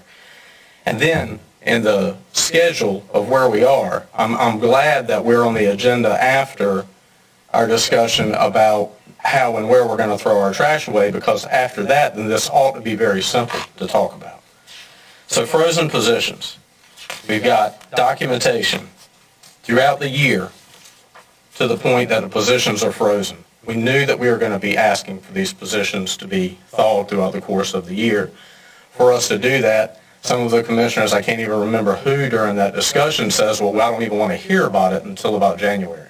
So even in the discussions before they were voted on, before the budget was voted on, commissioners knew that we were going to have this discussion again. So when we hear abolish, when we hear do not exist, the sense of urgency in coming and asking in October is twofold. One, because we do have commissioners that are looking to get elected next year. We want to have a voice of where their support is going into that election. But then also, even if it was a non-issue and that we're looking to fill those positions, then it would be perfectly okay with the commissioners. It takes time to fill positions, actually about 120 days.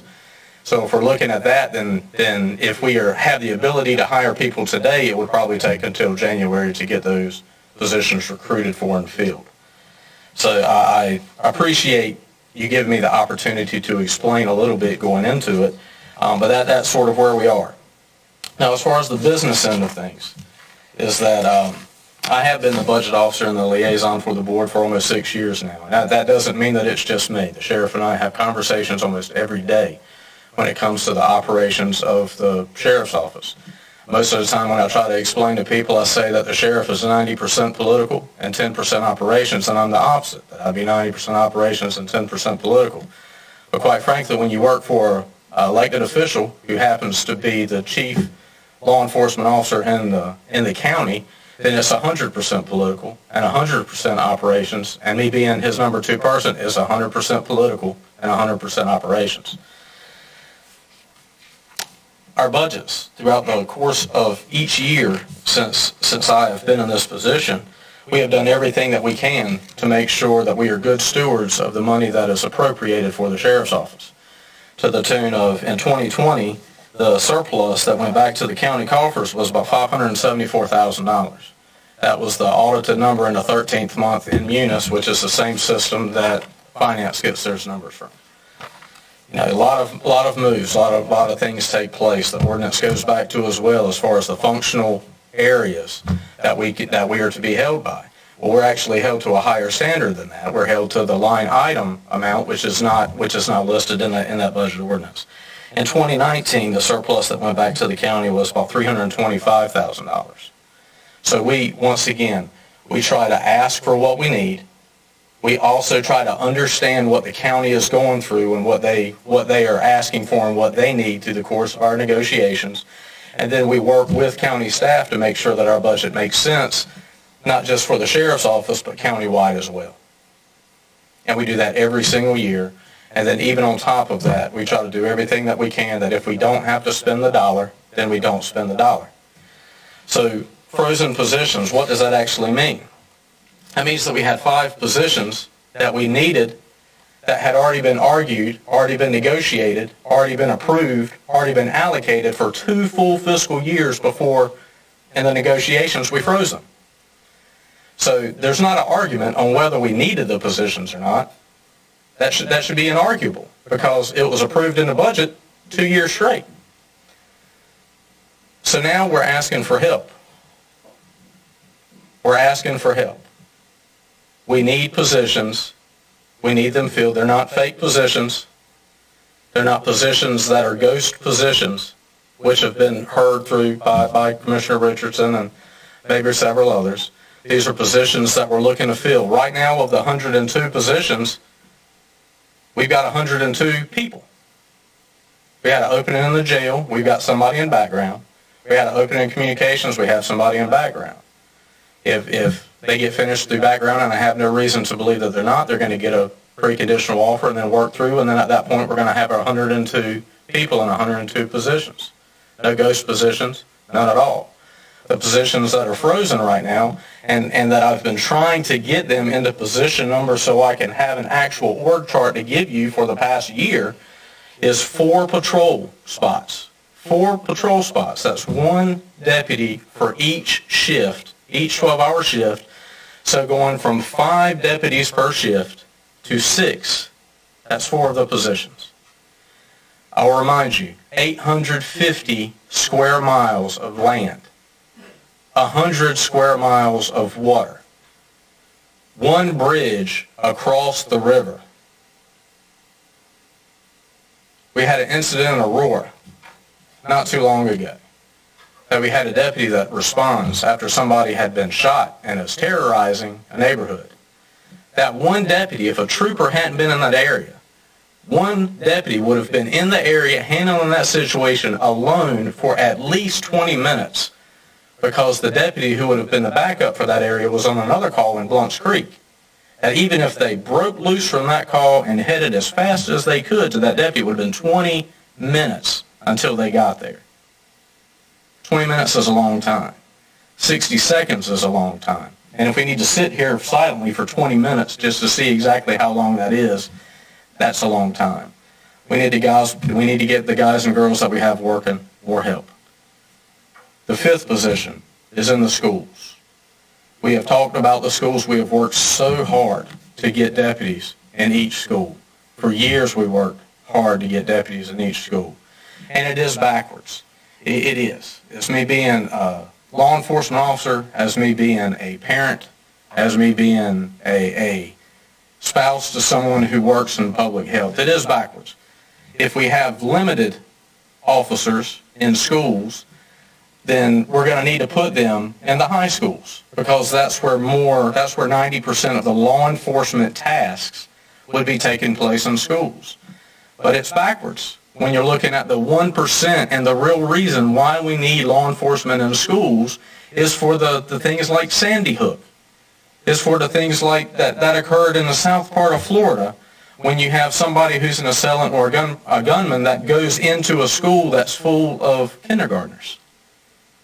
If you go into a high school at an event like that, you're dealing with people who for the most part are adults, and they can sort of fend their way for a little bit. But when you're dealing with kindergartners, they're going to be more likely to do what they're told, even if they're being told what to do by the assailant themselves. So we don't want to even get to the point where we are even considering taking people out of schools after we fought so hard to do that. But quite frankly, that's part of the discussion that we've been asked over the last couple of weeks when this has come up is, hey, if you can't get those positions, are you going to have to remove people from the schools? We don't want to. The sheriff doesn't want to.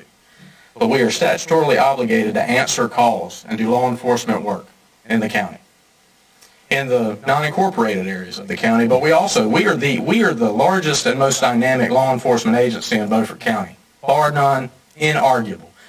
We do the drug work for Beaufort County. There's not another agency that does drug work in Beaufort County, not on the state or federal or local level. It doesn't happen. Not only that, on the state level, that their funds are going more towards smaller counties and larger counties. The medium-sized counties like Beaufort County are the ones that sort of get left out of that. So we are the agency that are doing the work when it comes to drug work, when it comes to prevention work, when it comes to the proactive law enforcement that people expect to get done. In Beaufort County, that's being done by the Beaufort County Sheriff's Office. And we are assisting the municipalities that have police departments more and more and more. Washington gets more assistance than we did 4 or 5 years ago. The town of Belhaven, they're down to 6 or 7 full-time sworn. We're giving them more assistance. Chocowinity has a 1 or 2 full-time, so we're answering probably 80% of the calls in Chocowinity. And Aurora has disbanded their law enforcement. So we are spending more time and energy and efforts in Aurora for law enforcement than we have in the past. We're answering more EMS calls. Every call that comes out that says that there's going to be anything that could lead to CPR, a law enforcement officer, most likely a deputy, is going to be sent to that call. And we have done that. We are more than willing to help out with that. And we answer the calls that we go to, but that is a tax and a strain on the time that we have to do our jobs. Transports. We still have to transport every inmate that's out of county into county and vice versa. Our jail is better now than it was a couple of years ago, but we have not got to the point yet where we are back fully functioning and the courts are going back. We're still not doing child support court. We're still not doing a lot of these other things that would draw inmates into our jail, increasing the transports that we're going to do anyway. Involuntary commitments, that has for years and years and years been a task to sheriffs to transport involuntary commitment patients out of the county to different counties throughout the state. And right now we're seeing where counties like Washington County and counties like Hyde County will bring their involuntary commitments voluntarily to Vidant in Washington. And then if the paperwork is taken out in Washington as an IVC, statutorily by law, we have to take that transport. So not only are we dealing with Beaufort County's transports, but we're dealing with Washington County's transports and Hyde County's transports. And it's really nothing that we can do to tell the sheriffs to stop that. They found a loophole in the law and they're taking advantage of that. So I say all of those things just to get back to the point of it's very important for each of the positions that we have. We're not asking for every need that we have. That could be something that could be addressed in the next budget. But for this, frozen positions, there's only one reason to freeze a position during one budget year, and that's to have a discussion about thawing them before that budget year is over. And that's the discussion that I'm hoping and to have now. Is this a politically charged thing? Absolutely. Is defunded a buzzword? Absolutely. But that is where we are. And as me standing before a bunch of elected officials, you don't get any more political than that. I work for an elected official. It doesn't get more political than that. So the timing is what the timing is. And I'm thankful for the time that you've given, and I'd be more than willing to answer any questions or hear any comments that any of the commissioners have. Commissioner Waters. Chief Rose, during the budget process, I don't remember whether you came over and spent any time with us or not, but I did put away a sheet that showed those 5 positions. The total cost was $279,000 a year. That's correct. In your current budget, what will the commissioners have to increase? What budget amendment would we have to do to cover these 5? Well, procedurally, and I may have to defer to the county manager on this, procedurally wise, the way that it's been done in the past is that you would have to reallocate or appropriate the 5 positions. And then there would have to be a budget amendment that would show the entire amount in the salaries and benefits line for that. You know, that's where I get back to when I'm talking about our budgets in the past. If money has been moved in because of the accounting, then it will show $279,000 heavy on the salaries and benefits line. But historically, I can show you where at the end of the year we have come in with surpluses in all but 1 year. The 1 year that we didn't come in with a surplus was the year that we had an inmate that had a medical event, that the medical bills before we had the insurance stop loss policy, that those bills were close to, I think, $750,000. So I won't make you promise. There was a promise earlier today that I won't lose you any money. I can't sit here and make you that promise, and I won't, except for to say that we've done that if you can go back in the 6 years that I've come before this board and I've told you that this is what we need to do and this is why we need to do it and this is what we'll do, if you can come back to me with an example of a time that I have been wrong or misled, then I'd be surprised by that.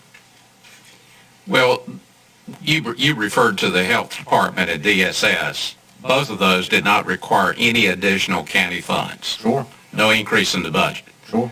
So my question still is, how much do we have to increase our existing budget for the sheriff's office to handle 5 positions? On paper, it's going to be $279,000 that would be appropriated to the salaries and benefits line for your accounting practices. Well, during the budget process, the conversation was such that we did not want to have a tax increase. And $279,000 would have caused us to have a tax increase if this had been handled during the budget workshops and during the budget request. But if I remember correctly, you told us that you were happy with the budget. If happy was the word that I would use, then okay.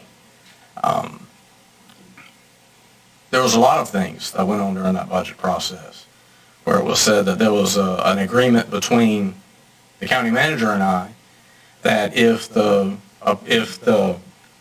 personnel action forms that went before the board that were within policy, within procedure, within statutes, went through like they should have gone through, then the agreement that was made between myself and the county manager is that we'll do everything that we can to come up with a budget-neutral budget.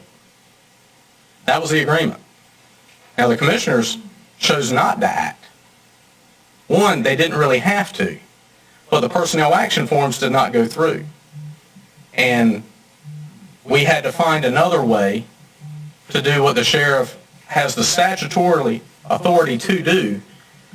Policies, procedures, and protocols of the county government did not preclude the fact that the sheriff couldn't do that.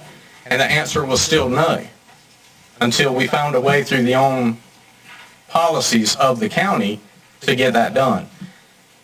Not because the commissioner said, yeah, Charlie, yeah, that sounds like a good deal. We'll go along with you and the sheriff on that. We got that done, and we still went along with making sure that the budget that we put through was neutral, even after it was said through the county manager that not only would we have to reduce the budget in the number of the pay increase that we were looking for, but we also had to decrease the budget because of the project ordinance where the money was taken out of the sheriff's budget because the jail was shut down for so long, to the tune of meals that are normally $225,000 a year was reduced to $115,000 that year because it was in a project ordinance to take care of the jail. That's still the sheriff's budget. That's still the sheriff's office budget, but it was removed because accounting in a project that had to be done not because of negligence of the sheriff or the sheriff's office, but because of decisions that have been made by this board for years and years and years going up to that. And we still did what we needed to do to come in budget neutral. We not only did we cut $200,000 in capital funding for vehicles that we need every single year, year in and year out, but we put, and through the negotiation, it wasn't like it was my idea and my idea alone to want to freeze positions. But that covered the $279,000 that we needed to cover, and then an additional almost $300,000 needed to cut out because of that project ordinance that flat out, I will say, was sort of thrown upon me, but we still did to make sure that we came in neutral. So $279,000 would, what on paper, what would need to be the appropriation tonight to get the 5 deputies, 5 patrol deputies, and 1 in the schools. And I'll even ask a question to Commissioner Langley, to the Vice Chairman. Do you remember how many deputies were on patrol in a shift when you were at the sheriff's office, sir?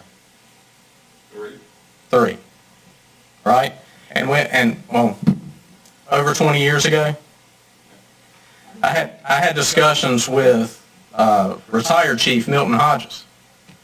He talked about before he was retired that they had 5 deputies on a patrol shift.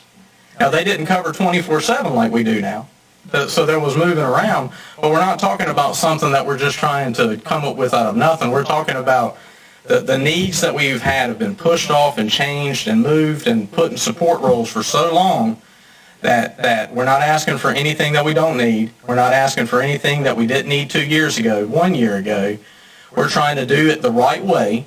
We're trying to come back like we said we would. And I hope that I've answered the questions that have been asked so far adequately. We give a surplus every year, 5 years out of 6. Each of those would have been enough to cover what we're talking about here. We're going to do everything that we can to make sure it's this time, but I don't have a crystal ball. I can't come to you and I won't make promises that I can't keep, but this is what we need, and we need it now. Mr. Chairman, I've got one more question. We had originally got the school resource officers up to 14 total. We've closed the Ed Tech Center, so that frees up 1. Oh, you haven't closed the Ed Tech Center. The Ed Tech Center is located at Southside High School. So you're telling me we have 2 at Southside High School? Well, you have 2 schools that are operating within the same building, but you have 1 school resource officer that's at that campus. So there's 2 The position for the schools would be, I've got a first sergeant and a sergeant who oversees the school resource officers. I've got a person who is being hired from after the last meeting. The last SRO in a school is going to be hired and put on in the books and the roster within the next month. The position that would go within the schools, we would put an SRO level person in each school, and then I would have 2 supervisors, a first sergeant and a sergeant, that would oversee the school resource officer program, but then also be a fill-in for when we have people that are out sick, out in training, if we have positions that are open and things of that nature. Commissioner Richardson. So how many vacancies do you have? And let me describe what a vacancy is. It's someone who's not actually sitting in the position right now. Whether you've interviewed for them or not, how many vacancies do you have? 2. You have 2 vacancies right now. The need for these officers, you took off the table that you didn't need to justify the need because the fact that they were on the roster meant that we needed them. That's not true. You have to justify to the commissioners why you need these police officers. Now, I haven't had any complaints about coverage in the county. So do you file monthly reports with the crime people in Raleigh or anybody else? Who are the crime people? Well, what was the guy's name that was head of that? The Secretary of Public Safety. We have reporting that goes in through our CAD system on monthly and then yearly basis that would report the uniform crime report and IBRs that go through. Yes, sir. But also, just to get back to your point, I said that there wasn't really a reason for me to explain why we need the deputies because they were in the budget for 2 years. But then I took 20 minutes to explain why we need deputies in the budget. I don't think you explained why you need these 5 new deputies. Can we get copies of the last 3 months and the last 2 years' annual reports? Sure, you can go on the State Bureau of Investigation website. Can you get those to the commissioners as a request? Would you do that? Sure. Okay. I would like to see those. You're asking me to do something that you can do on your own? Yeah. Yeah, sure. Well, I think you could do it on your own. Well, it doesn't matter whether I could do it on my own or not. You are the one that's in here begging for money. So beggars can't be choosers. A windfall for money. That's right. I would be a little bit more gracious than what you are in providing us with information because I've seen absolutely no information to justify the need for 5 more deputies, and that's what I'm asking for. How many calls, how many people are going unserved, how many incidents have we had that are serious incidents other than the one that you described to us in the county? That's the kind of information that we need in order to increase the number of patrol officers. Justify the need. Just saying because they're on the roster, it does not necessarily get them for you. I talked about transports. I talked about calls for service. What are the numbers? I talked about covering more calls in municipalities. I talked about not having federal and state help. I talked about doing the drug work in the entire county. Well, where are the numbers to justify what you're saying? You had information that we were going to talk about this for almost a week, and not one question came from any commissioner about information that you would have liked that I could have had to provide for you, but you didn't ask in advance. Well, let me remind you, you walked in here with a letter and read it from the sheriff that you could have given us before this meeting if you want to go this route. Sure. Would you mind giving that copy to the clerk so that she can get us a copy of the letter from the sheriff? That was emailed to you at about 4:30 or 5 today. This afternoon? Yes. Flash just before the meeting so you don't have time to justify it. You know as well as anybody else that we're here at 5 o'clock in the afternoon. Sure. So you waited until we left our residences and our offices to send us that information. And you've had the That's a bit information for the disingenuous, meeting. Charlie. You've had the information on the meeting request for almost a week, and still no phone calls, emails, smoke signals, or any form of communication between the commission and... Well, let me ask you another thing now. You had about $300,000 of what you call surplus money from wages that we didn't pay because you couldn't fill positions and various other things. And that's what you were referring to a while ago, and you came to the commissioners and you wanted us to vote for you to allow you to give the sheriff's favorite deputies $5,000 and $10,000 increases, with the rest of the county employees not getting anything. And this board sat here and told you that we were not going to vote to do that, that was budget money, and it was to be turned back in if it wasn't spent. So you just told us the sheriff in all of his power and majesty went ahead through the county and gave those increases without the approval of this board. There is your $280,000 that you need to put these deputies on the payroll. The sheriff acted on a pay study that the commissioners paid for, but then chose not to enact after putting all of their employees through it. The same year that the commissioners said that you didn't have money to do the $1.6 million to pay for the entire study, more than $1.9 million went back to the general fund balance from the surplus of the budget.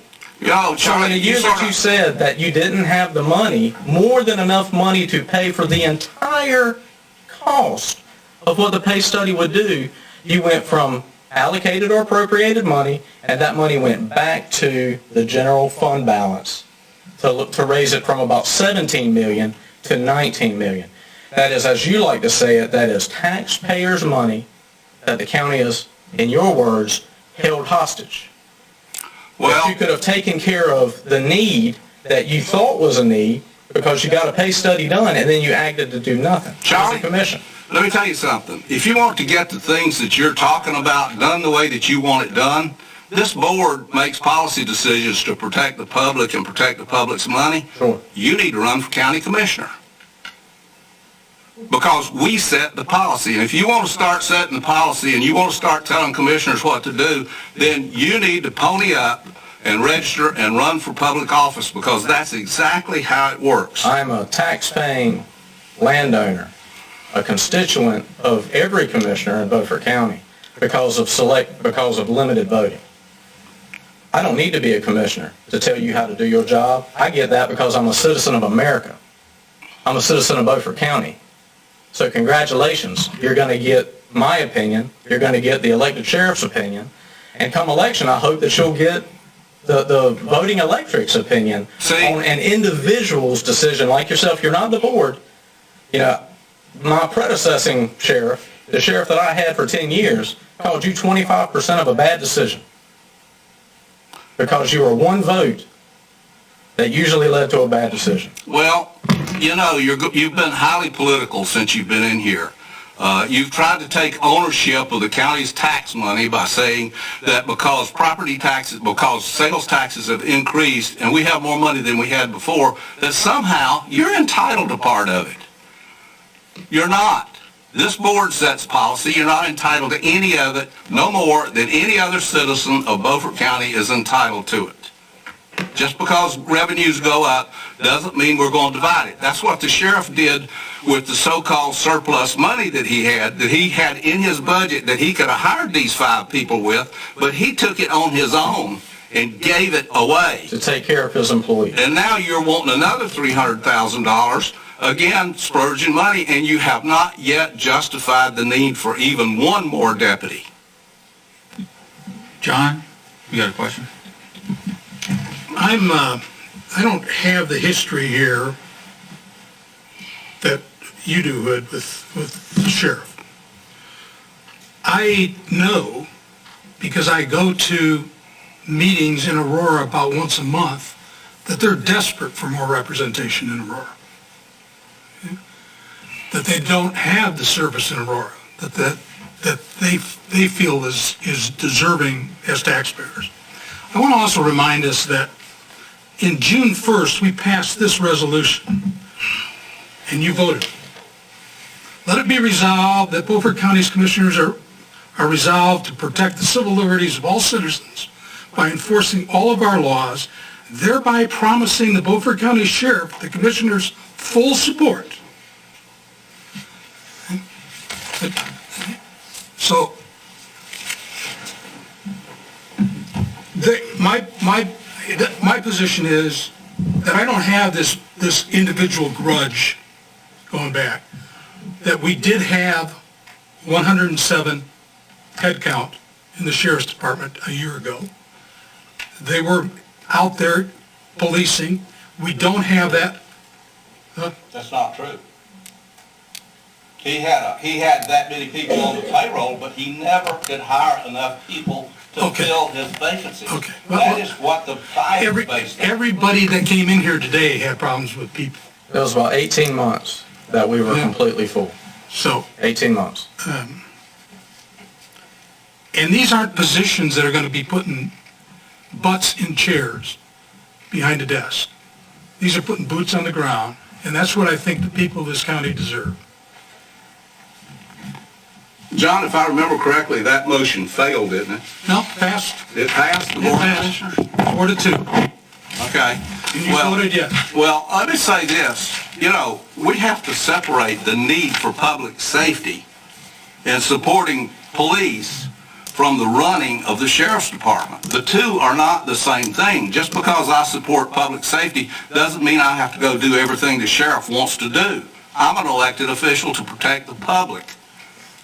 So I support the police. I support public safety. I don't support the rioting that's going on in the United States. That doesn't mean that I have to go and give money to sheriff's departments that don't need it, can't justify it, and have already wasted what they had in defiance of the county commissioners and in defiance of budgeting principles that this county has been using for a long time. Sheriff never should have given that money on his own. He took it on himself, decided what the amounts were that he was going to give his favorite employees. And then, Charlie, you had the gall to come in here and ask for raises for yourself at the last meeting. So this thing looks to me like it's all about you and people getting more money. That's what's going on here. Who within the county got COLA increases last year, other than the commissioners?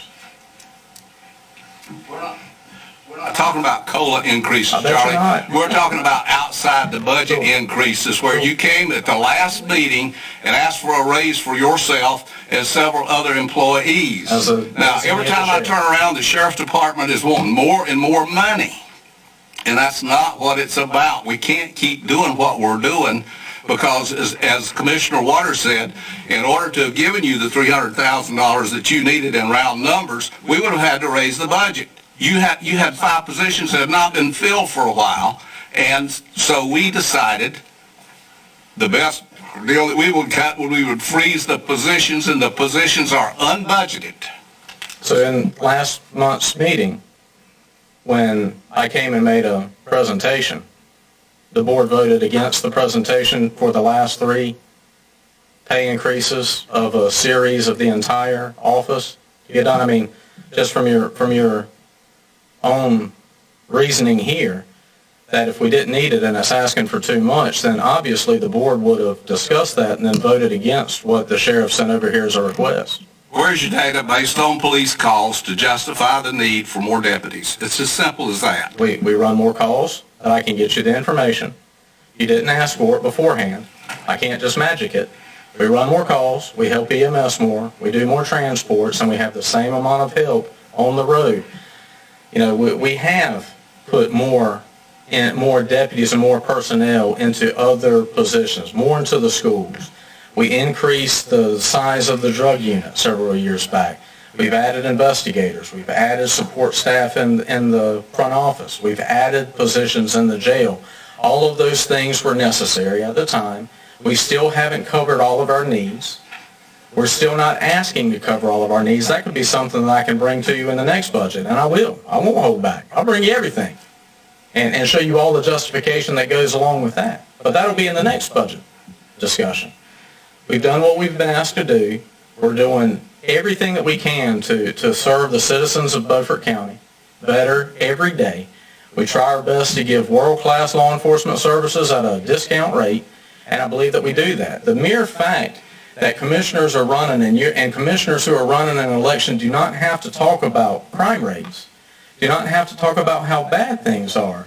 That is because of the partnership between the sheriff's office and the commissioners in getting people out there to do their jobs, but it's because the sheriff's office is doing the job. We're not dealing with the situations that they're having to deal with in Greenville every day. We're not dealing with the situations that they're having to deal with in New Bern and Havelock every day. We're not dealing with the situations that they're having to deal in Grantsboro or Williamston or in rural areas of Hyde County. And it's not just by accident. It's because of the partnership that we have as the sheriff's office to commissioners and the people in the public who allow us all to do our jobs. Charlie, you need to keep in mind that in my duties and job, in my other life, I get all over the county. I see a lot of what goes on with county employees, including the sheriff's office. So I have a little more information than the average Joe. Commissioner Langley. Okay, let me say this. Last year in the budget process, there was a push to defund the 5 positions. And I was one of the people who said, no, I will not vote to defund, but I will vote to freeze until next year's budget. And my mind has not changed from that position. I'm holding fast to that I will not change my mind until the next budget process. Now, when you said that you had to move money from the sheriff's budget to cover a project in the jail, I have to throw this rock at you, but at the sheriff's department. We had a jail approved. We were moving forward. And during that time, no one from the sheriff's department stood up alongside the commissioners who had approved that facility and said, yes, you are completely right. And so therefore, we're back where we are now with the jail committee and trying to find out if in fact it's actually needed when it was needed when it was first approved. So do not say that we want to defund the sheriff's department. The agreement was made and I'm just holding to it. If I may on that. And my memory may be incorrect on this, and please correct me if I'm wrong. But the day that Sheriff Coleman was sworn in as sheriff was the day that there was a commissioners meeting. And the first 2 acts that were done by that commission was to choose chairman and vice chairman. And the second thing that board did was to eliminate and cut and kill the jail. The sheriff had been sheriff for 9 hours and had not spoken to the board actively until that time. Sheriff Jordan was the sheriff that was sheriff when the discussions were made and the decisions was made. And I worked for Sheriff Jordan for 10 years. And if anybody can say that he wasn't an advocate for a new jail and worked alongside with every committee up until that point, once again, I will flat out tell you, and I will eat all the crow I can and say I was wrong. But I don't think I'm wrong. Okay, and Let me say this. In response to that, yes, Sheriff Jordan was very, very active. We had lots of conversation. But what I am saying to you is, during the election process, the current sheriff never said, yes, we need this new facility. He never once said that. That is what I am speaking to. I understand your statement. Commissioner Booth. Well, I like to be known as the most honest commissioner there is in Beaufort County. And it gets me in trouble sometimes because I call it like I said. And if what you heard here tonight, and I'm glad the media is still here, what you heard here tonight was a bunch of junk. And commissioners, when I say something that's incorrect, say, Ed, you lied. Please do that. Please, I ask you. We allocated for 14 SRO officers. 6 months they went unfilled or longer. Is that correct? Yeah. We also, and I talked to Chief Rose, and him and I have never had a misunderstanding. But until tonight, I'm questioning where he gets this information. Because him and I had the conversation. I said, Chief, I will promise you, I will never interfere with your budget. When we allocate money, that's your money. Am I correct, Chief? That's what you said, sir. And have I stood to that? Don't answer it. Lose your badge. And when we went down, when they took this money that we allocated for children, SRO officers, since you want to put the children in it, and gave raises, I made that decision then, and I was the one that tried to cut those 5 positions. Not only did we cut the 5, and he said, I can do away with them 5 positions, and we had them on a 10-car rotation. Correct me if I'm wrong, is that correct? When we done 10-car rotation annually, he cut how many of those? 3. I can make it work. I won't come back. And I find it disturbing that one of my colleagues sit across the aisle that just got here and will tell us how we pick on the sheriff. We have never picked on the sheriff, not one time. I will never. He is elected just like I am, and I will not sell myself for a vote. And let me tell you something, Chief. I'm not up for re-election this time, but if I get beat for telling the truth, so be it. This will be my last go. I think we've about beat this thing to death. Let me remind you that what the sheriff ran on when he ran for office 6 years ago, he ran on, I will use whatever jail the commissioners provide me. That's what he ran on, because I was there. No question about that. Coleman has sent us a letter, which is later on in this process, which I think is relevant to what we're doing, parts of it, and the whole letter is in the record here. He says, I believe that at this point the commissioners have no intentions or the competency to connect the years of neglect and intentional abandonment of the Beaufort County Detention Center. That is an outright lie.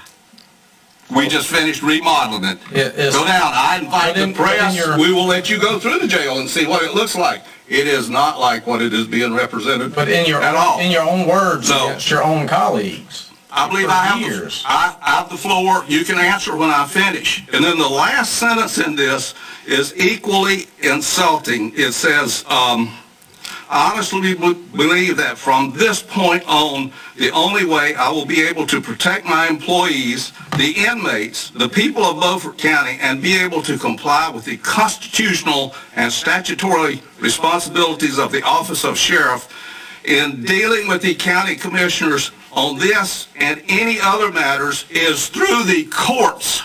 Charlie, when you come in here on your hands and knees begging for money and your sheriff is writing this kind of crap, how do you expect to get anything? Well, the truth is on the table. He has misused funds. He has misspent funds. He's in here begging for money because he wants something that he is, quite frankly, I'm not voting for it. Now, enough is enough. It's been 2 years since the sheriff has come before this board personally If he doesn't have the guts to walk in that door and make a presentation to this board, he does not need to be sheriff. Oh my goodness, he was hiding outside. Come into the podium, Mr. Sheriff, and defend yourself. I hope they're picking this up because what I've been speaking is the truth. Why were you sneaking around outside? And why won't you come before this board and make a presentation? No, it's cowardly is what it is. It's cowardly. It's cowardly. To answer to some of your statements. It's cowardly. Not on my hands and knees, not begging, going through the mechanics of the way that the rules, protocols, and procedures of county government works. Answering the questions that the commissioners have with professionalism and as much respect, more respect than is what is given. If you feel that you can call me a liar, then produce what I've lied about. You wouldn't know the truth if Jesus Christ himself walked in and tapped you on the shoulder. And that's just how it is. I know that the conversation is between you and I, but that's sort of how the conversations with commissioners go lately. But once again, I put before you, if I'm a liar, then it should be documented. Everything that we do is in public. Can go back and show and bring it out before the media where I've lied about anything that I've talked about. Charlie, we've asked for records from your office and you won't produce them. It's a sealed, closed system. Don't start that mess about putting everything out in public. The Beaufort Observer has asked repeatedly, and we can't get information from him, so we quit asking. Is there a motion? Is anybody? We don't need a motion. We have no action. I'm just asking, is there a motion? Hearing none, we move on.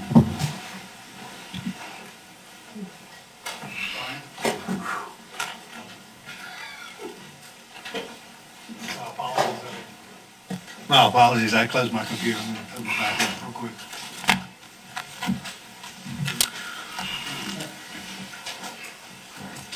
Thank you, Mr. Chair, members of the board. This is the financial report update that we give on a monthly basis. Again, the finance officer's out on medical, so I'm covering that. I think Melissa's going to pull it up for me. Melissa, are you able to?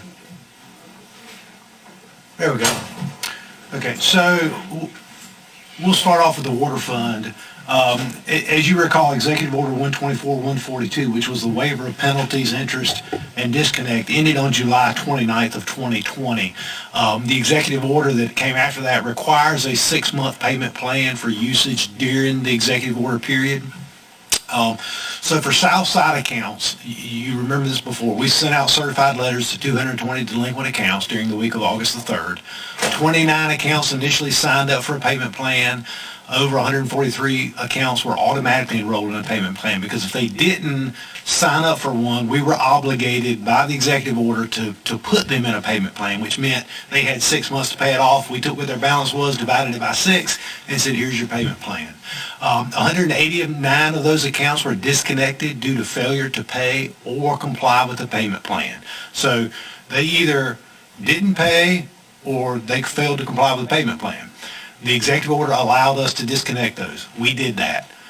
After that occurred, folks came back in, got on the payment plan, or made the bill payment. 6 of those remained disconnected of the 189. So the majority of those folks came in, and I asked the finance folks that question. Well, did they either pay the entire amount off or did they get back on the payment plan? And they said some of them paid the entire amount off and some of them got back on the payment plan. We're required to let them have a payment plan, so that's where we are. So there are only 6 that remain disconnected as of today. Moving to the north side accounts, there were certified letters that were sent to 538 delinquent accounts. 60 of those accounts initially signed up for a payment plan, and 357 accounts were automatically put in the payment plan. 396 accounts were disconnected due to failure to pay or comply, and as of today, 65 of those remain disconnected because they didn't pay or comply with the payment plan. Now that was as of today. My anticipation is they just had cutoff last week, I believe. So my anticipation is that number is going to drop down because folks are going to come back and say, okay, I'll get on a payment plan. Yes, sir. When you say cut you off. Oh, yeah. When you say on the payment plan, you know, some of them, you know, during this crisis, that's the part that we put on the payment plan. The time period that they were under executive order, we're required to give them 6 months to pay that amount off. Now, when that 6 months ended, they went back to their regular pay plan. So are they paying their agreed money plus the current bill? The way and make sure I'm getting this right, and make sure I think I'm right on this. People that had outstanding balances before the executive order started, once the executive order hit, we were not allowed to disconnect people or disconnect them for that previous amount. Yes, sir. Once we went through the executive period into July, the executive order said, okay, during the 6 months that we had the executive order in place, or during that time frame we had the executive order in place, you have to take that amount that they were charged and give them 6 months to pay it off. Okay. The stuff previous to that, if they don't pay, they were already due that. You can cut them off. Okay. So, does that answer the question? How about the current month, the month we're in now? Well, it's always a month behind, the trailing month. The reason I asked, there was only the 6 month pay plan. Mm-hmm. That expired. No. 6 month pay plan is still in place. It's still in place, but I mean, the pay plan is in place, but Fords couldn't cut their utilities and stuff off. Right. It expired at the end of that 6 months. So they're paying their current bill plus their pay plan. That was my question. That's correct. That's correct. Okay. And if they don't comply with the payment plan, or if they don't pay what they currently have, there's no longer an executive order. The executive order says that if you don't comply with the payment plan, you can be turned off. So that's, yes, sir. Oh, you just wait. Okay. So now on to sales tax distributions. There's been some conversation tonight already about sales tax distributions. And what I'll say to you is just a reminder. What you're getting ready to see is July sales, August collections, and October distributions. Remember, we're always 3 months behind, because if you're someone who collects sales tax, you charge it in 1 month, you collect it and send it to the state in the next month. The state does all their magic with it and divvies it up, and we get it in the 3rd month. So we're always 3 months delayed. That's why we asked you when COVID hit, let us freeze positions, current positions, let them bring them back to you to fill if you needed to. But our concern was we had estimated some sales tax, and we just didn't know what was going to happen, and we're 3 months delayed, so we wanted to have some time to look at that. The October distributions, which are the July sales, statewide, it was $355 million in statewide distributions. There was a 10% increase statewide compared to last year, and it's the 2nd month in a row that we've had an increase following 3 months of statewide decline. Now that's statewide, that's not necessarily Beaufort County. These reflect July sales, and that's when the state was fully in phase 2 reopening, having transitioned in May. So we were back open as much as the governor's orders allowed areas to be back open under those restrictions. September distributions, the June sales, which was last month, was up 11% statewide, and that was what we anticipate was likely due to stimulus checks and CARES Act spending. Year over year, according to the association, sales tax increase between October 18 and October 19 was 15%. So year over year, it was up 15%. Again, I'm not sure why that is. 15% is a lot, but it is what it is. Statewide unemployment rate was 6.5 in August, which was down from 8.5 in July, and it was compared to 3.8 in August of last year. So unemployment is coming down. It's not where we were, obviously, but it is getting better. Statewide unemployment rate was as high as 13% in both April and May. So you're seeing some betterment in unemployment. So that's probably adding to that. So this is the graph that we get from the Association of County Commissioners, and I apologize. I think I can read. I made that pretty large, but in general, it shows the last. It starts 2015 and runs through 2020. The reason I show you this is to see that year over year we see, this is statewide, you see an increase in sales tax collections. So if you start at the bottom, the green, that was 16. If you go up one, that was 17, 18, 19, 20. They're up. Every year you get a little more of an increase in sales tax. You know, inflation, people are spending more money, whatever it is. And you see that they generally are tracking the same, you know, generally. You can see where you have events that occur, like the recession, where things turn down a little bit, and then you can see later where things pop back up. So that's on a statewide basis. These are hard ones for you to see, I'm sorry. This is last year and this year of our sales tax tracking spreadsheet. I've got that spreadsheet that runs back to FY 14-15, it's one we talk about. But this year, this month on our distribution, we received $973,000 in sales tax. That is, again, high. It's not as high as we were last month. We got over $1 million last month. But it's still higher than what we got all of last year. So the sales tax numbers are up. Again, you pay me to be pessimistic and to be a little bit scared about these things. And I am. We're still cautiously optimistic that these things are not going to crash. So I show you, that is the Beaufort County, same tracking that the state shows, statewide, and I plugged in our numbers. So you can see where December sales, that's why in March we get December sales. And if you'll look generally, year over year, our sales tax numbers go up, generally. Maybe bigger in some years, maybe not so big in others. But you'll see it, and it typically peaks in December sales. Then you move on, and what I'm watching, what you're looking there is at the green line, okay? The green line is current. That's 2020. And you'll see mid-March executive order. We were above $900,000 for June distributions, which was March sales. And mid-March is when the executive order hit that shut things down. You'll see that thing turn down, okay? And then in May, you see it turn back up. That's where you see the September collection or distributions.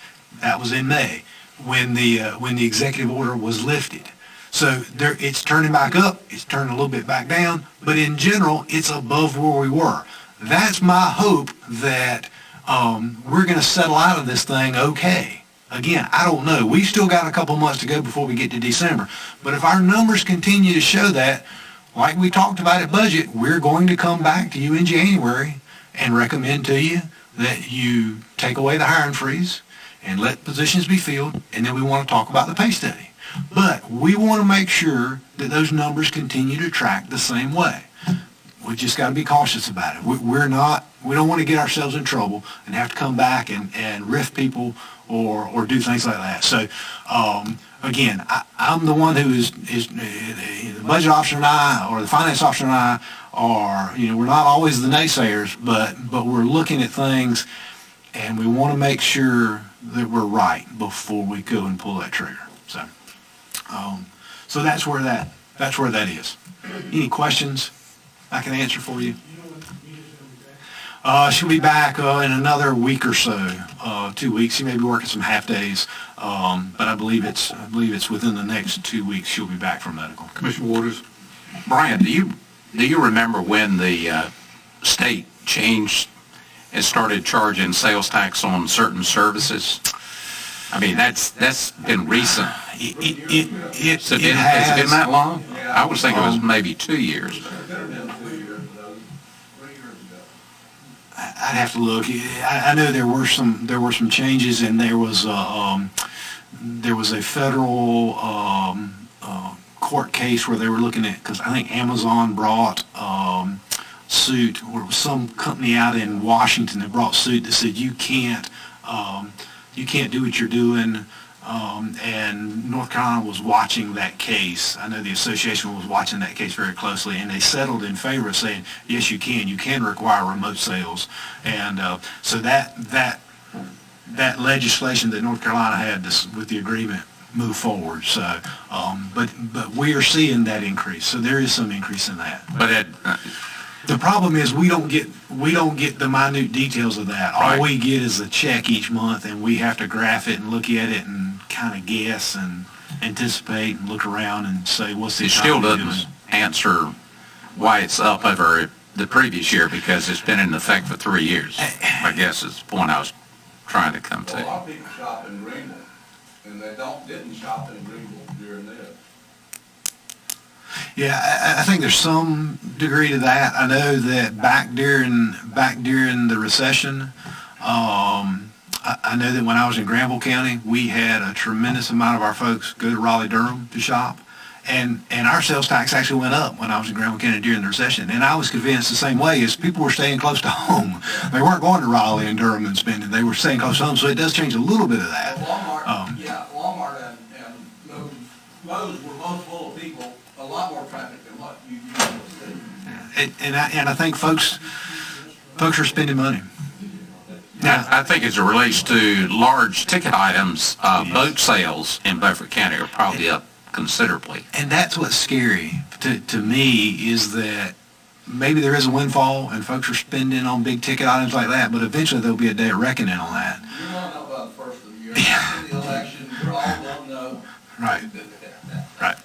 So, any other questions I can answer for you on that? Thank you. The next item I have for you is the NCDOT petition for road addition. And I'll go ahead and apologize right now to the folks who live in Magnolia Shore subdivision, because in my agenda item it says Magnolia Shoes subdivision. So anybody who reads that, I apologize for them profusely. But this is a petition that DOT has sent over to add Justin Drive in the Magnolia Shores subdivision to the state maintained secondary road system. You have in the package the petition form SR1, the resolution form SR2, and the subdivision map. When DOT agrees to accept a road onto the state system, they send it to the county commissioners for your approval, and we would certainly recommend that you approve them taking that on. So moved. Oh, yeah, we have. Discussion?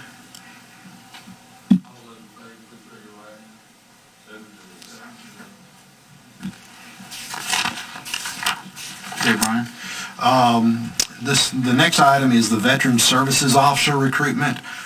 Karen Melton, who is currently the Beaufort County Veteran Service Officer, has announced her retirement effective December 1, and that is a single-person department. As you all well know, Veteran Service Officers are trained and accredited by the VA or other recognized organizations to provide assistance to veterans, their dependents, and survivors, and they do a multiple list of things. My request is for the board to allow me to go ahead and start advertising for that position so that we can be in a position to fill it when she retires, because that's not something we want to have vacant. Veterans can go to Greenville and meet with another officer, but we'd like to be able to go ahead and start advertising for that and be prepared to have it filled. Thank you. Is there a second? Is there a second? All those in favor, raise your right hand. 7-0. Okay, Brian. Thank you, Mr. Chairman. The next item is the request for proposals and RFP for broadband expansion and fund balance commitment. As you all understand, and you've heard previously tonight from the superintendent as well, the board commissioned and received a report on broadband deficiencies previous this year, and what is needed to serve underserved and unserved areas in Beaufort County. Provision of broadband, I think most folks now will agree that it is viewed as a utility, just like water, sewer, electric, gas. It is a utility that is needed. The provision of broadband service helps increase economic development, educational opportunities, and especially in rural Eastern North Carolina healthcare delivery. There's a lot of telemedicine that goes on.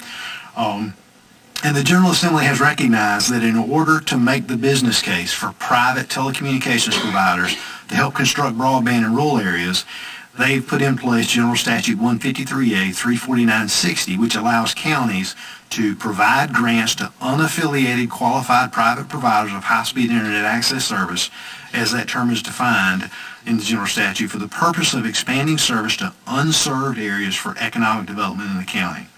Now, according to that statute, and it's really clear, in fact, the last line in that statute, and you'll see that on page 273, is nothing in this section authorizes the county to provide high-speed internet broadband service.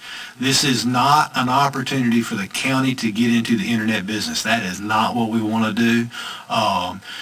What we want to do is help encourage, which through the statute the General Assembly put in place, encourage private providers to come do that, to help them make the business case that they will put it in areas that are unserved or underserved in Beaufort County. So what you have enclosed is an RFP, a request for proposals in accordance with the statute, that seeks proposals from qualified providers to submit a proposal to Beaufort County government to expand broadband services in the county. They'll be evaluated, and a recommendation to partner with a provider will be brought to the board at a future meeting. I hope you've had an opportunity to look through that RFP. It's based off an RFP that was led in Stokes County. It is again, language out of that says that it has to be open. It has to be technology neutral basis, and it has to be open to qualified applicants. So, if that means somebody wants to do wireless, you can't say this has to be this specific type of technology. It has to be technology neutral. So whatever you bring to the table, if it works and can provide that area, it's got to be evaluated, and you got to choose which one you think is best. So out of that, this RFP is what we call a best value solicitation. It's not necessarily who has the lowest price, but you look at the factors that we talk about. The added availability, potential number of unserved, underserved customers is 35%. The overall dollar investment by the provider, we're asking providers to give us a proposal that says we're going to provide this amount of money as our side of it to put that infrastructure in. Yeah, we're going to give you a grant. The county's going to give you a grant, but we want to know, what are you going to do? And the higher the percentage that they say, well, okay, maybe we'll give you 50-50. You put in $1, we put in $1. So that helps do that. Technical performance, providers having a local presence and adding local jobs and facilities as part of the network. The vendor stability and experiences in past performances, because what you don't want is some fly-by-night organization coming in who doesn't have a track record of doing it. And then what are the additional impacts for economic development? So that's listed out in how you evaluate the proposals. The next thing that I'm asking you to do not only is to release the RFP for us to put out there, and again, the RFP is structured in a way that says, if the board says, once you get the RFPs back, we don't want to do it, then that's tough. We're not going to do it. And anybody who spent money filling out the RFP and doing that, they're on notice right now to say the board has the ability to reject any and all proposals and stop what they're doing, and you have no recourse. So they can't come back to you and say, oh, you owe me $10,000 for putting all this stuff together. We're asking them to provide an RFP and potentially be evaluated and selected. So the last thing I'm asking you to do as part of this, in releasing the RFP, is also to commit, and we're not setting it aside in a project fund yet, but what we're asking you to do is commit fund balance. Now that's a specific term in the budget world. You're saying you're committing those funds, so you're setting them aside in the fund balance that you'll spend it for that particular item. Sir? Talking about $500,000 worth of fund balance. I am. Is that money going to be made up by CARES money? That is exactly what it is. That $500,000 that we're asking you to commit to make a grant, to get providers to come in and do this, you already made whole. That is fund balance. That $500,000 is fund balance that's been generated by CARES Act money. It's got to go towards something like that. No, we've already taken our CARES Act money. Let me circle back around on that. We've taken our reimbursement on CARES Act money and put it toward a real easy, simple reimbursement. Public safety salaries. The U.S. Treasury said you can take that money and apply it to reimburse your public safety salaries. We've done that so that it's a real clean and easy reimbursement from federal government, so that we don't have auditors down here combing through our books. If we show the salaries, they say, that's great. In fact, when we had the conversation with the NC Pandemic Office, they said, our auditors will love you, because that's a clean reimbursement. That then creates fund balance for you. Again, what we believe is that although it's fund balance and you could spend it on anything, generally we think you ought to spend it in the manner in which it was proposed. And CARES Act money can be spent on broadband expansion. So public safety salaries are kind of like a stand-in. Before you spend it on something that's more. No, what we've done is we have to show the Pandemic Relief Office that we've spent that money in accordance with Treasury standards. Treasury standards say you can reimburse your public safety people for their salaries during that period of time, March to the end of December. So that's what we're going to do, because it's easy for us to run a payroll and say, here's our payroll and here's how much money, and we actually have higher payroll than what you're giving us. So we've covered every bit of that. And it's a clean reimbursement. That then, when it comes in, it creates fund balance for the board to say, okay, now we're going to use that money to do projects that we think are that you ought to do public safety related, that are in the realm of what COVID CARES Act funding would be for. It's just, it's not as difficult to go through all the paperwork then.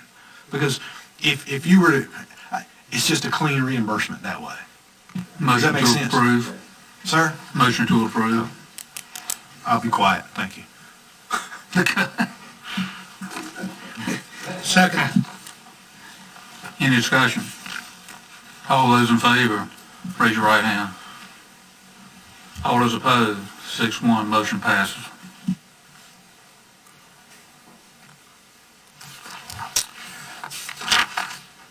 The last item I have for you is the 2019 Safety Awards from the North Carolina Department of Labor for county departments. Just wanted to recognize our staff and our departments for their hard work. You'll see an email from Jennifer Banks, our risk manager, regarding the safety awards.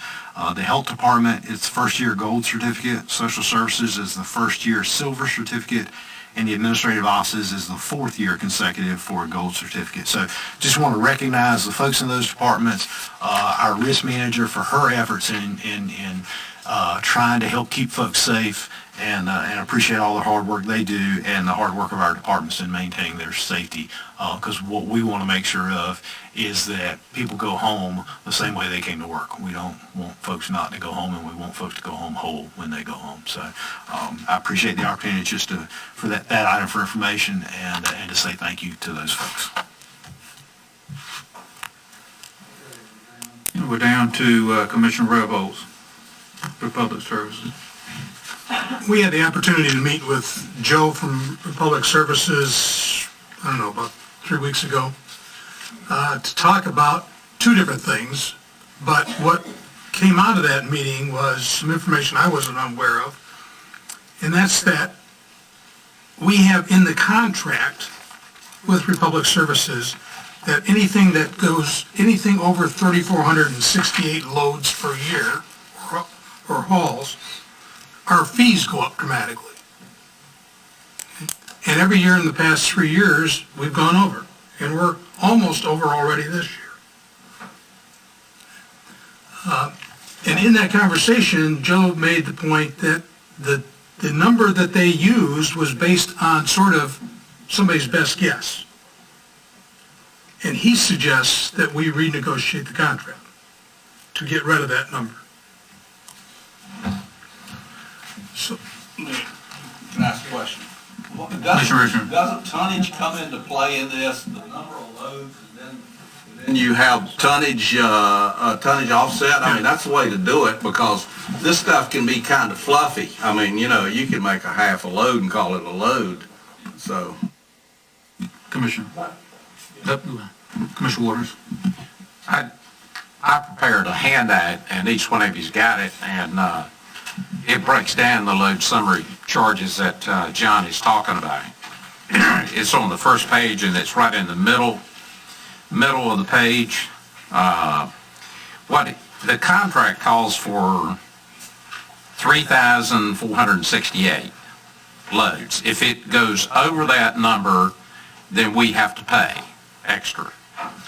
And in 18, it was 284 loads. So we had to write a check for 56,000. In 19, it was 242. So it actually went down. And we had to write a check for 47,000. But based on the numbers from January through August, if you annualize those numbers, we're really going to go over in 2020. And that number would be 1,182, ballpark. And times 198 would be 234,000. Changing the contract, if you're going to pay for it by load and you got a minimum, I don't know that you're going to accomplish anything when it's tied to loads, I guess is. Well, that's why I say tonnage, we ought to look at tonnage. That would incentivize them to put more weight on the truck and do a better job of truck loadings, because truck loadings can vary all over the place. And in the trucking industry, in the hauling industry, everybody figures their cost based on a ton mile. So, if you're hauling 12 tons up there when you could get 15 or 18 tons on it with a little bit of extra work, that makes a big difference. So when we negotiate the change, we need to work tons into it, and that's probably our safety valve. One of the things I noticed in the proposal on the stuff that all the waste, the construction, is that they started looking at giving us a rate for the location that they were moving. So the 198 was the highest, and they had two other tiers. So that would be the only advantage, John, of going and renegotiating the cost, per haul. Well, again, I go back to them loading a truck efficiently, and see that those rates are adjusted based on location. Goes back to ton miles if you follow it back, because that's what everybody in the industry does. It's a ton mile. So if he's calling 12 tons up there, and he could have loaded the truck with 18 tons, if they do a sloppy job of loading, then this gets to be a deal. And I've got quite a bit of experience with this. So the point is that we ask Christina and, yes, Christina?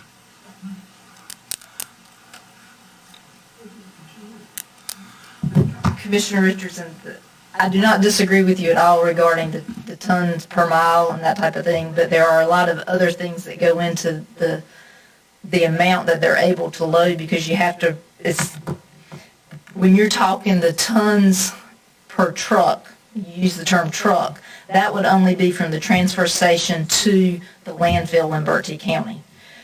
Where the part that Commissioner Waters and Commissioner Rebholz are talking is the in-county transfer. So when you're actually talking about the containers, when you're talking about the tonnage hauling hauling the containers, so that's where we're having issues. You cannot compact it, and then also you can compact a lot of it, because that's why we want to push people to put as much as you can into the compactor. We want to get away from putting things in the bulk containers and put it in the compactor. But actually, Commissioner Rebholz, I personally think it is a good idea to go back and to look at perhaps renegotiating or clarifying some of the language that is in Republic's contract. Manager Alligood and we have sat down with Joe and Chris each of those times that they presented that invoice to us, because some of the language that is in the contract needs to be clarified, in our opinion.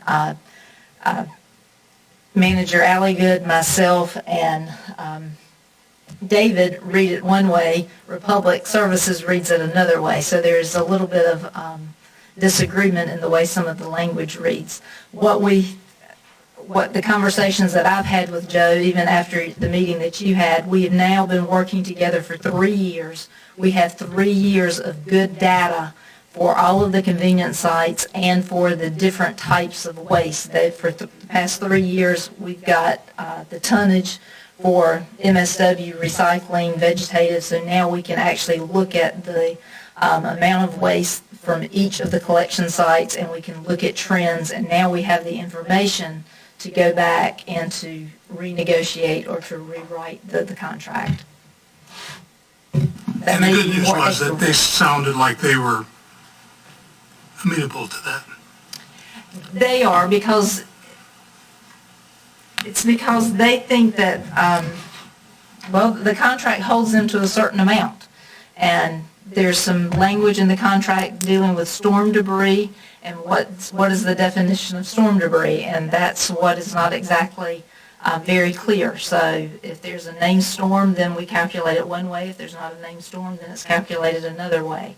For the past 2 years, there have been named storms, and FEMA has come in and reimbursed us. So we've been able to get some funding back to help cover some of those costs. So, but again, we have the data that we're able to go back and look at, so I think that we can come back, if for no other reason, so that we're able to go back and to forecast what the annual cost of our solid waste program will be. So do we need a motion to do anything? Or are you? You need a motion to renegotiate, Yeah. I think. Okay. One of the other things that I didn't know until I went in there and started digging on the contract is we have an in-county transfer station charge, a minimum tonnage of 1,720 a month. If you multiply that times 12, that tonnage is 20,640. That's a minimum. And last year in 19, our total tons was 16,514. So we had to ante up for 4,000 tons, and that came to 124,000. Now, I don't know whether, Christina, they enforced that and we actually paid it or not, but that's in the contract. Okay. So, 6 years from now. Yeah, well, there's 6 or 7 years left on it. Yeah.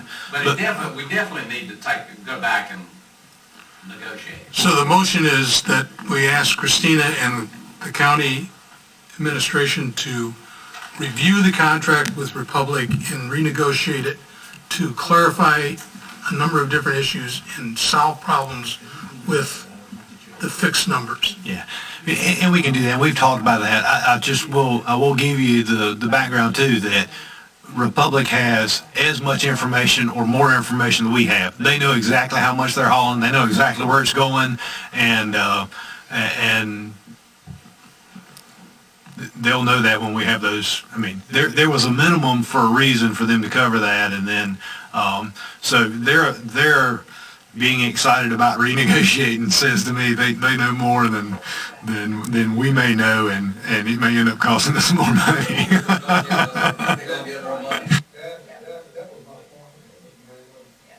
But there are some things that need to be clarified, like the storm debris. We argue about that every year. What we say to them is, yes, we agree that if there is additional tonnage related specifically to that storm debris, then we ought to pay for it because you couldn't anticipate it. Well, the language talks about a named storm. Well, there could have been a named storm within 300 miles of Beaufort County. It didn't touch it all. But they want to claim those extra charges and make us pay for them. Like, no, that doesn't work. So there is some things that need to be cleared up. Well, can storm debris be hauled to Black Forest? Well, it depends upon how bad the event is. You know, when it's a really, really bad event, we bring in FEMA, and we have a contractor who goes down the road and picks up all the storm debris. So you got home debris and those kind of things, and then you got vegetative debris. So when it's a normal hurricane, when I say normal, a non-huge damaging hurricane where you're not tearing up a lot of houses, you still have a lot of vegetative debris. Well, everybody, and sometimes there's enough vegetative debris for us to go pick it up and get FEMA to pay for it.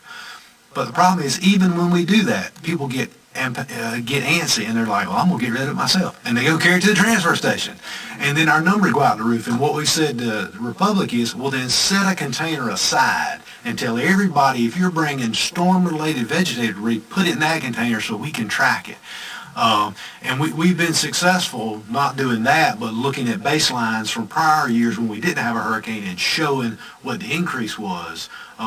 Because I will tell you that when there's a hurricane that comes, a hurricane's heading our way, people clean their garages out. They clean their stuff out, and they throw stuff away left and right. Now, I don't know why they come back and throw it away again the next year, because there's a ton of stuff that gets thrown away, and it happens every year. So I don't know where it's all coming from. But there's a lot of it, and we got to be able to figure out a way to manage that. So. Do you have a motion? Yeah. Is there a second? Second. Discussion. All those in favor, raise your right hand. All those opposed, 7-0. Motion passes.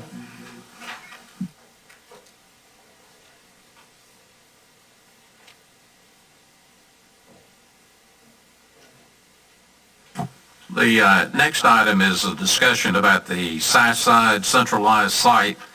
Currently at Hawkins Beach, we have a set of scales so we can handle vegetative debris there.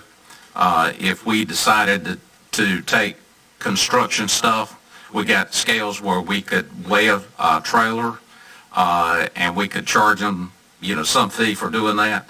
On the south side, now we're hauling vegetative stuff. We pick it up in Aurora, Buck Jones, and Chakawinity. We haul it through Washington, down 264, all the way to Hawkins Beach. And there's no weight, but we're paying $198 a ton. And then we're also paying the in-county transfer fee of $34 a ton. So total cost for the 3 sites in Chakawinity is $59,000 a year just hauling limbs from those 3 sites. What I think we should do is start planning and thinking about having a central site on the south side of the river that we can eventually, someday, in our budget process, we can put in a set of scales. But in the interim, we can stop the transfer, hauling this stuff, and go ahead and get it to a site that's big enough that we can accumulate it like we do at Hawkins Beach. We bring in a chipper and we start chipping the stuff. So that, the taxpayer, the citizens that want to get rid of the vegetative would bring it to this site. And what I would visualize is that's where would also eventually could be where the compactor is and the other. I mean, it'd be big enough site you could do all that. But thinking long term, we can't really address this bulk stuff until we have a site on the south side like we've got at Hawkins Beach. And if I remember correctly, the contract expires in November, thereabouts, on the Hawkins Beach with David's, to where the county could take that site and do something like this, where you weigh and you pay. So I guess my recommendation would be for us to continue to discuss it and look at some possible site as a long-term strategy. Commissioner Waters, I don't have a problem with your suggestion as a long-term, long-range plan. I think it's a good idea. We should consider the location, when we do the location on this. This will be the only set of scales on the south side of the river that could possibly be available for the public.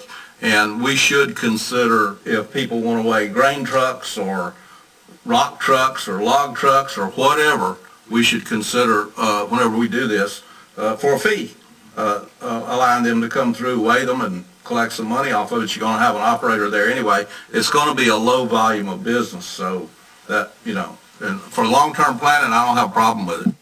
But the point I'm making is right now we're spending $59,000 hauling limbs, that we could, if we had a site, we could pile it up and we could chip it. And if you separate it just right, there is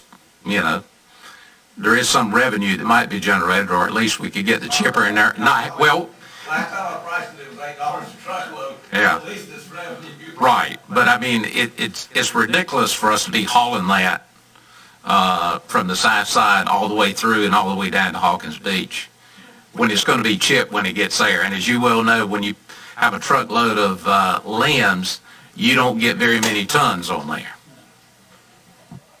Mr. Waters, as we go through that process, we'd have to make sure also that it was as centrally located as possible on the south side, as well as not in the floodplain, because the state requires that those kind of areas not be in there. We would have to have it certified by the state, so we could take vegetative debris there and get reimbursed from FEMA. If it's not, we want to make sure of that. So. Okay, Commissioner Waters?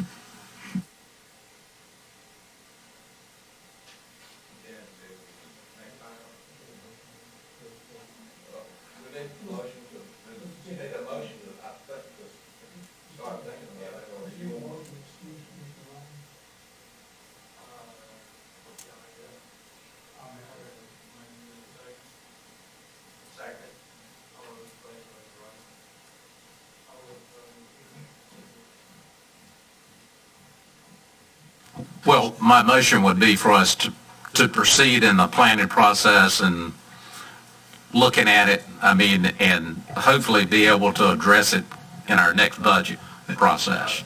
That would be beneficial for us as well as we could tell the public you've taken that step. Thank you. I'll second that. All those in favor, raise your right hand. All those opposed, 6-0.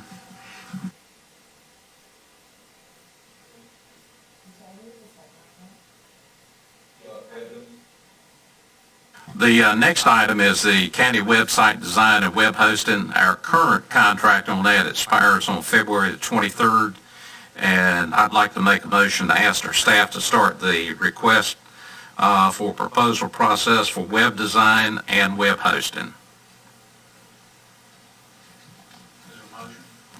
Second. I'll second.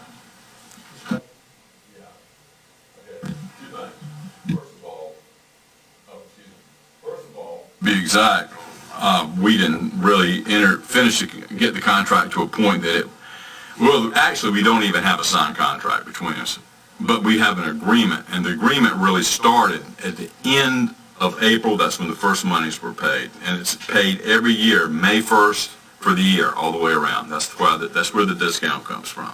So really, the contract would run that we're doing now.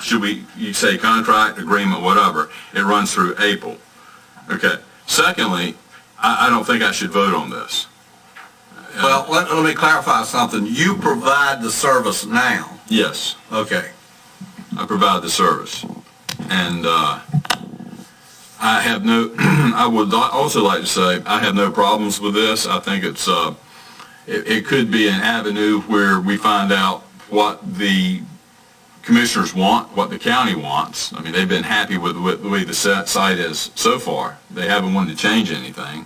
This way we get to find out what everybody wants to do, and I intend to bid on it as well. I think under conflict, you could vote on this, the motion that's on. Well, I would vote to go ahead with it. Yeah. But I mean, I don't want it to be perceived as a conflict. I mean, we're not actually voting on a contract. No. And just for clarity, I'm sure everybody knows this, but just for other folks' clarity, Commissioner Deathridge was not a sitting county commissioner when we put the original request for proposals out, and his company bid on it, or presented a proposal. It wasn't a bid, it was more of a proposal. We asked for a request for proposal. So he is only when he became elected did it become a sitting commissioner. So, and general statutes allow that to occur in a county where you have a municipality that's not over 15,000 people. Just the statutes do allow that and do not consider it a conflict of interest. If just and long term down the road, if you had a sitting commissioner who, under that exception, started doing business with the county through a process, you can't just award it. It has to be a special award by the board through a special resolution so that it's very, very clear. So I just want to make that clear to you as well. I mean,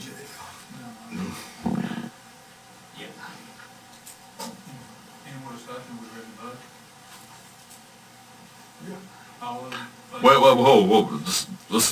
Let's be specific.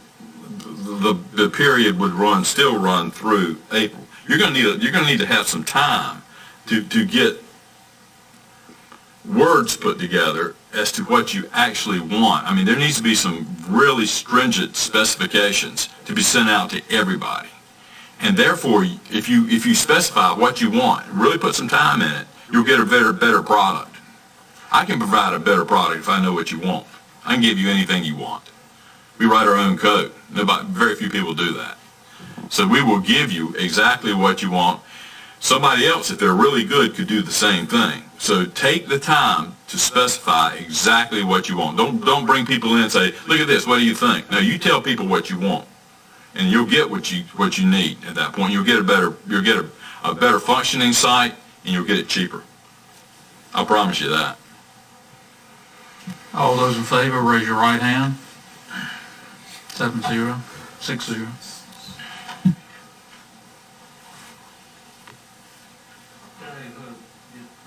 Okay, I'm gonna make this short and sweet. I think the manager sent us a report, which I thought was a very good report based on the progress we made in the past. I'm kind of excited about finding something that seems like people in Florida have gone to work on this, and the woman that's doing the work seems like she's right into it. So maybe we'll get something worth reporting shortly. And that's all I have unless somebody else has something. Commissioner Richardson's letter from Sheriff Coleman. Well, you know, we beat the sheriff around enough tonight. Not that he didn't deserve it, but this letter alarms me in light of another letter that... That's funny. Oh, turn on my mic. Thank you. This letter alarms me in light of another letter that we had where the chief judge is keeping control of the jail situation, which is totally unjustified because our jail is in compliance with the state law, and he says it's not in his order. And then when you see the sheriff behaving in this letter like he is, so I'll read the letter. It'll take about 40 seconds, and we'll call that it unless somebody wants to get into it. This is a letter of September the 18th, 2020 to Brian Allagood and the Beaufort County Commissioners from Sheriff Ernie Coleman, reference jail committee. Brian, I thank you for the invitation. However, after much discussion and consultation, I have decided that the Beaufort County Sheriff's Office will not participate. And this is participating in the jail committee's activities, giving information and just being doing your normal civic duty as an elected official. Looking at the discussion points for the committee, I believe we can agree that the county has had in the past and has now in the present the answers to these questions. I believe the commissioners have appointed this committee under advice from council only after the court has again become involved. Well, I think he was in there nudging the court. I believe that at this point the commissioners have no intentions or the competency to correct the years of neglect. Well, there is no neglect down there now. And intentional abandonment of the Beaufort County Detention Center. That's an untruth. I honestly believe that from this point on, the only way I will be able to protect my employees, the inmates, the people of Beaufort County, and be able to comply with the constitutional and statutory responsibilities of the Office of Sheriff in dealing with county commissioners on this and other matters is through the courts. Basically, what the sheriff has said is, I'm going to sue you. That's what this comes down to. So maybe at the next meeting, we need to talk about how we're going to defend ourselves, get with our counsel in a closed session, and see what we do to protect ourselves and the people of Beaufort County from a frivolous suit from the sheriff. In the past, the sheriff's taken it on himself to use county money to sue people with and to sue us with. We've stopped that. So notice to the sheriff, if you bring a lawsuit, get ready to dig in your own pocket unless you're sure you're going to win it. Because Waylon Sermons will not be hearing the suit. It will be another judge from another locale. Commissioner Deathridge, recycling report. I have one question to begin it. Is there any headway been made searching for grants? I'm going to ask that each and every time, each month. Just tell me no if there's been none. Maybe next month we'll get another report where there's been a little bit done. This is going to be a long-term process. It's going to take a while. I've said it before. There's going to be a lot of moving parts. It's going to be a big picture fix, and it's going to take more than just probably Beaufort County to do it. So if you know anything, tell me now, and then I'll go on to my second part.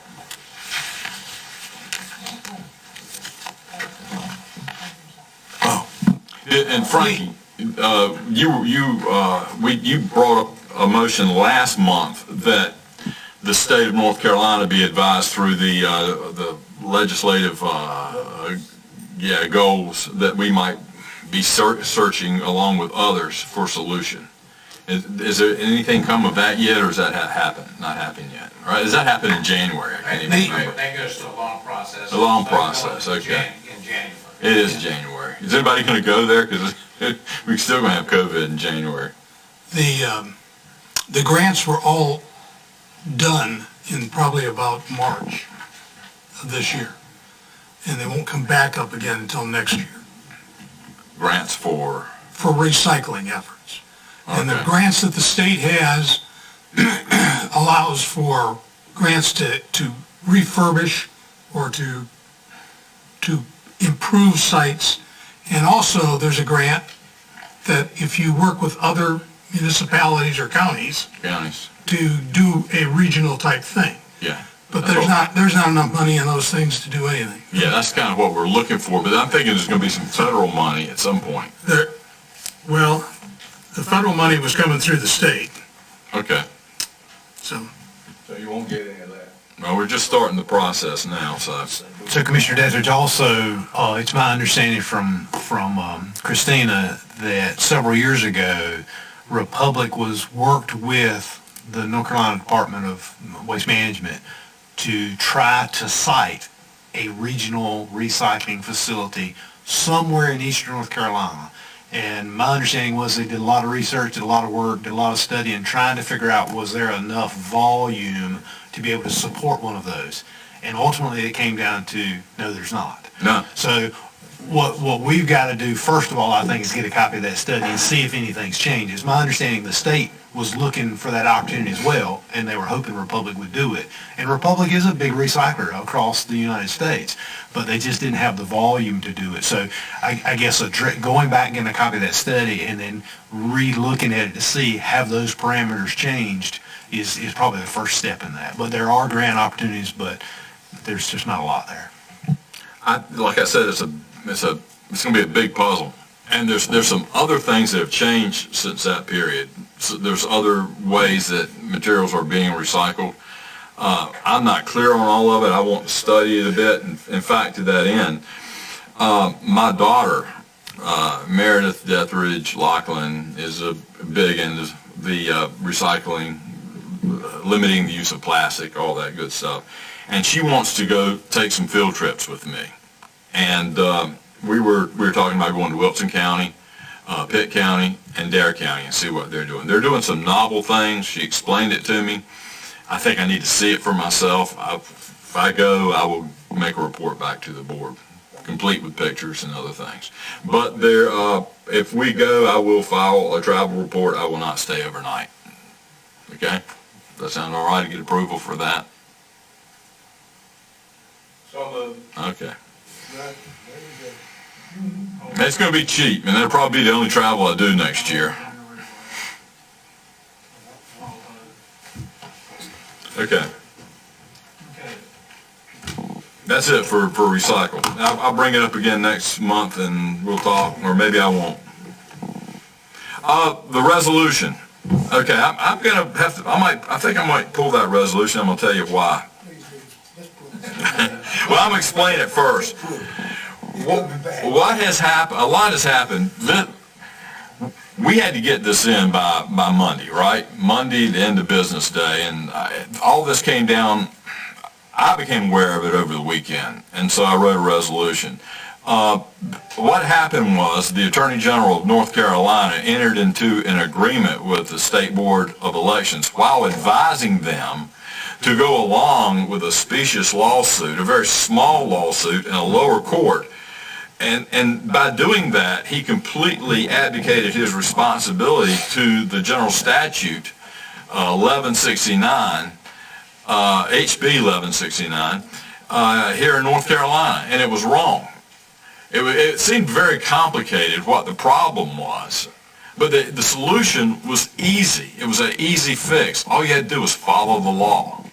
So what has happened in the last week since I wrote this resolution, and I was very eager to ask this board to represent the voters of Beaufort County and form and maybe enter into a lawsuit ourselves as an adjunctive practice to stop what they were trying to do, which was to favor a very small entity over the voters of North Carolina when we already had state law in place, which is the only way in North Carolina you can operate an election. Well, there's two ways. There's the state law and there's the Constitution. Those are only two ways to operate an election in North Carolina. The State Board of Elections does not get to decide how it is done. That's clearly just the way it is. They can put in practices to enact the law, but they can't omit different parts of the law, even if a judge says they can, at a lower level. Because the first thing your attorney general is going to do is go to an appellate court and get an injunction and say, no, we're going to follow state law. He did not do that. And the reason he did it was apparent, and it upset me because I don't think we should have an attorney general doing that, and the governor was kind of in on it. And what happened in the last week or so is the General Assembly, the President Pro Tem, Phil Berger, and the Speaker of the House, Tim Moore, came together. And I've read where they're representing themselves as individual citizens of North Carolina, and they're representing their parts of the legislature for us all.